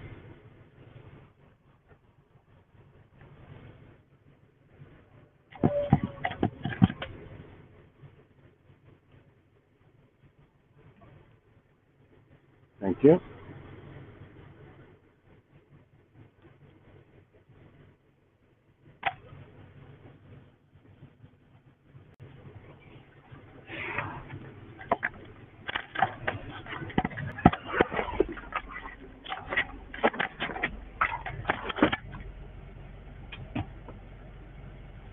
AMC Kingdom is feeling really good.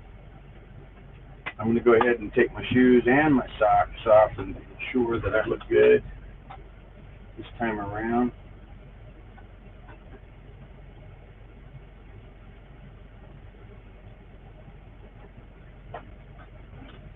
Finding that these stops being a little more frequent until things are well under control are worth it.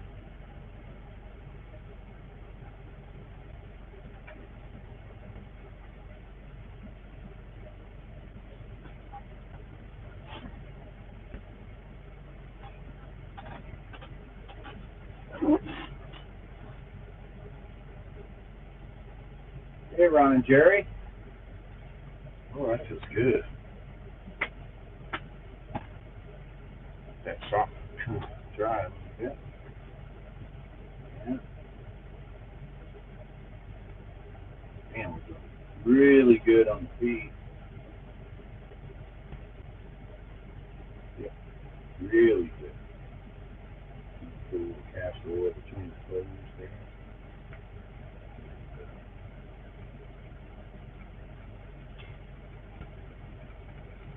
Tonight I'll trim my toenails again. It's important to keep those bad boys from getting ingrown on you, or having a sharp nail tickle the toe next to it. Say, yeah, that hurt.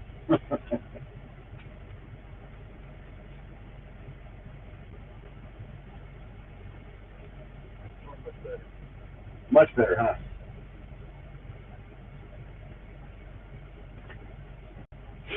Well, the total we calculated today should turn out to about a 13.1 month. So we are over halfway. We are over halfway there. So we got the temperatures working with us outside.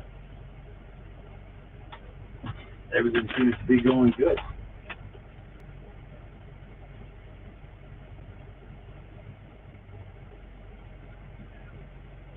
If things get a little rough on the toe or the neck, I haven't had, knock on wood, I haven't had any issues with the nerve in my neck this morning.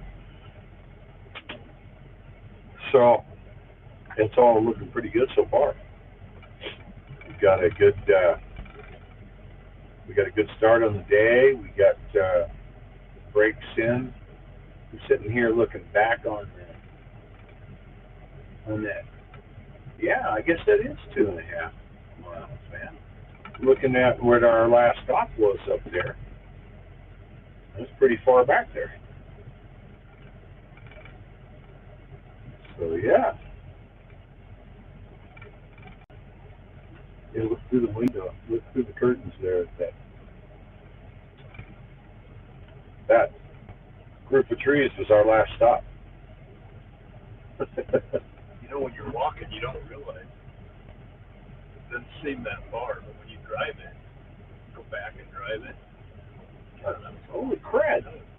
Yeah, when you drive it, it's a different story, right? Yeah, you're like, how did I Mama walk Wolf that is far? saying, "How is Tom's blisters?" Doing good so far. Doing good so far, he said. Just trying to prevent them. Just trying to kick out of it.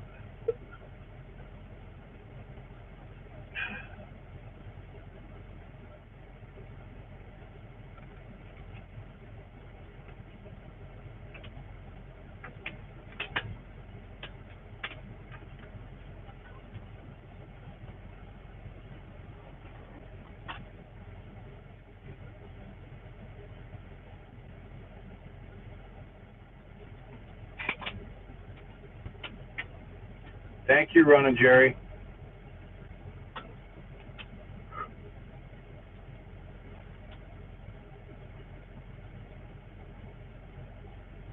They're pushing hard for your new handle.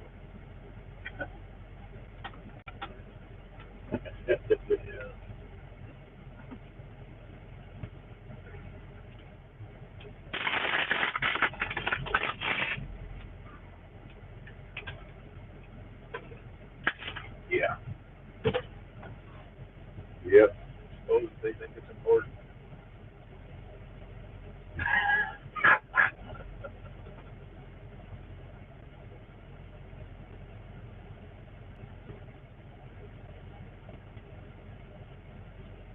So a suggestion is to play off of the Air Force, except that they don't seem to realize that Navy is Top Gun. No, that's Marines. Top Gun is Navy.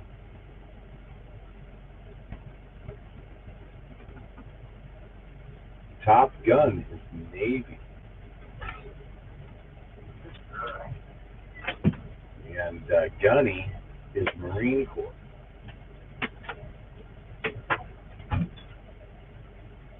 I know. these little subtleties that you gotta that you learn about.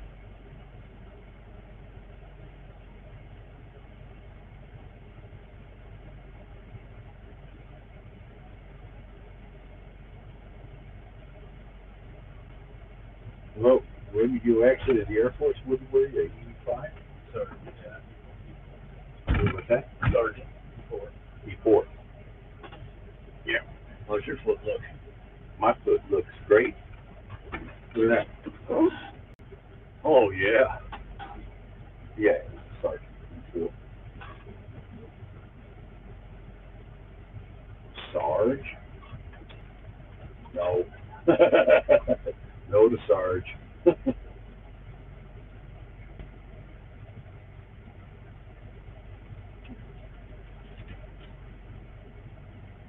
Now we're not doing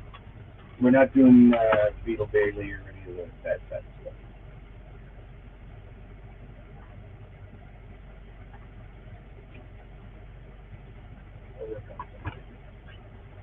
He says he'll work on it tonight.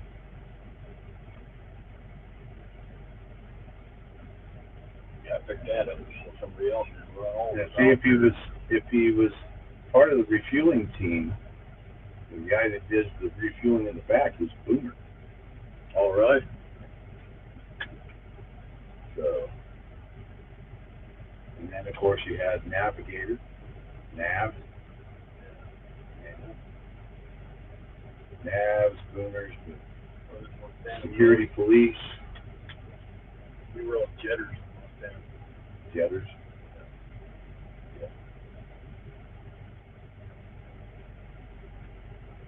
And it feels so good to be able to push into my foot and not go. Not scream when you do it. Yeah. It's like, build up those endorphins. And that's the thing, you know. You get out, you start walking after things feel better and muscles are loosened up.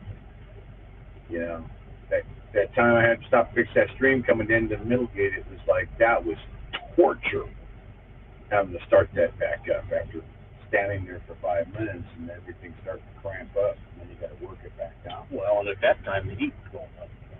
And we were sitting there at over 90 degrees trying to get moving. It was like, yep.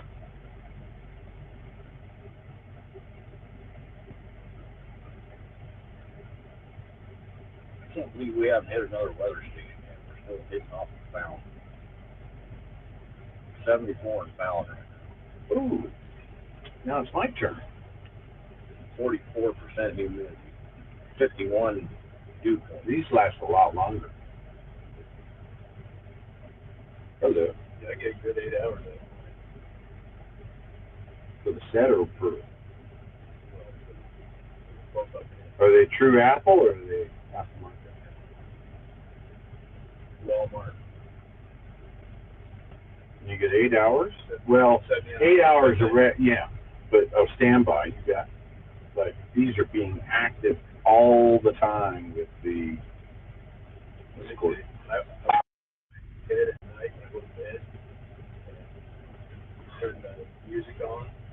There's your Facebook stream.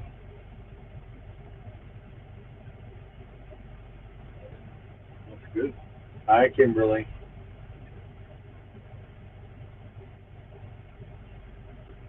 I probably got 5 or 6 hours. 5 or 6 hours of use time with the radio going. When I'm sleeping, but I turn it on. Good luck with that, Kimberly. Love you too. Go do it to it. Love you too.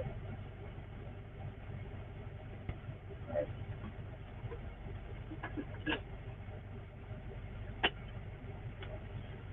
Breaking a beat on it? Breaking a beat? You? Oh yeah. Not terrible, but it's Yeah. No. all coming through. Yeah. Not yet. We got you know, my backpack area always as well. Yeah, that's fiber optic retransmission facility or repeater facility. And because they've got the big generator right there, it tells me that they've definitely got some office equipment that are in there. What's the propane backup? Huh? The propane's the backup generators. So what's interesting is that they're probably using, because they've got 2 tanks over there. This guy here is diesel. I see a transformer straight ahead here. So different functions. Probably, I want to say there's 3 fiber optic cables that are going along here, and they've got the big one. They've got the one here in the middle, I'm going to say is original, when they first run the first line through.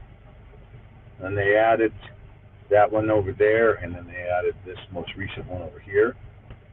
So they've got all this big fiber going through here. Hey, GreyWolf. Yes. I heard Tom talking about a weather station. The closest one to you is called the Edwards Creek Valley Station. It's about 3 miles to your west-southwest. And at 8:20 a.m., the temperature was 69 degrees, humidity 61%, with winds at 1 mile per hour. Thank you, Weathercat. Yeah, thank you. You're welcome. His There's not question gonna- is how come it's, yeah, his question, Weathercat, is how come when we check weather on our phone, it still shows Fallon? Because those stations are put through by the National Weather Service. These other stations that I'm looking at will probably come from like farmers, where this station here that I was just telling you about, it probably is through their like irrigation management and stuff like that. Cool. And this Yeah, weather so we report could- has been brought to you by castor oil, or would have been if they paid us.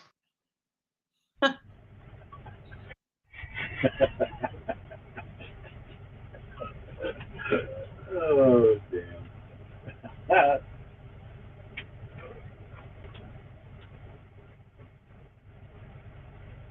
It's weird, that rock formation all the way out across there. Oh, yeah. I was looking at it. Yeah. Yeah. So, the different minerals you look at, when you actually sit down, you look, I see a lot of iron ore here. And you know, you just get the reddish patches. See the reddish patch. Yeah, it's an iron, not an iron oxide. Iron oxides are blackish, but your iron is also in a reddish tint. So,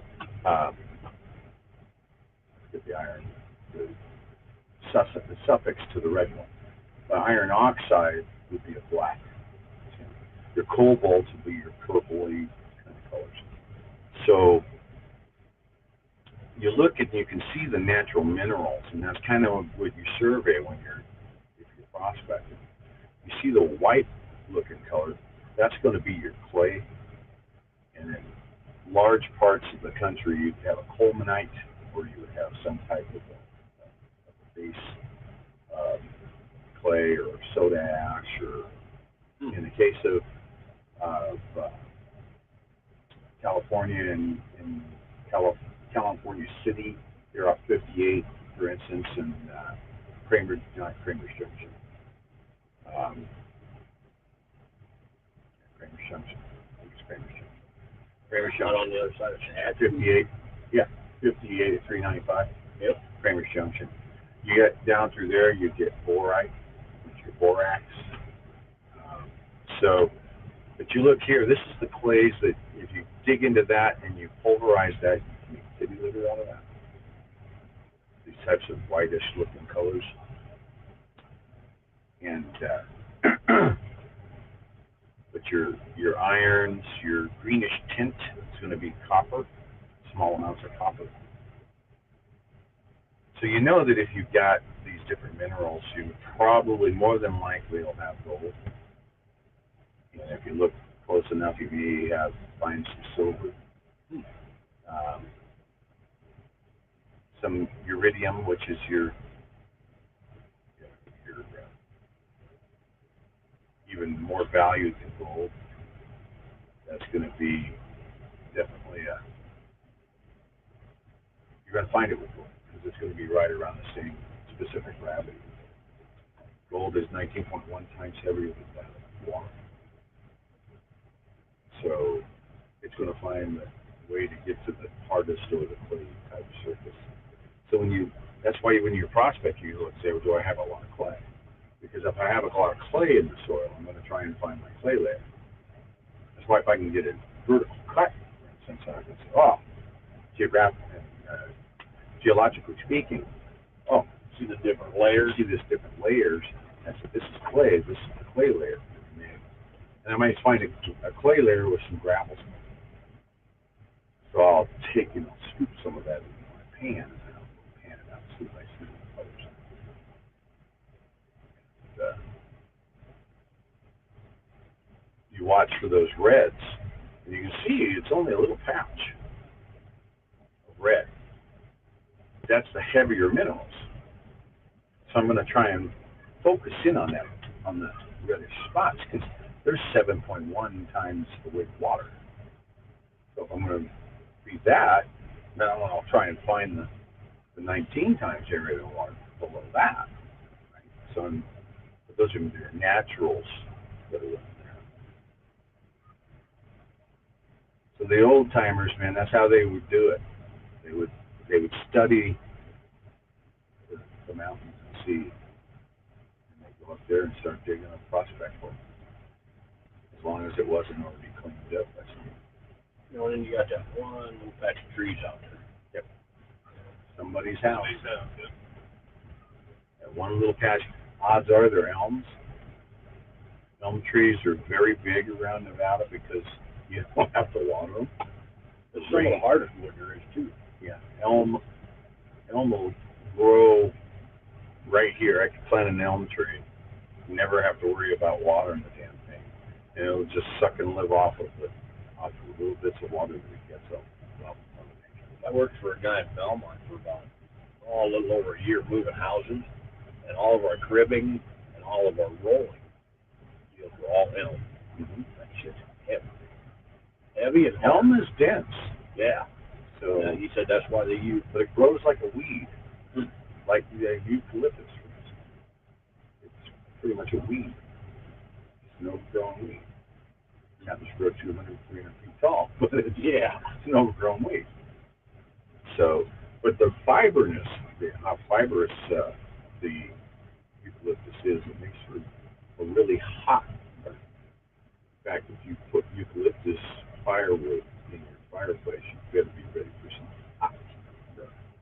Because, hot to the point where if you oxygenate that wood, you can make yourself a kiln and fire clay pots.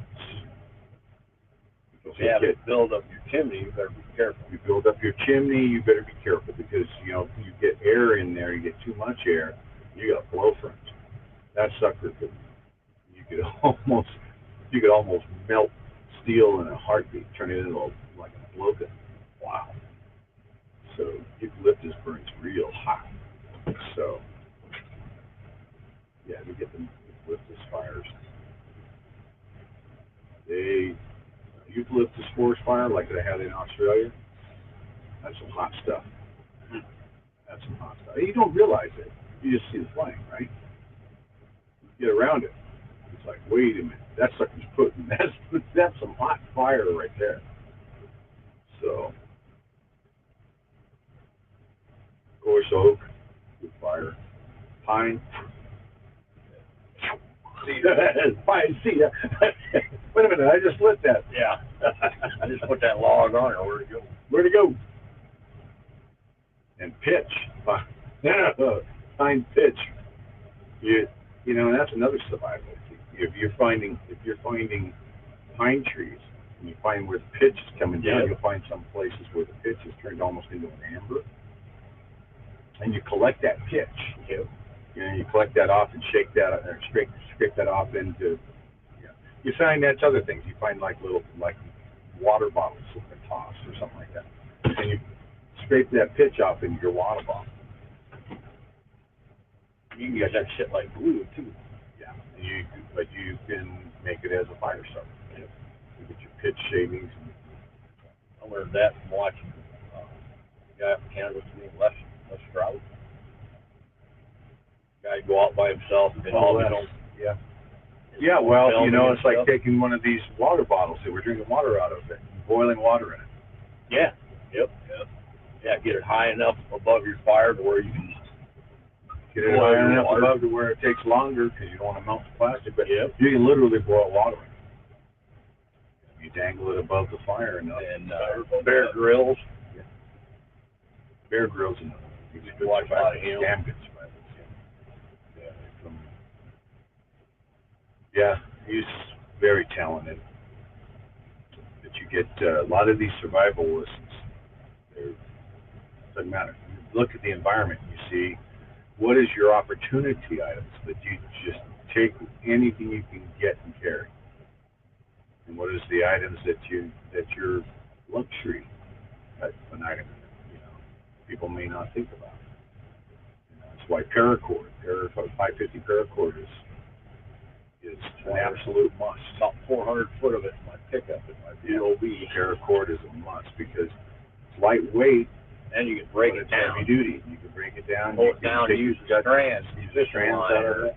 Sutures or whatever. Yep. So you use the paracord. Make yourself a you find where an old tarp is hung out. That's an opportunity item. You grab that opportunity item, you can make yourself a sunshade with that. Or you can at night, if you've got a problem with water, for instance, you can make yourself a funnel and make yourself a water collection. Water collector, but also what about the ability if you just wanted to take advantage of this humidity?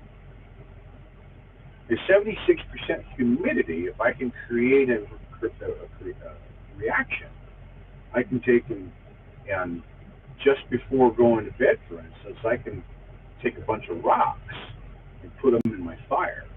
I can heat the rocks, put them into another vessel, and I create that atmospheric heat temperature differential, and with a tarp below it, I can catch the sweat that the humidity is going to create, and I can now capture water.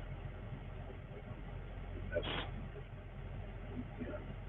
a way to do somewhat of a heat exchange. And it's like right now, you pull out of the refrigerator or water right now, and I can set it down here within a few minutes. It'll be dripping condensation on that condensation on the side of it. So just pulling it right out of the air. There's actually a company that made a water dispenser. Just like what you'd see, you get those 5-gallon jugs you put on the top of that, water dispenser, but you don't see a jug, and you don't see a water line. But dispenses water. Can't say I've seen one. They make them. It pulls the humidity, especially on the East Coast where the humidity is always high. Pulls it right out of the air, filters it, and puts it in an internal chiller tank. Or nice cold water right out of the collected humidity. Never heard of that? Yep. It's like using It's a dehumidifier. The process comes from a dehumidifier.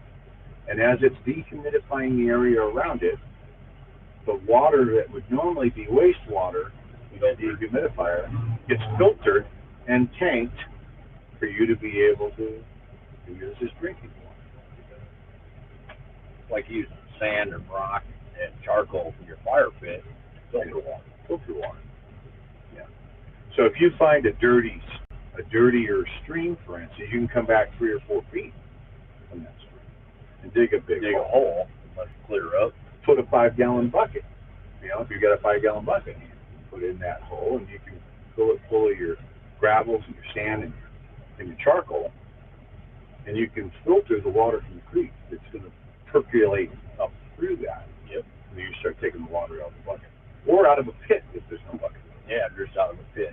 Pit with some tarpaulin. Same thing. And you're capturing that and filtering it at the same time because it's going to perk up through your filter. And it's going to be clean even though 4 feet away is a dirty ass creek. Yeah. Pick it up in your hand, you won't be able to see your hand because there's that much shit in it. Garbage. But by God, you can make a clean source.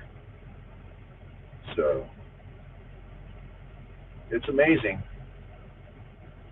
It's amazing. And you know, we can talk about it today as a sort of violence, but how much for the folks coming through here in the 1860s and 1870s doing that by default? They were all survivors. Or even collecting dew off the plants in the morning. Like the dew off the plants. Yeah. This morning was a prime example where we were sitting there looking at the dew that was, he and I were looking at the dew that was on the spider webs. I heard you talking about that. And you could see the spider webs are glistening with the dew on the spider webs. So you know that if you could find, sage is going to be a good collection plant because there's nothing to collect from. But you look for your bigger leaf plants. Out in the desert, there's not a whole lot. What are you doing? Really? I think it's about lunchtime. 9 o'clock. It's almost lunch. It is lunchtime. Really. 9 o'clock. Something not heavy. You got tuna left. I say, you got some chips. We got some chips. We got one Got a bag of chips. Do that. I think so. I think that might work. A little bit of tuna and some chips. What do you think? Yeah. Chip. Are you Chip? And that took me in a bag on the door, I think. Back there when it fell out. It fell inside. Tuna. Got chips. There's queso in there too. We do have some queso.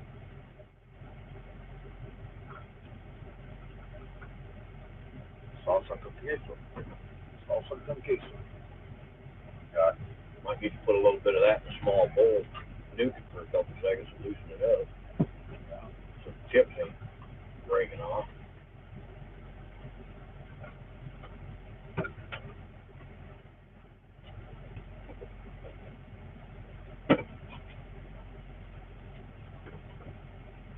To answer your question from yesterday, on Equinox 700. Oh, that would overcook it pretty quick. Well, listen to you, Jenny. Or Gen 2. You're pulling the old turbo cooking recipes out, aren't you? Right? Oh, on the metal detector? Yeah. She's talking about taking the ribs, wrapping them in tinfoil. I got that thick tinfoil up there. Wrapping them in tinfoil, season, rub them and everything else, and open it up and make a compartment there and let it cook in the heat of the engine. Used to warm cans of soup up and stuff on the turbo. Yeah. Open the hood up.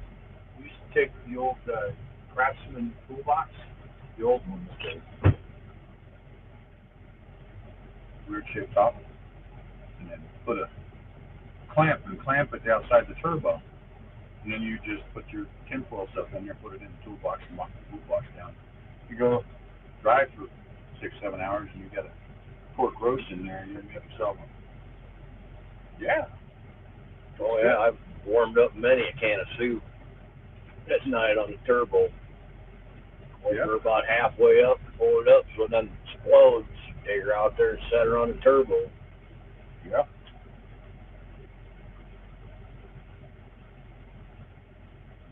What are you waiting for? Yeah, she's going, I know what's happening.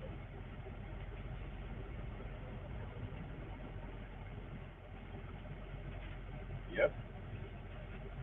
This gets used up yesterday's lunch.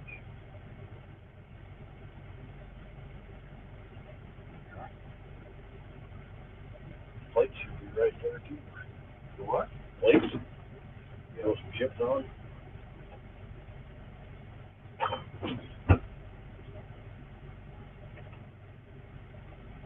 Yep. Make certain we got the chips.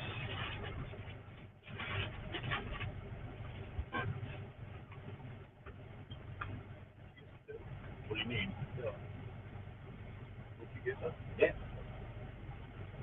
Much more here.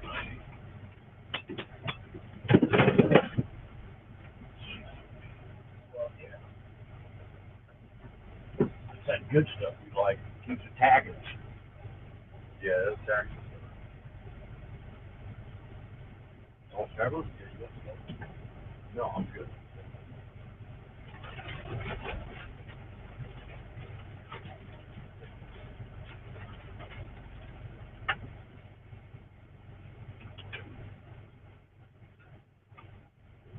Thanks, sir. You bet. Just in case we'll shoot it. We got another bag of these somewhere, don't we?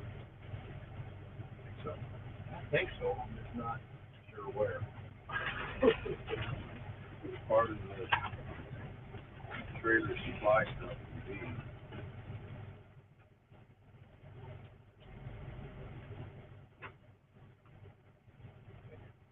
You know how it is in here tonight. Kind of music will move this, that.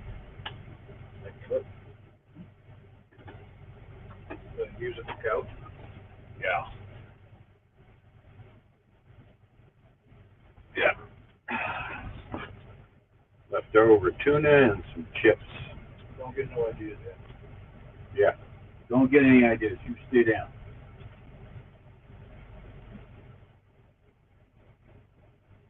Okay.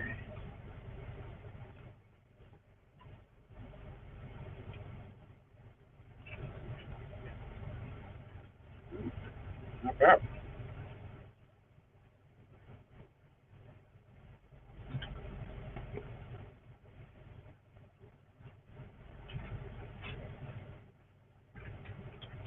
No.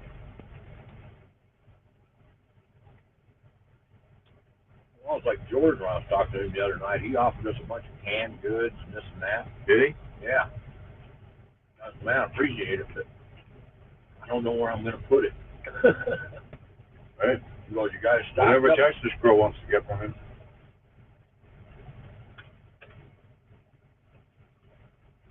She's gonna be there. And fruit, like tomatoes and stuff.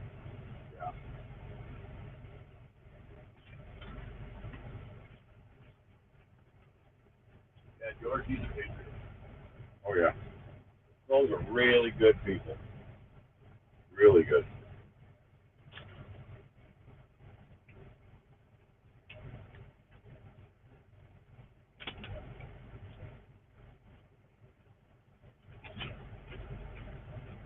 That castor oil away. Oh. Where Diego gets it. Advertisement idea. Mm-hmm. Oh, he's been on that since about the second or third day Ron started using it. Yeah. We need to get a Wolf castor oil. They need to respond to it. 2 or 3 people have been trying. You know it. God, I'd love that if Jeff Dunham would come out for a day. Oh, man. Yeah, Jeff Dunham here for a day walking with GreyWolf and Walter. Ahmed.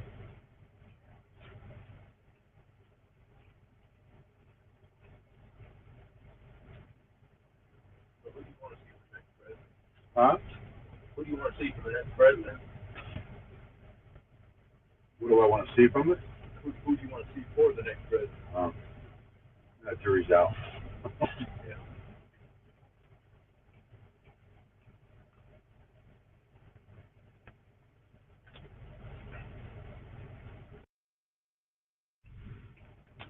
I'm gonna wait till I see who put their hat in the ring.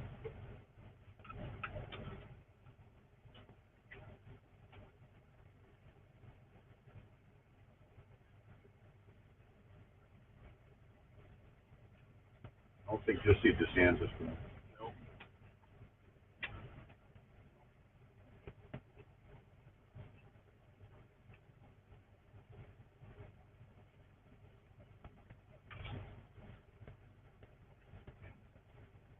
I think you'll see a bunch of rhinos popping in. I know you'll see a bunch of rhinos.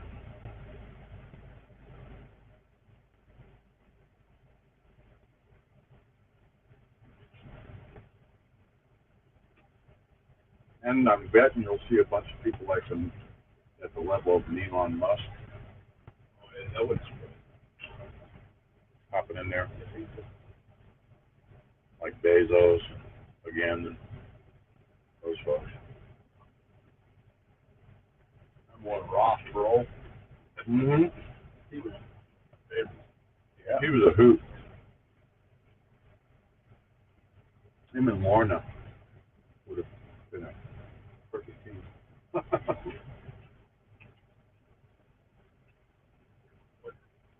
saved $15 per person or something, pay off the debt. Yeah. Wonder what that number is today. 15,000. I wouldn't think that would touch it. Yeah, I think You got to get rid of central banking. You got to get rid of the central banks, man.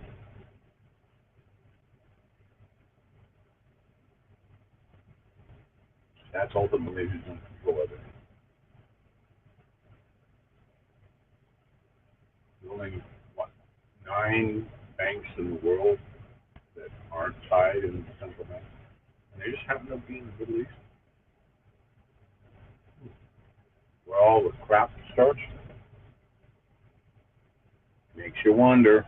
The things that make you go, the way you're looking, you're not getting any.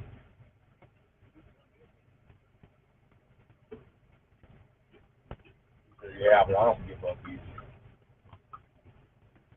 you didn't give up at all. Are you kidding? Abby, no. Abby, no. Back up. Abby, sit. No.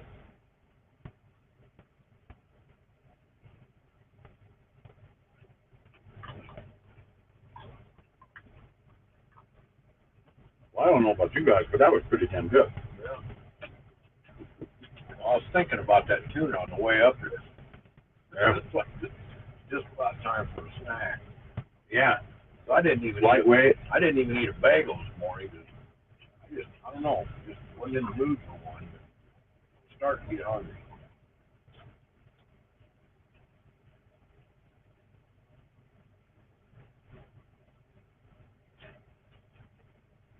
So do a little walking to get up.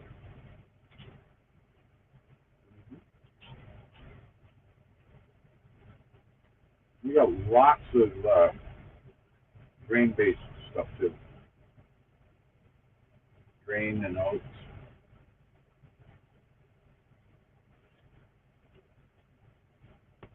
I'll eat more than gum and apple pork. Oh about my that, God! too. Yes. I've been thinking about that too. Well, I've got the full Patriot Supply up here with breakfast items.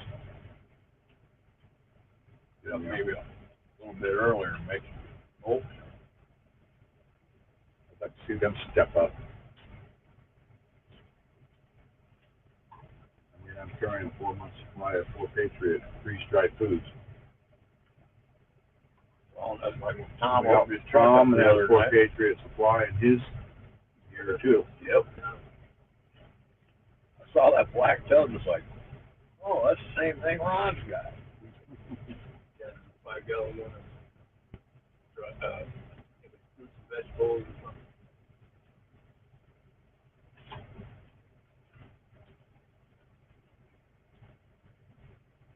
Delicious.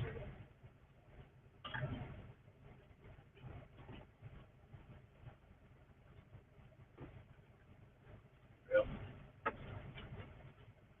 Gotta hit the spot first. Don't want to be overloaded when you're walking. It's going to keep me from getting a headache. Time to be putting something in the belly or I'm That's why I was thinking about that tuna.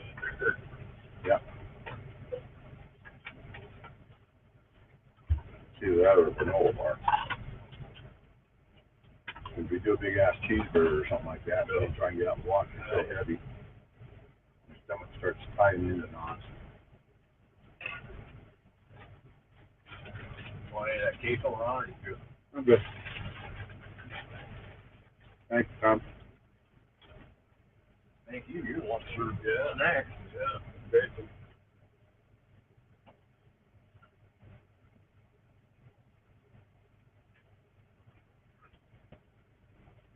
We got that hard salami.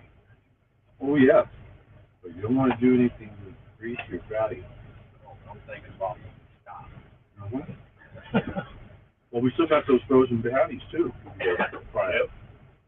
We don't have any bread. We got tortilla shell. Make a hamburger wrap.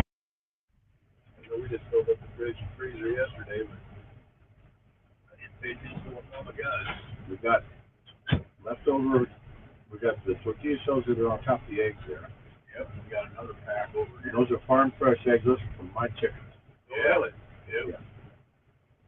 We need to find a spot later when we stop.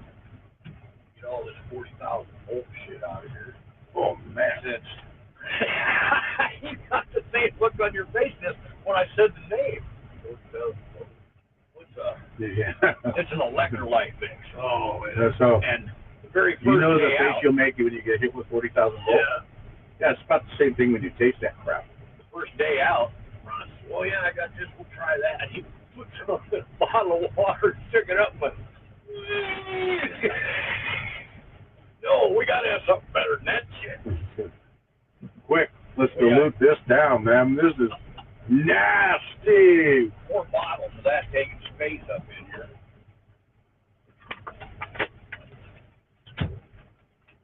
Well, we could probably get some pickles up in there. Yeah. Not have them sitting around everywhere else. Those pickle chips, those dill chips that are in there, they're soggy. That's what I was just gonna say. They're soggy. They're soggy dill chips. They are Blah. Overripe or what? well, They're not a name brand. They're not a classic. so they probably have been Coles. so it's like, give me plastic, give me when you bite into a hamburger dill chip or into a pickle, it should go crunch. Great jerky. I don't buy pickles unless they're plastics. I like to snap. Something you've heard of anyway. Yeah, with my pickles, I like a crunchy pickle. Crunch. It's like eating a tortilla chip. You need a bottle of water or anything? I can do one more. Camel yet? I haven't even used any of them. You want one now? What? Bottle of water. Sure. Good. No, I'm good, yeah. Got ready. Seriously? I'll walk on the bottom, you walk on the top. Is that what it's about? Well, you're not using the top. She went right on, stepped right on my foot. What's that about? I have nothing. Well, let me check your fingers. Yeah.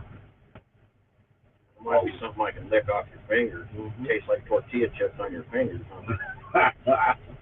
Look. Yep. How about him? You got something. You got something on your fingers. I know you got something left over.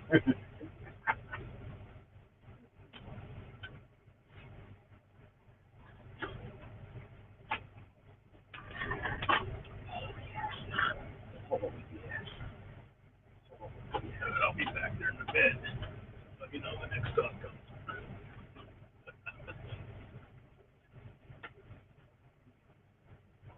Well, I'm showing 7.3 miles on the day, so we're about a mile over the last couple of days. What, 8 left? No, we're 7. It was 13 something, wasn't it? 13-1 or something like that. We're just over the halfway mark. We are just over the halfway mark for the day. And See, Ron got those walking socks. Show you them. They've got a special toe and a special heel in them. yeah, they're gradient. In the different weaves. Yeah, these wool socks are pretty dang comfortable. Yeah, yeah. But I got 2 pairs of them. Regular white socks. Where'd you get those? Walmart. Yeah, the first ones we picked up, his brother ordered them, and we picked them up at the Walmart. Didn't even have to go in, just went to the drive-up deal, and they brought them out. They're called walking socks. They're called Dr. Scholl's blister resistant. Blister resistant.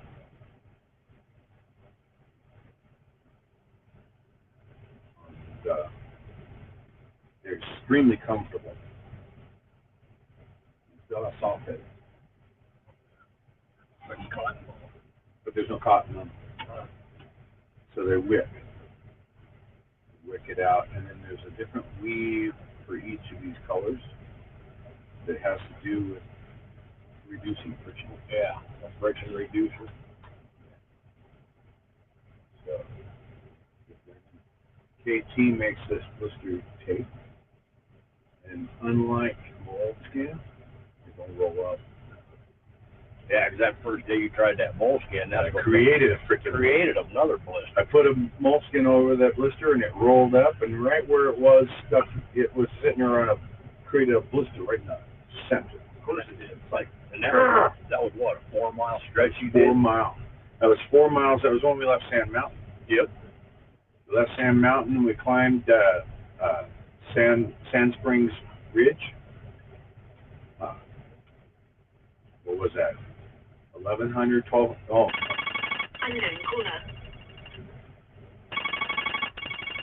Stand.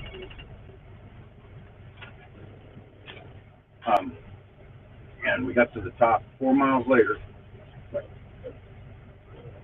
2,700 foot. Well, there was 3, 4, 5 days in a row where we stopped when he took off in the morning. You were walking uphill instantly. And that one, That was a bear. good climb. That was 4 miles of climbing. So, and they're like, "Oh, you can stop here and wait." Are you kidding? Top's up there.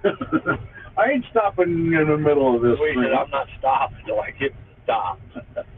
That's what I said. You know, he was pulled over trying to cool off, and he said, "I'm right here." I said, "Yeah, I'm passing you up, dude. I'm going to the top." Don't want to start out on that. Mm-hmm. I got everything warmed up.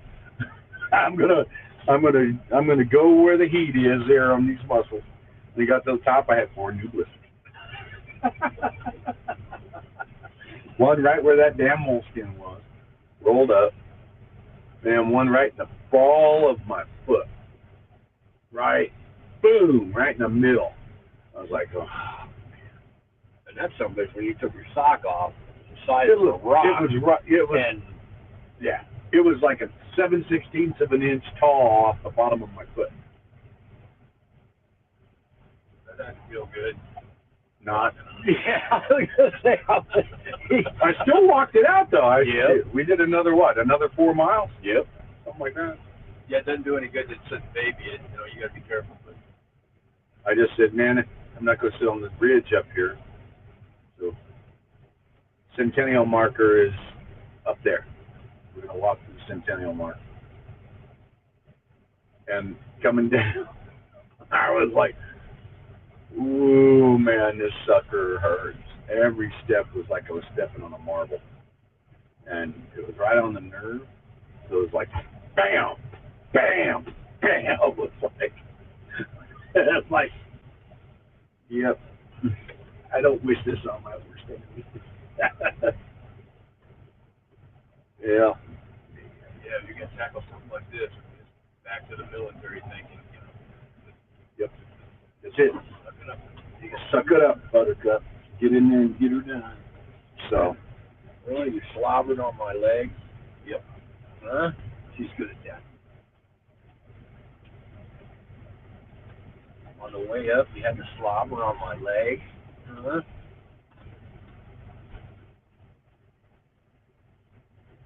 You forget who took you out to drop them landmines a little while. You dropped a bunch of Yeah, I was like, out there. 8 of them. And it's just like, okay, I think I'm going to evacuate right now. Take care of that evacuation mode.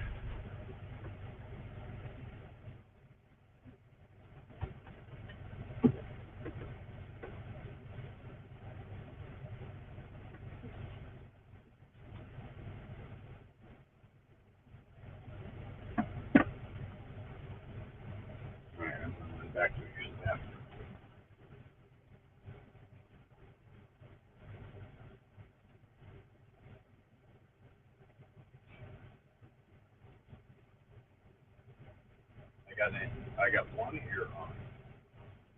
Somebody's gonna hit their head. Oh, I have a couple times already. Are the blades flexible or? Yeah, they're plastic. Oh, They're not metal, they're plastic. no. Oh yeah, I've probably 3 or 4 times already. I've spaced off, but it was up there running. Come in and stand up. It's like, oh yeah, the fan's still running. I'm surprised that old thing that they're plastic.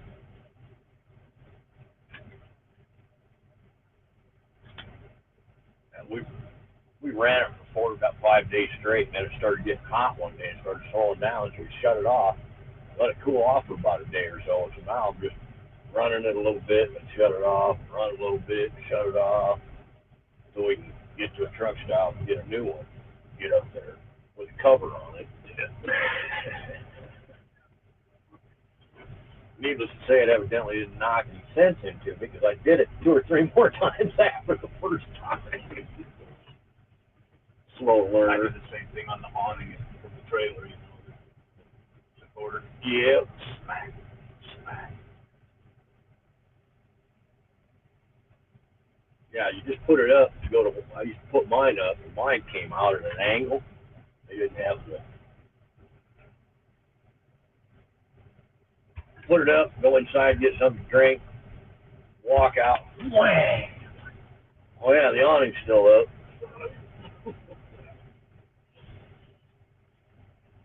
We do have That's a tarp. okay, ma'am. We You do have just a lay tarp right back there in the here middle of we the can floor. tie up if we need to make. I'll try not to step on you, okay?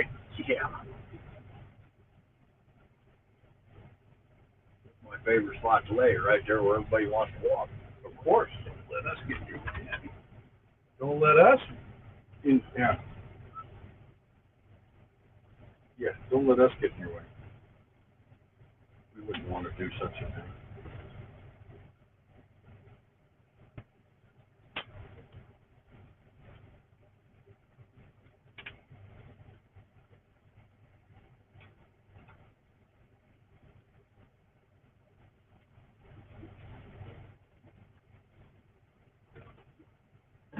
This is gonna be the sweating around.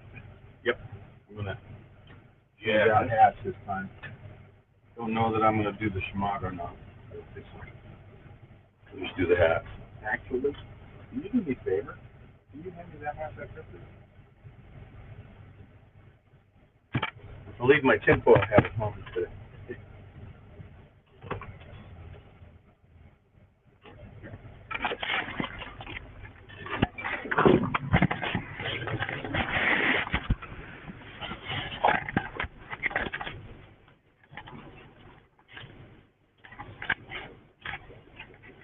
It's like when I was getting ready for a flight in service in the airport. Check that flight suit. 2 minutes shy of an hour since we stopped. Mm-hmm. Of course, I didn't have the big ass belly back then. It's easier to get all that gear on and get set. It'll go down. It'll go down. How's your radio doing on power? Look in the top right corner without polarized glasses on.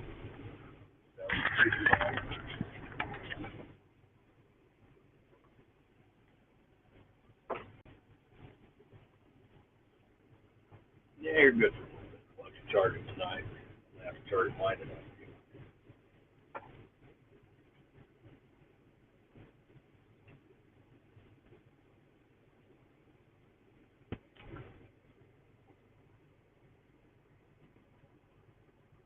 Okay, I only have the one app that I have to be reminded about turning on. That's my walk app in my phone.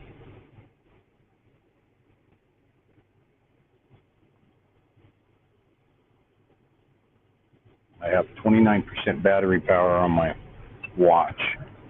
So putting it in the background seems to make a big difference.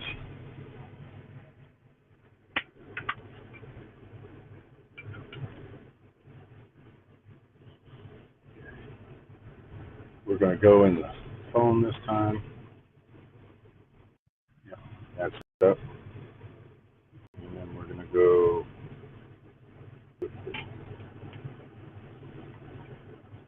Gimbal charge.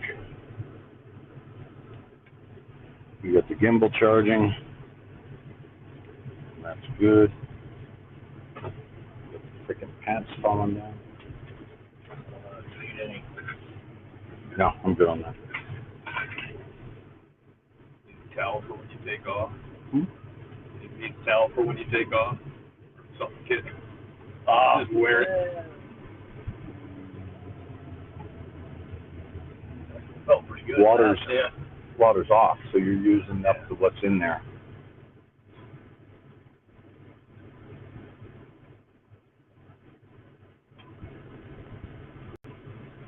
Oh, you're on exhaust? Cool. Okay. Chugga, chugga, chugga, chugga, chugga, chugga, chugga.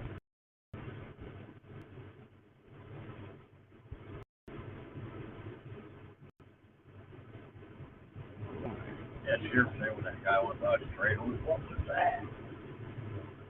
Oh, Train on it, giving us a freedom on. that was a freedom honk. Okay. Don't worry about moving. We'll just step over you, Queen. Start time.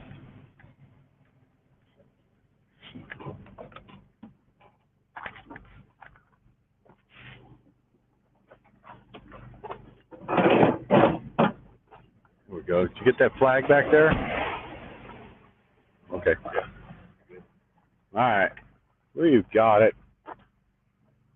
Looking good. I can't see the screen, so I'm guesstimating. This is the sun and everything else, my polarized lenses.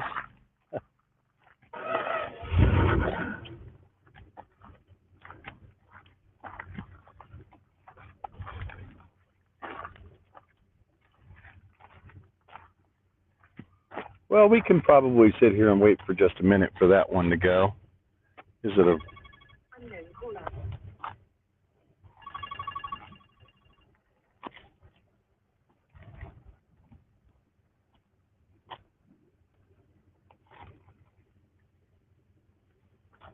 We'll wait for that one to get by.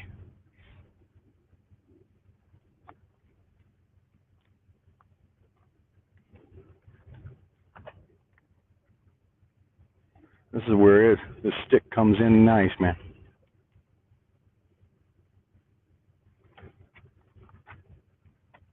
Stretch out that hammy.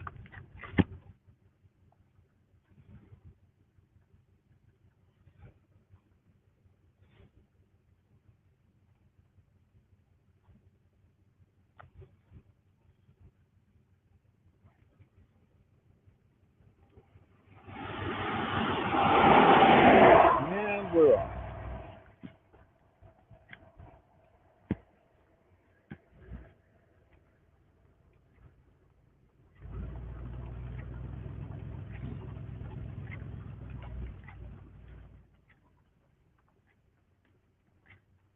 How's that start out feel there? Bad. Yeah. Got some oil on that right foot. Yeah.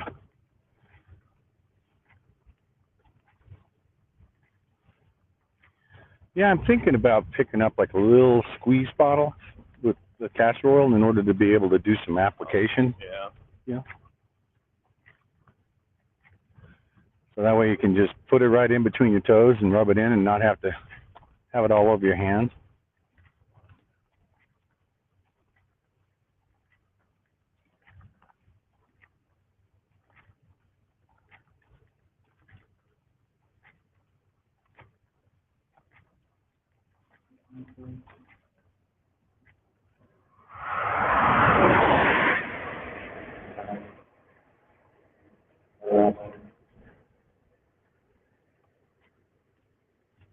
Well, that haze is burning off.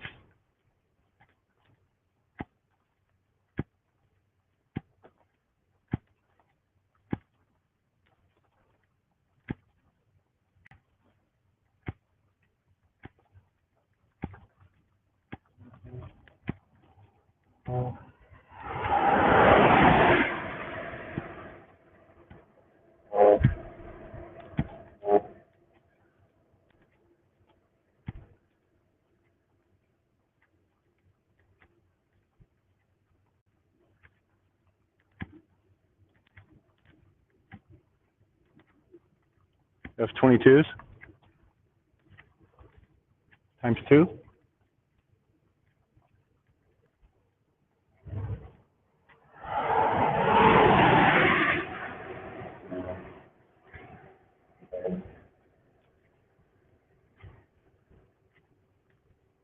Be cool to see 2 F-22s do a little loop through. You see him? Just hear him. I thought I heard them, but it might have been that truck. Kind of, my left ear has got a plug in it,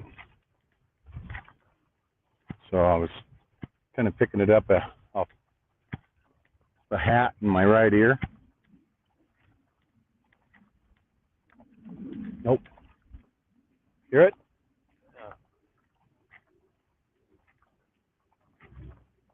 Doing a maneuver, but I can't see him. Right, sun up there. It's up in the sun up there? Yeah.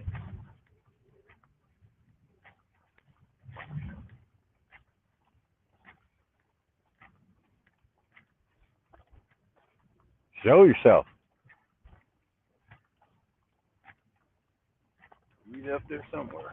Yep, he's up there somewhere. There's 2 of them. They got 2 different pitches going, so.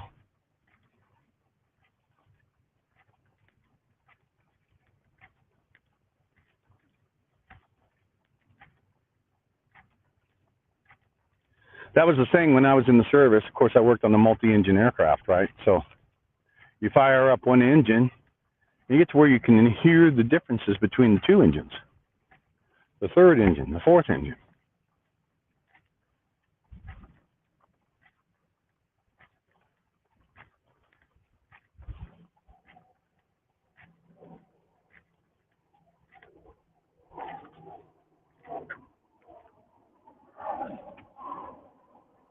Where is he? There he is.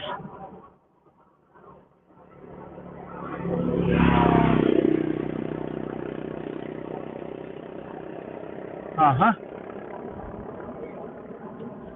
Look at the moon.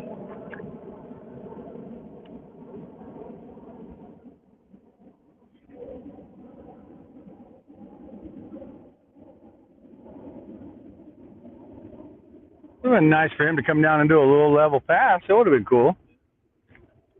I didn't see another one. I could hear the other one, but he's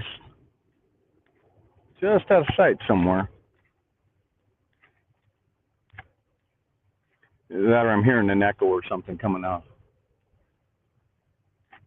He's pouring on now.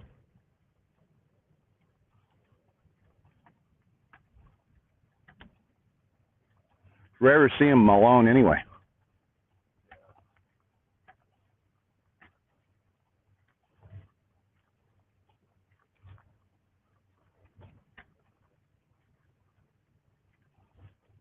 I haven't seen a F-14 in a long time. Tomcat?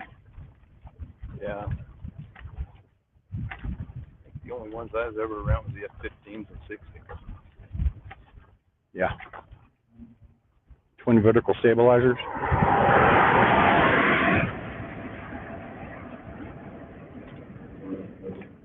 And of course the 14 has a sweep wing.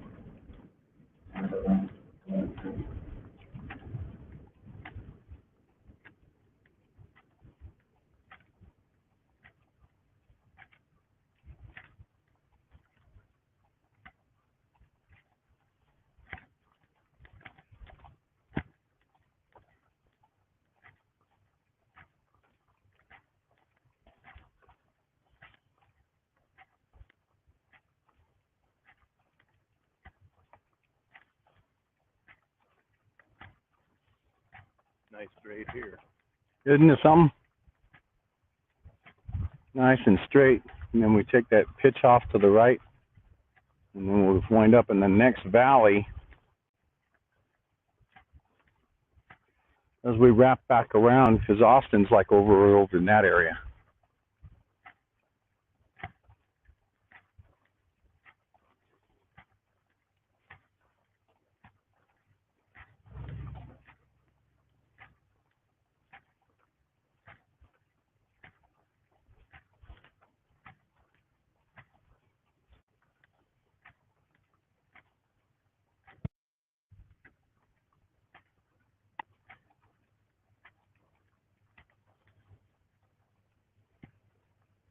I do believe we are 7 miles on the day right here.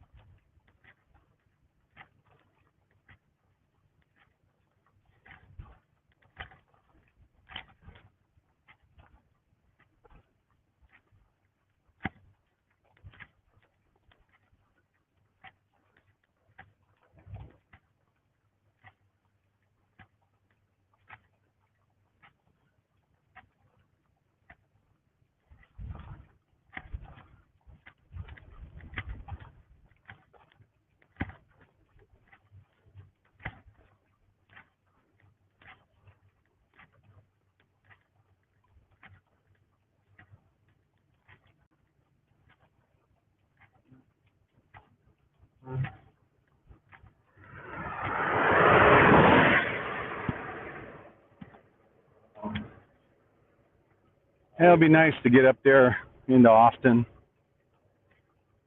We received an invitation from the owner of the International Hotel to actually stay in the parking lot, park in this parking lot. But we're also working on the park. And if we're going to have a rally, we want that park.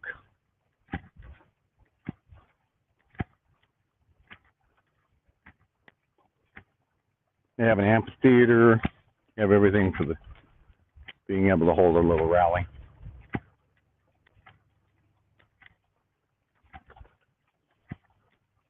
You haven't heard anything back on that? On the park? Well, our first contact said there was no problem. We just made a secondary contact because it's been a lag. We had hoped to be there around the 10th. But when reality brings us to, stretching that out a little bit,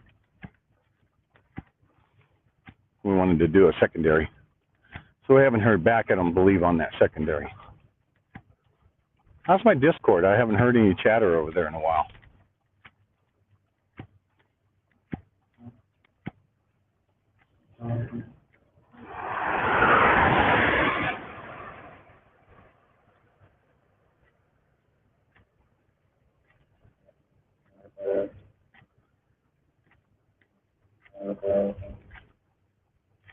Well, Am I Cat, here? since you're on the panel, you can read your own message.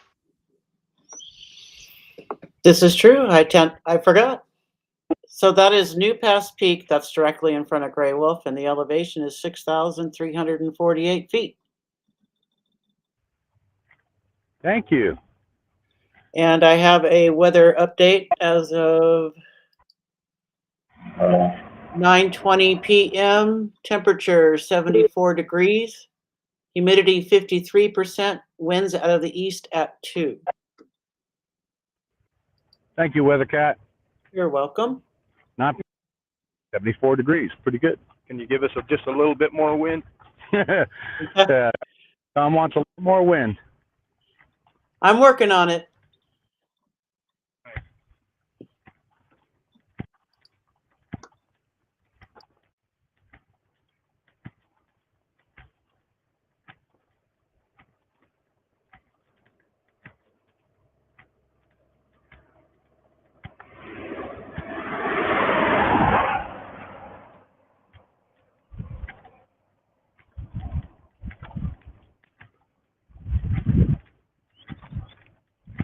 Great right there. Mm-hmm. Yeah. Great right there. Yeah, that little bit of wind caused by the passing traffic. It's a little bit of a cool down.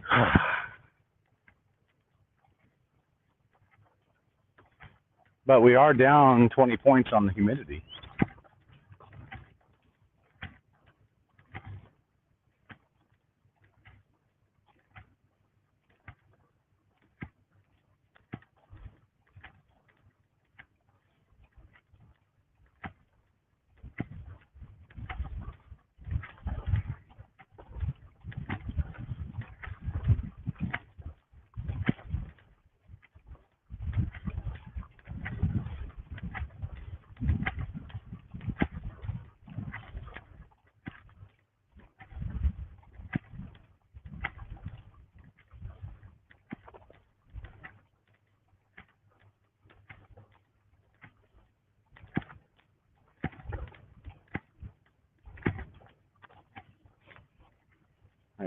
whiff of decomp.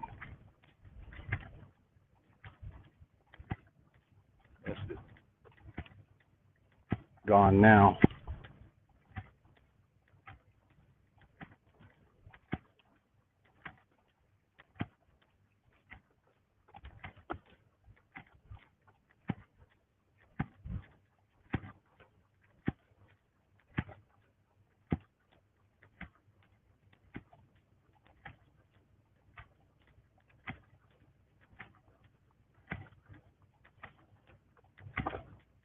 Yeah, a little sampling of tuna and chips, just a little more would be nice. You gave me too much. But it hit the spot for sure. Hits the spot, huh?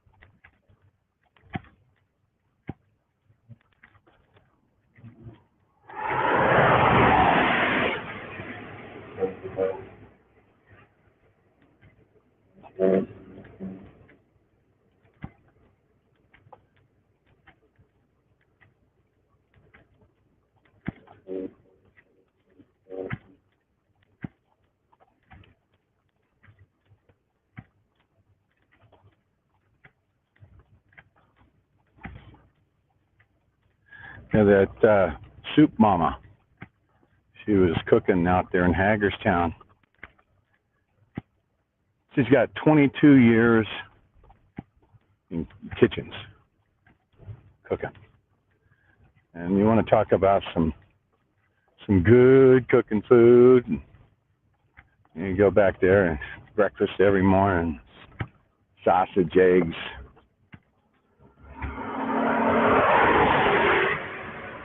Potatoes, things of that nature. People like that. Yep. Good hot meal. Lunch, she made lots of soups from scratch.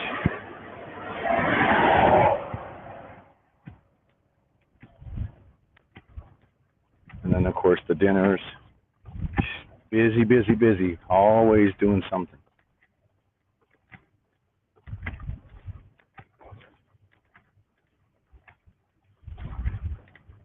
So she says that we get east, she's going to hook up with us and cook us meals.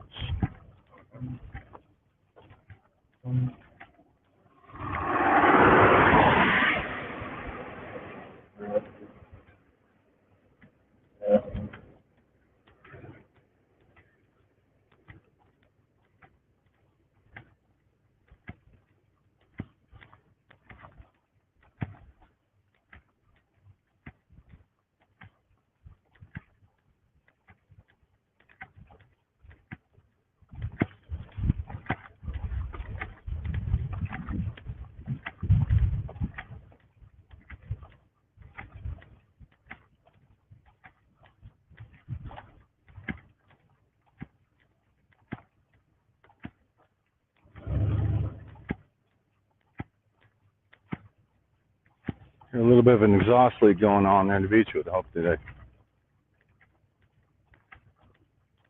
What's that? I hear a little bit of an exhaust leak in the Beechwood back there. Have to climb under there and see if the exhaust manifolds where they manage when they cross over and it goes over. I think I remember putting in ball joints. Probably needs to be tightened up slightly.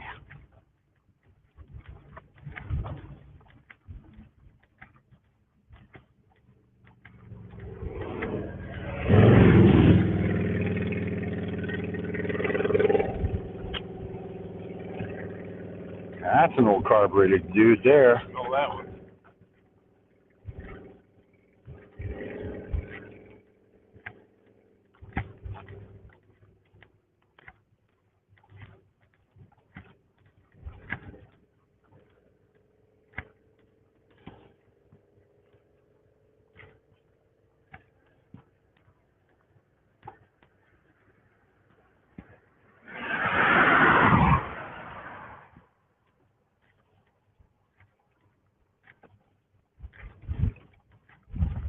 Are we here?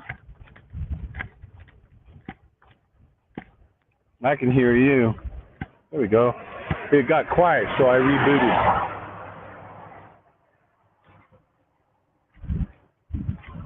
Okay.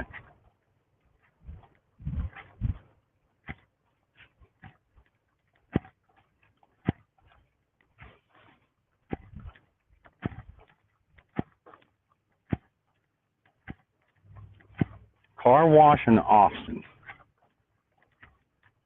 I don't know.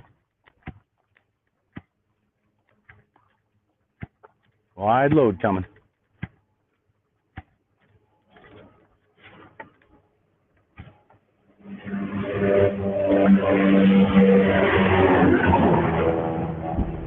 Talking on the red on his hand, had his handheld.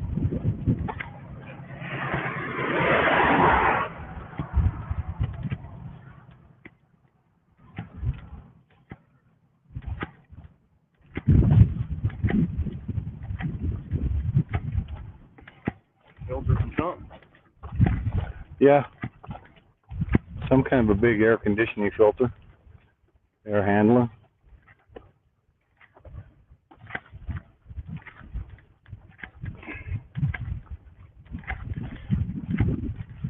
Sure see a lot of whiskey bottles. I was just going to say, that looked like I might have been a vodka bottle or something there. Tossing out the window while they're driving. Makes you wonder how their driving is.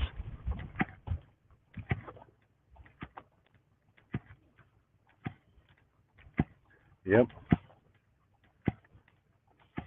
Excuse me.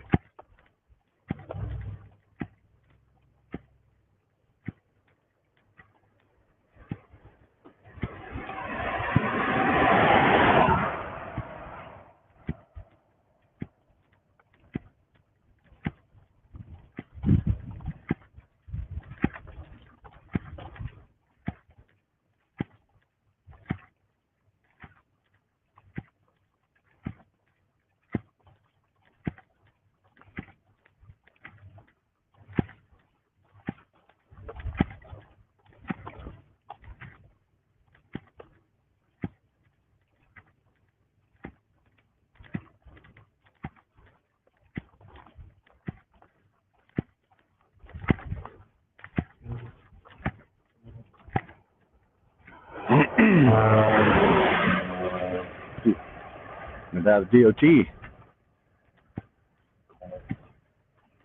see that formation right over there? That hill looking? That's actually a volcanic ulcer. Yep. So, an open port from a volcano. It starts seeping up and out of the ground and creates that ulcer. You go up, you see all that volcanic rock around it. You see it's on the valley floor. See a few of those volcanic ulcers.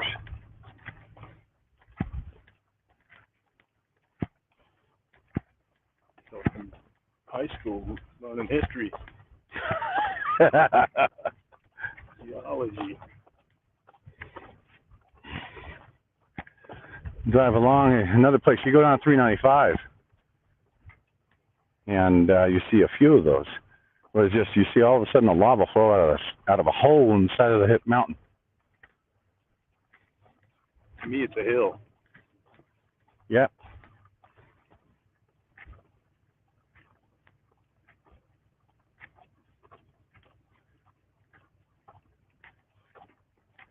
Somewhere else, I would have guessed an ammo storage.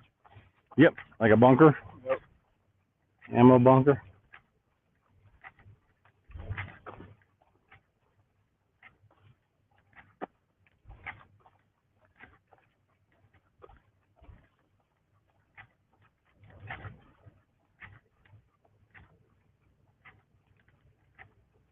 Truck and 30. Meet in the car.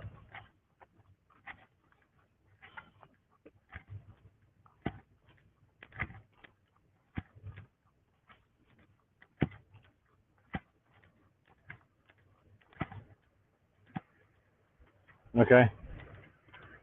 He's slowing up for the four-wheeler pass.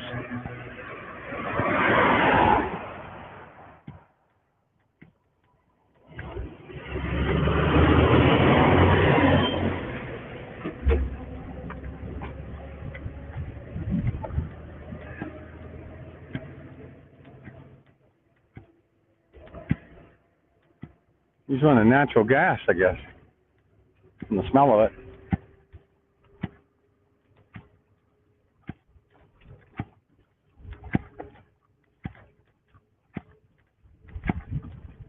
Either CNG or LNG.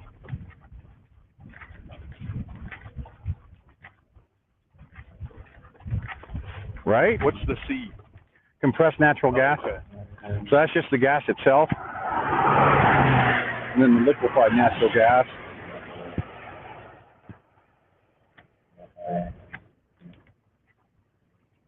Hey, Ron, course, you get how it. far to your destination at this point?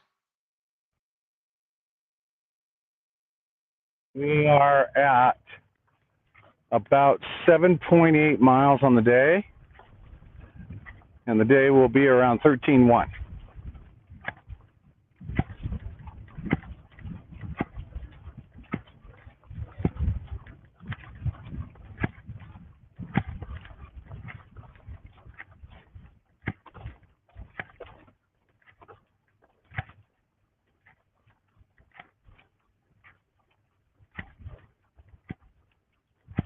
Unless we call it early and then, you know, at a mile marker and then come back in the morning.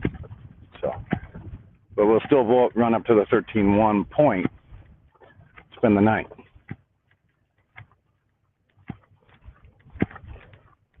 How you doing, Tom? It was really good, actually. You doing good? That was a nice rest. Yeah. You don't really it's a lot of times you don't really realize just how much you needed it. Right. Oh, I was feeling it at the end of that. Yep.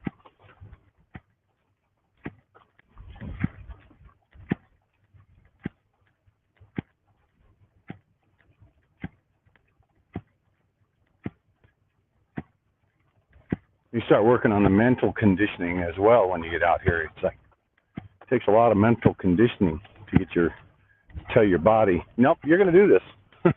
Oh, yeah, that's where a lot of it is right there. Yep.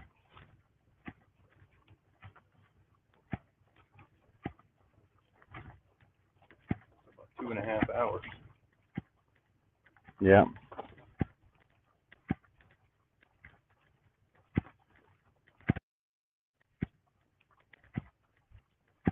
All right.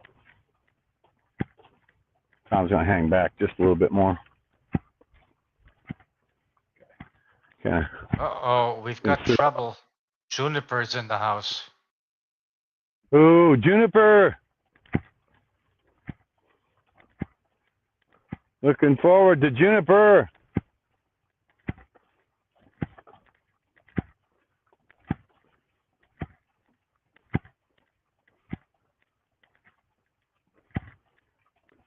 Yeah. Tom says he can taste the ribs already.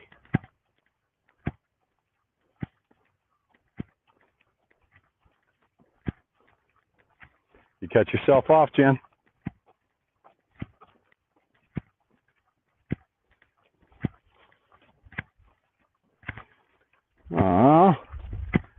You can live vicariously through us as we munch down on pork baby back ribs. Yep, I want my baby back. I want my baby back, baby. Juniper says, "What's up, guys? 2 days." 2 days counting.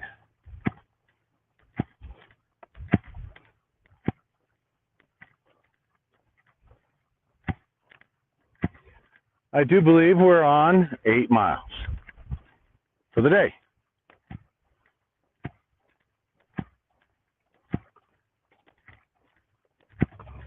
If you need to lay back, you can do it. No, he was way back. I just seen three cars come. Okay. I'm sure he's got it under control. Oh.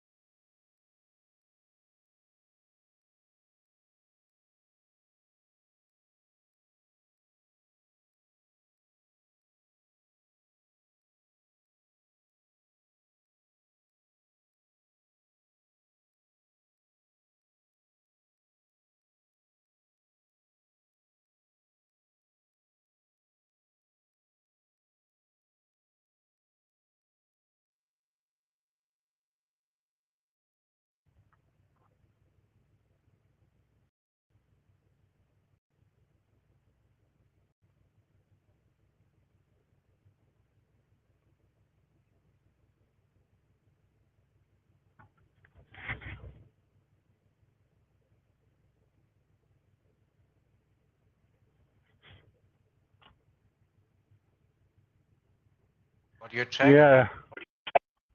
Audio check good? You check? Yep. Get back. All right, Tom. When we park, you might want to stick your head under there and see if you can see what size leak and see if it's coming from the manifold or from where the manifold meets the exhaust pipe. Okay.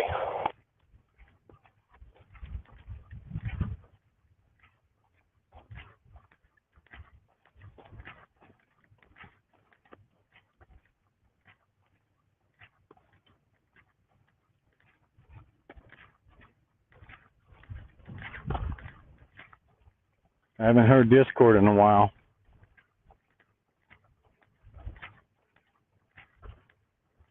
Well, that's not a full off.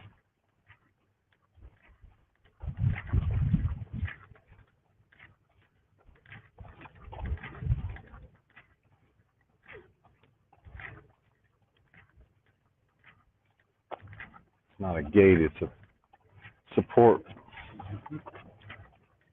section. Just walk a little further. Huh? We'll just walk a little further. Yeah. It's up there somewhere.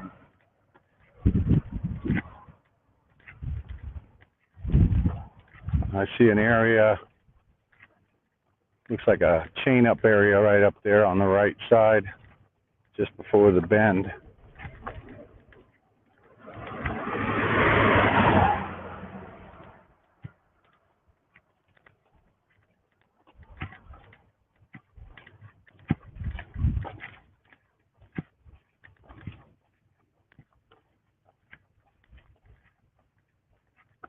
And Discord's down. I'm not picking up anybody on Discord. I can hear you, but I don't think you can hear us. That's because of that damn call that came in.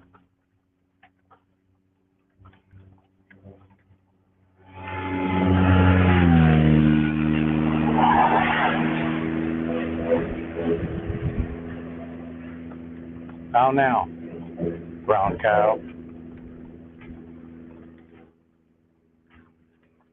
Discord. Yeah, now I can hear you. Thank you.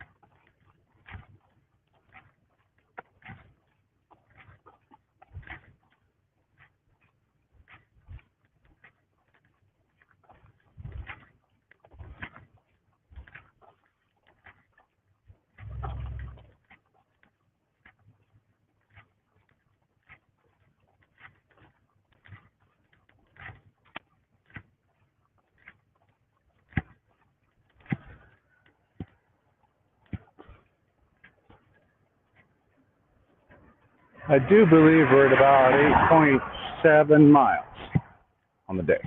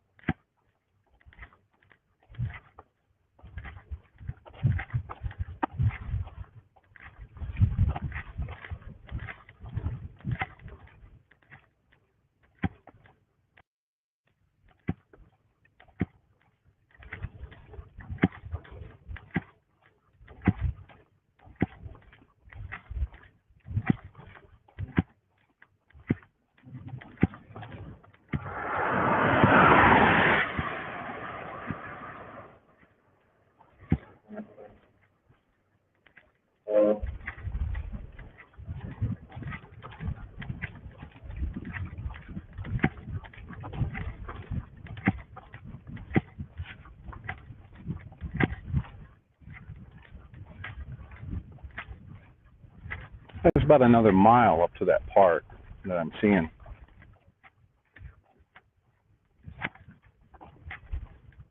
I think it's for snow.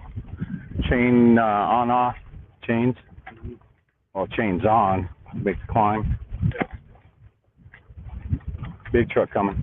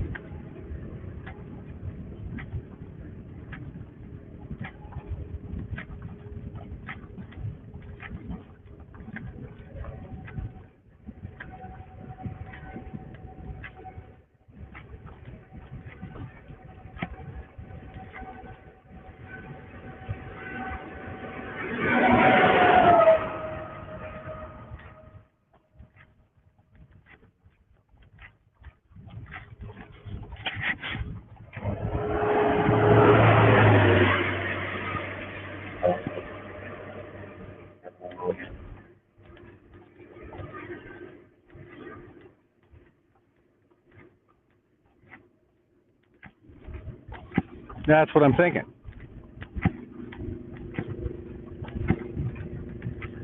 Yeah, I know it. We're about 3/10. We're about 1/10 short right now at 9 miles on the day.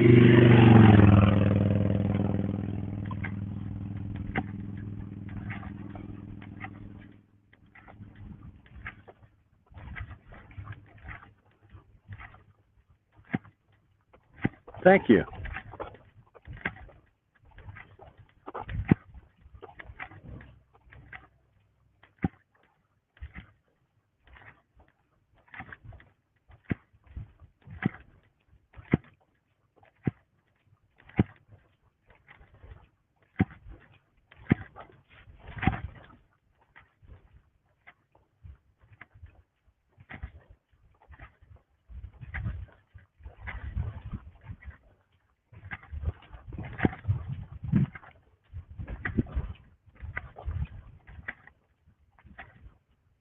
Yep, this is 9 miles right here. Just crossing 9.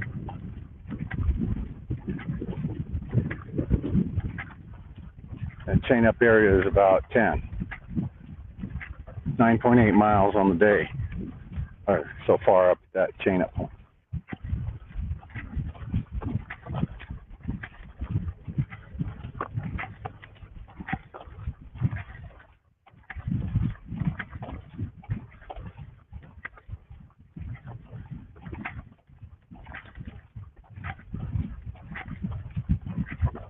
Try not to look to the bend.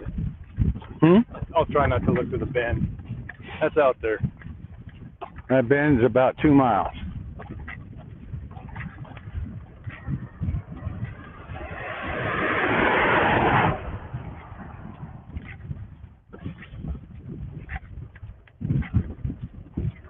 Approaching mile marker 97.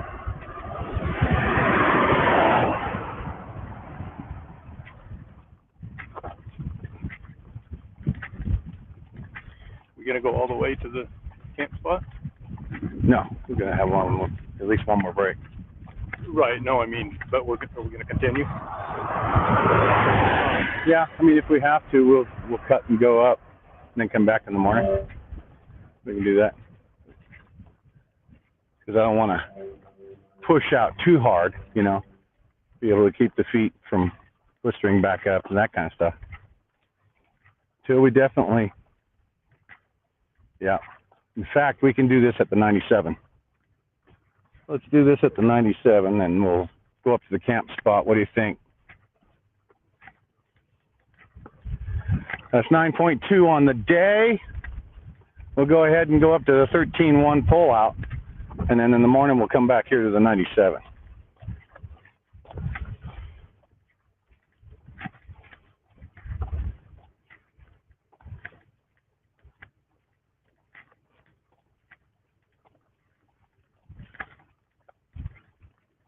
Okay, we're at the 97.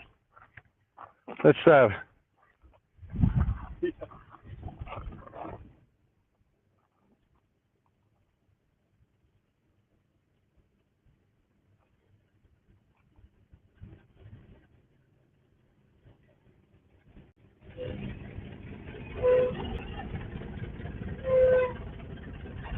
Definitely got an exhaust leak it's produced. Yeah, it's definitely up there. Definitely have an exhaust leak.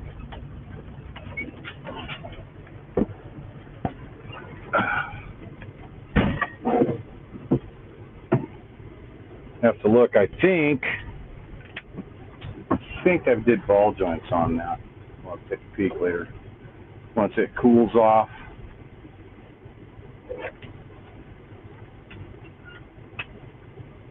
.2 miles on the day. That's 3 over yesterday. Yeah. Building up, baby. Roger. 97, right? Yep, 97 mile marker. Yeah, Let there be no confusion about that, right? Exactly. I'm going to sign out. You can talk. I'm not have to worry about getting the feedback. Charger. If I can hold on to it.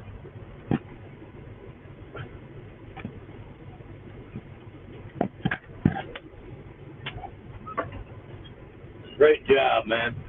Both of you. Thank Proud you. of both of you, man. That's kick ass. How you holding up, Grey Wolf? I'm holding up good. All good. Holding up real Shoulders good. all right? Hmm? Shoulders all right? Shoulders just starting to twinge out, so that's why I'm like, okay, let's just call this a day. Since I had, you know, the last couple of days, 6 miles, I'm like, oh, like somebody's pinching on my shoulder. But I just got an endurance build-up thing. So what's it like? 13 miles? 13.6 miles from where we started today. So, Is it on the left or right? on the left. So 97. It started today. I don't hear that. Okay, 13, so you thought 13? No, it started. I heard it when it started. Right after that last break. Yeah. All right.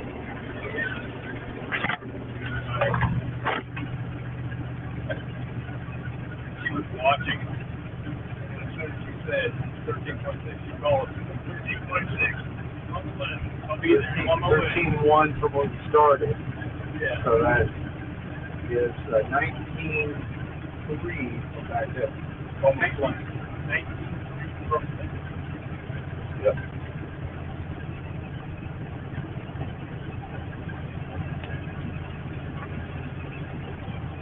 Stop at 9.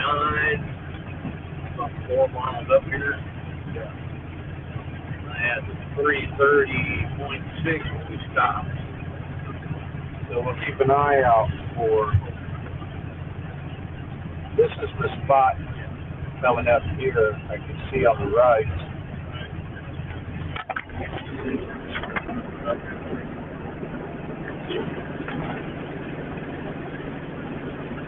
So there's this pull out right here. Yeah, that would have been our next risk point right here.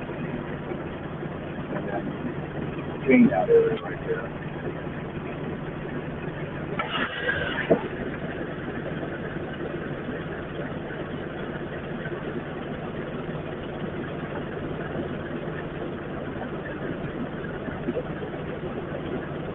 Mm-hmm.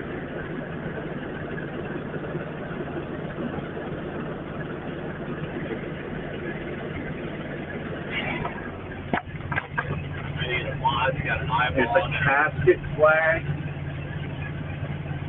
so that would be, I think you're 3 by 8. 5 by 8. 5 by 8. Casket flag is 5 by 8. Yeah, because that 48 star I was originally flying. Yeah. 5 foot by 8 foot flag. So that, so you're talking about a 10 foot pole. Yeah, that's why I had that 13 foot high pole. Yeah.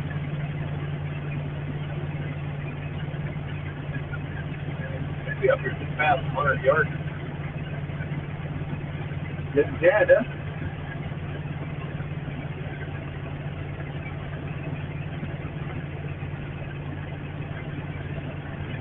The guy who was watching.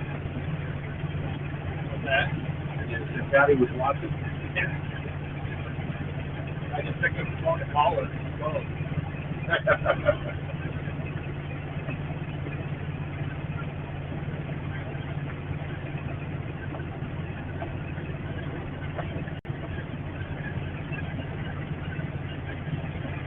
Oh yeah, you'll see it. It'll be. Who wants?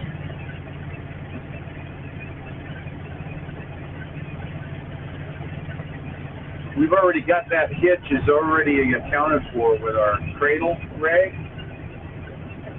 So I really don't want to fly the casket flag on the back of the motorhome because it'll constantly be whipping against the back of the motorhome. I'd rather have it high above the back of a pickup bed when somebody on a pickup shows up. Should be coming up here.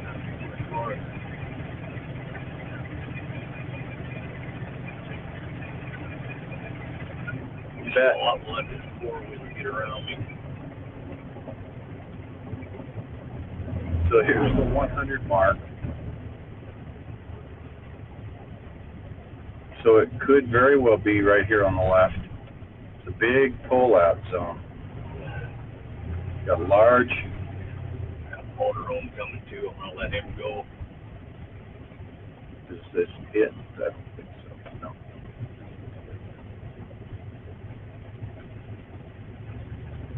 Okay, get in the other lane. There's nobody there. Change lanes. That's simple. Going 65 miles an hour. Or until you hit the brakes.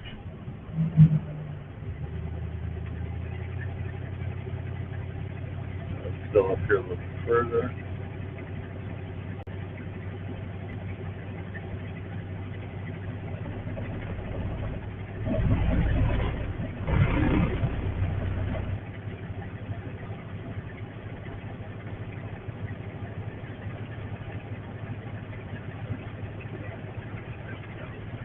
Suspend the throttle.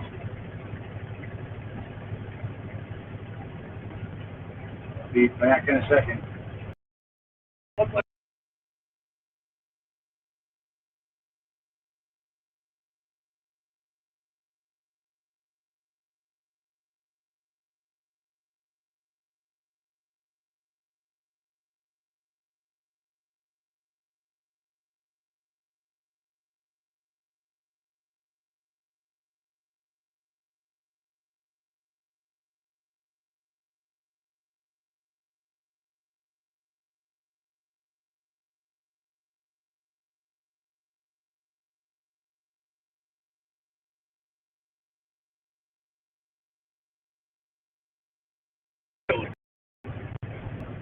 Patty wants to hang back.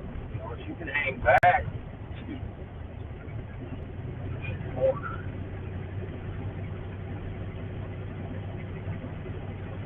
On campus the next Antelope 30 miles. I'm thinking it's going to be the turnoff for Antelope.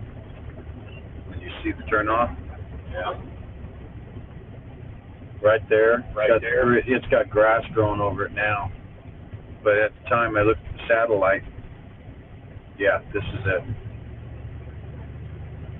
See, because Antelope, you continue to Antelope Valley. That's it. That's the one. Just before the 101 mile marker. Let's see. Want to I come would in show- back up in there? Yeah, I'd back up along the fence line out here. I would turn and then just kind of back up. Let's see. Sun. Sun or go back later. Yeah. Well, we want the sun at the nose later. Yeah.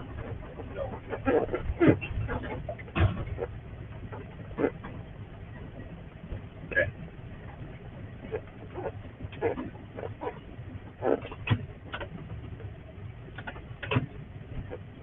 Stuck in North Carolina, Ray. Okay. I think that you'll want to be facing that peak. I think the sun's going to go down right about where those clouds are at. So I'd gauge it right back there. That way the sun will be here and off the back of the coach. Back in over here. Yep.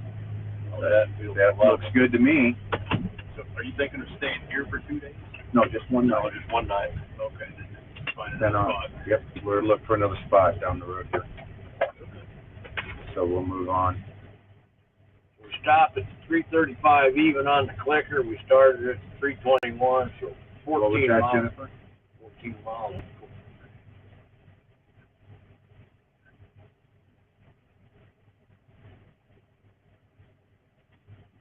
Yeah. So this is it. This is 13.1 miles from this morning's start point.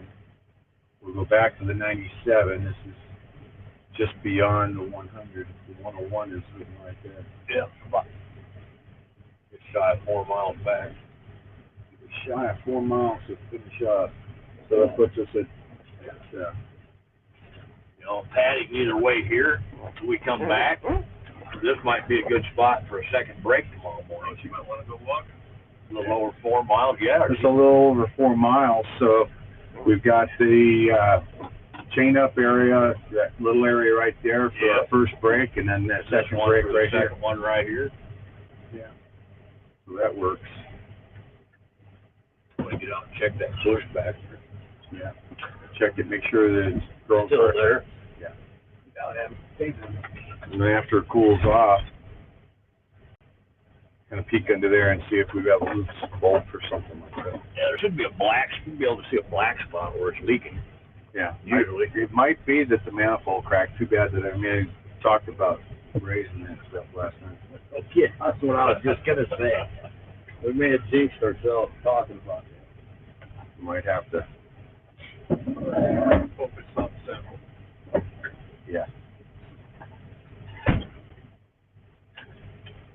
Hi. I said hi. Hi. Hi. I guys want to know what Tom. That's what she wants to know. That's her new best human friend. Hmm.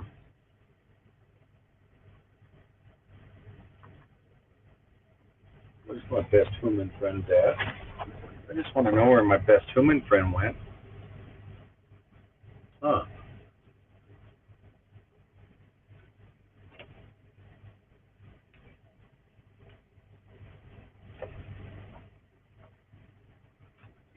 Recording. Still recording. I'm still on the air. Yeah.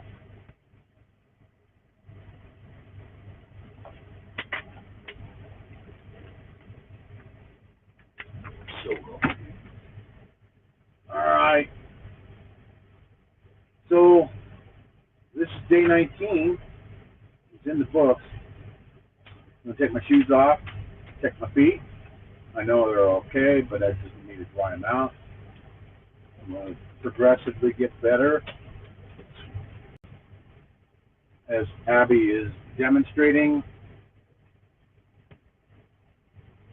And first spot on the dash.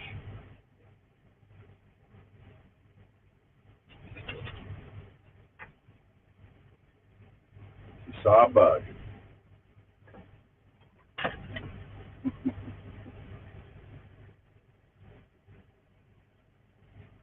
So, 19's in the book. Big day 20 tomorrow. We're about 30 miles. Excuse me.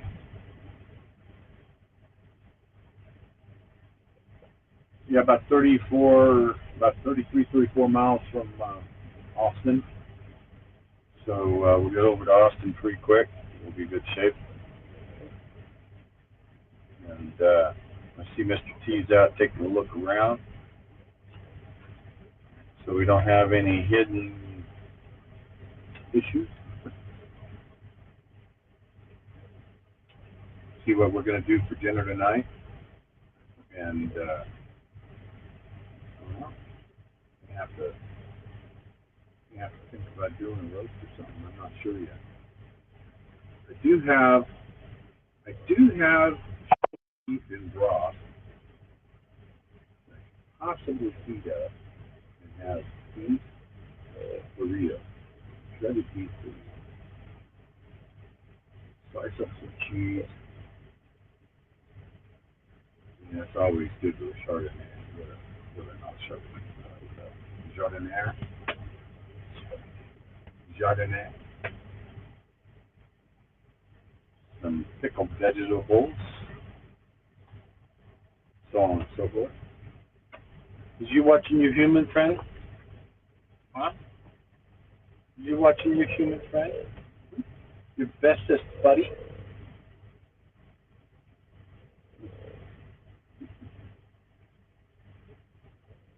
He's just the bestest.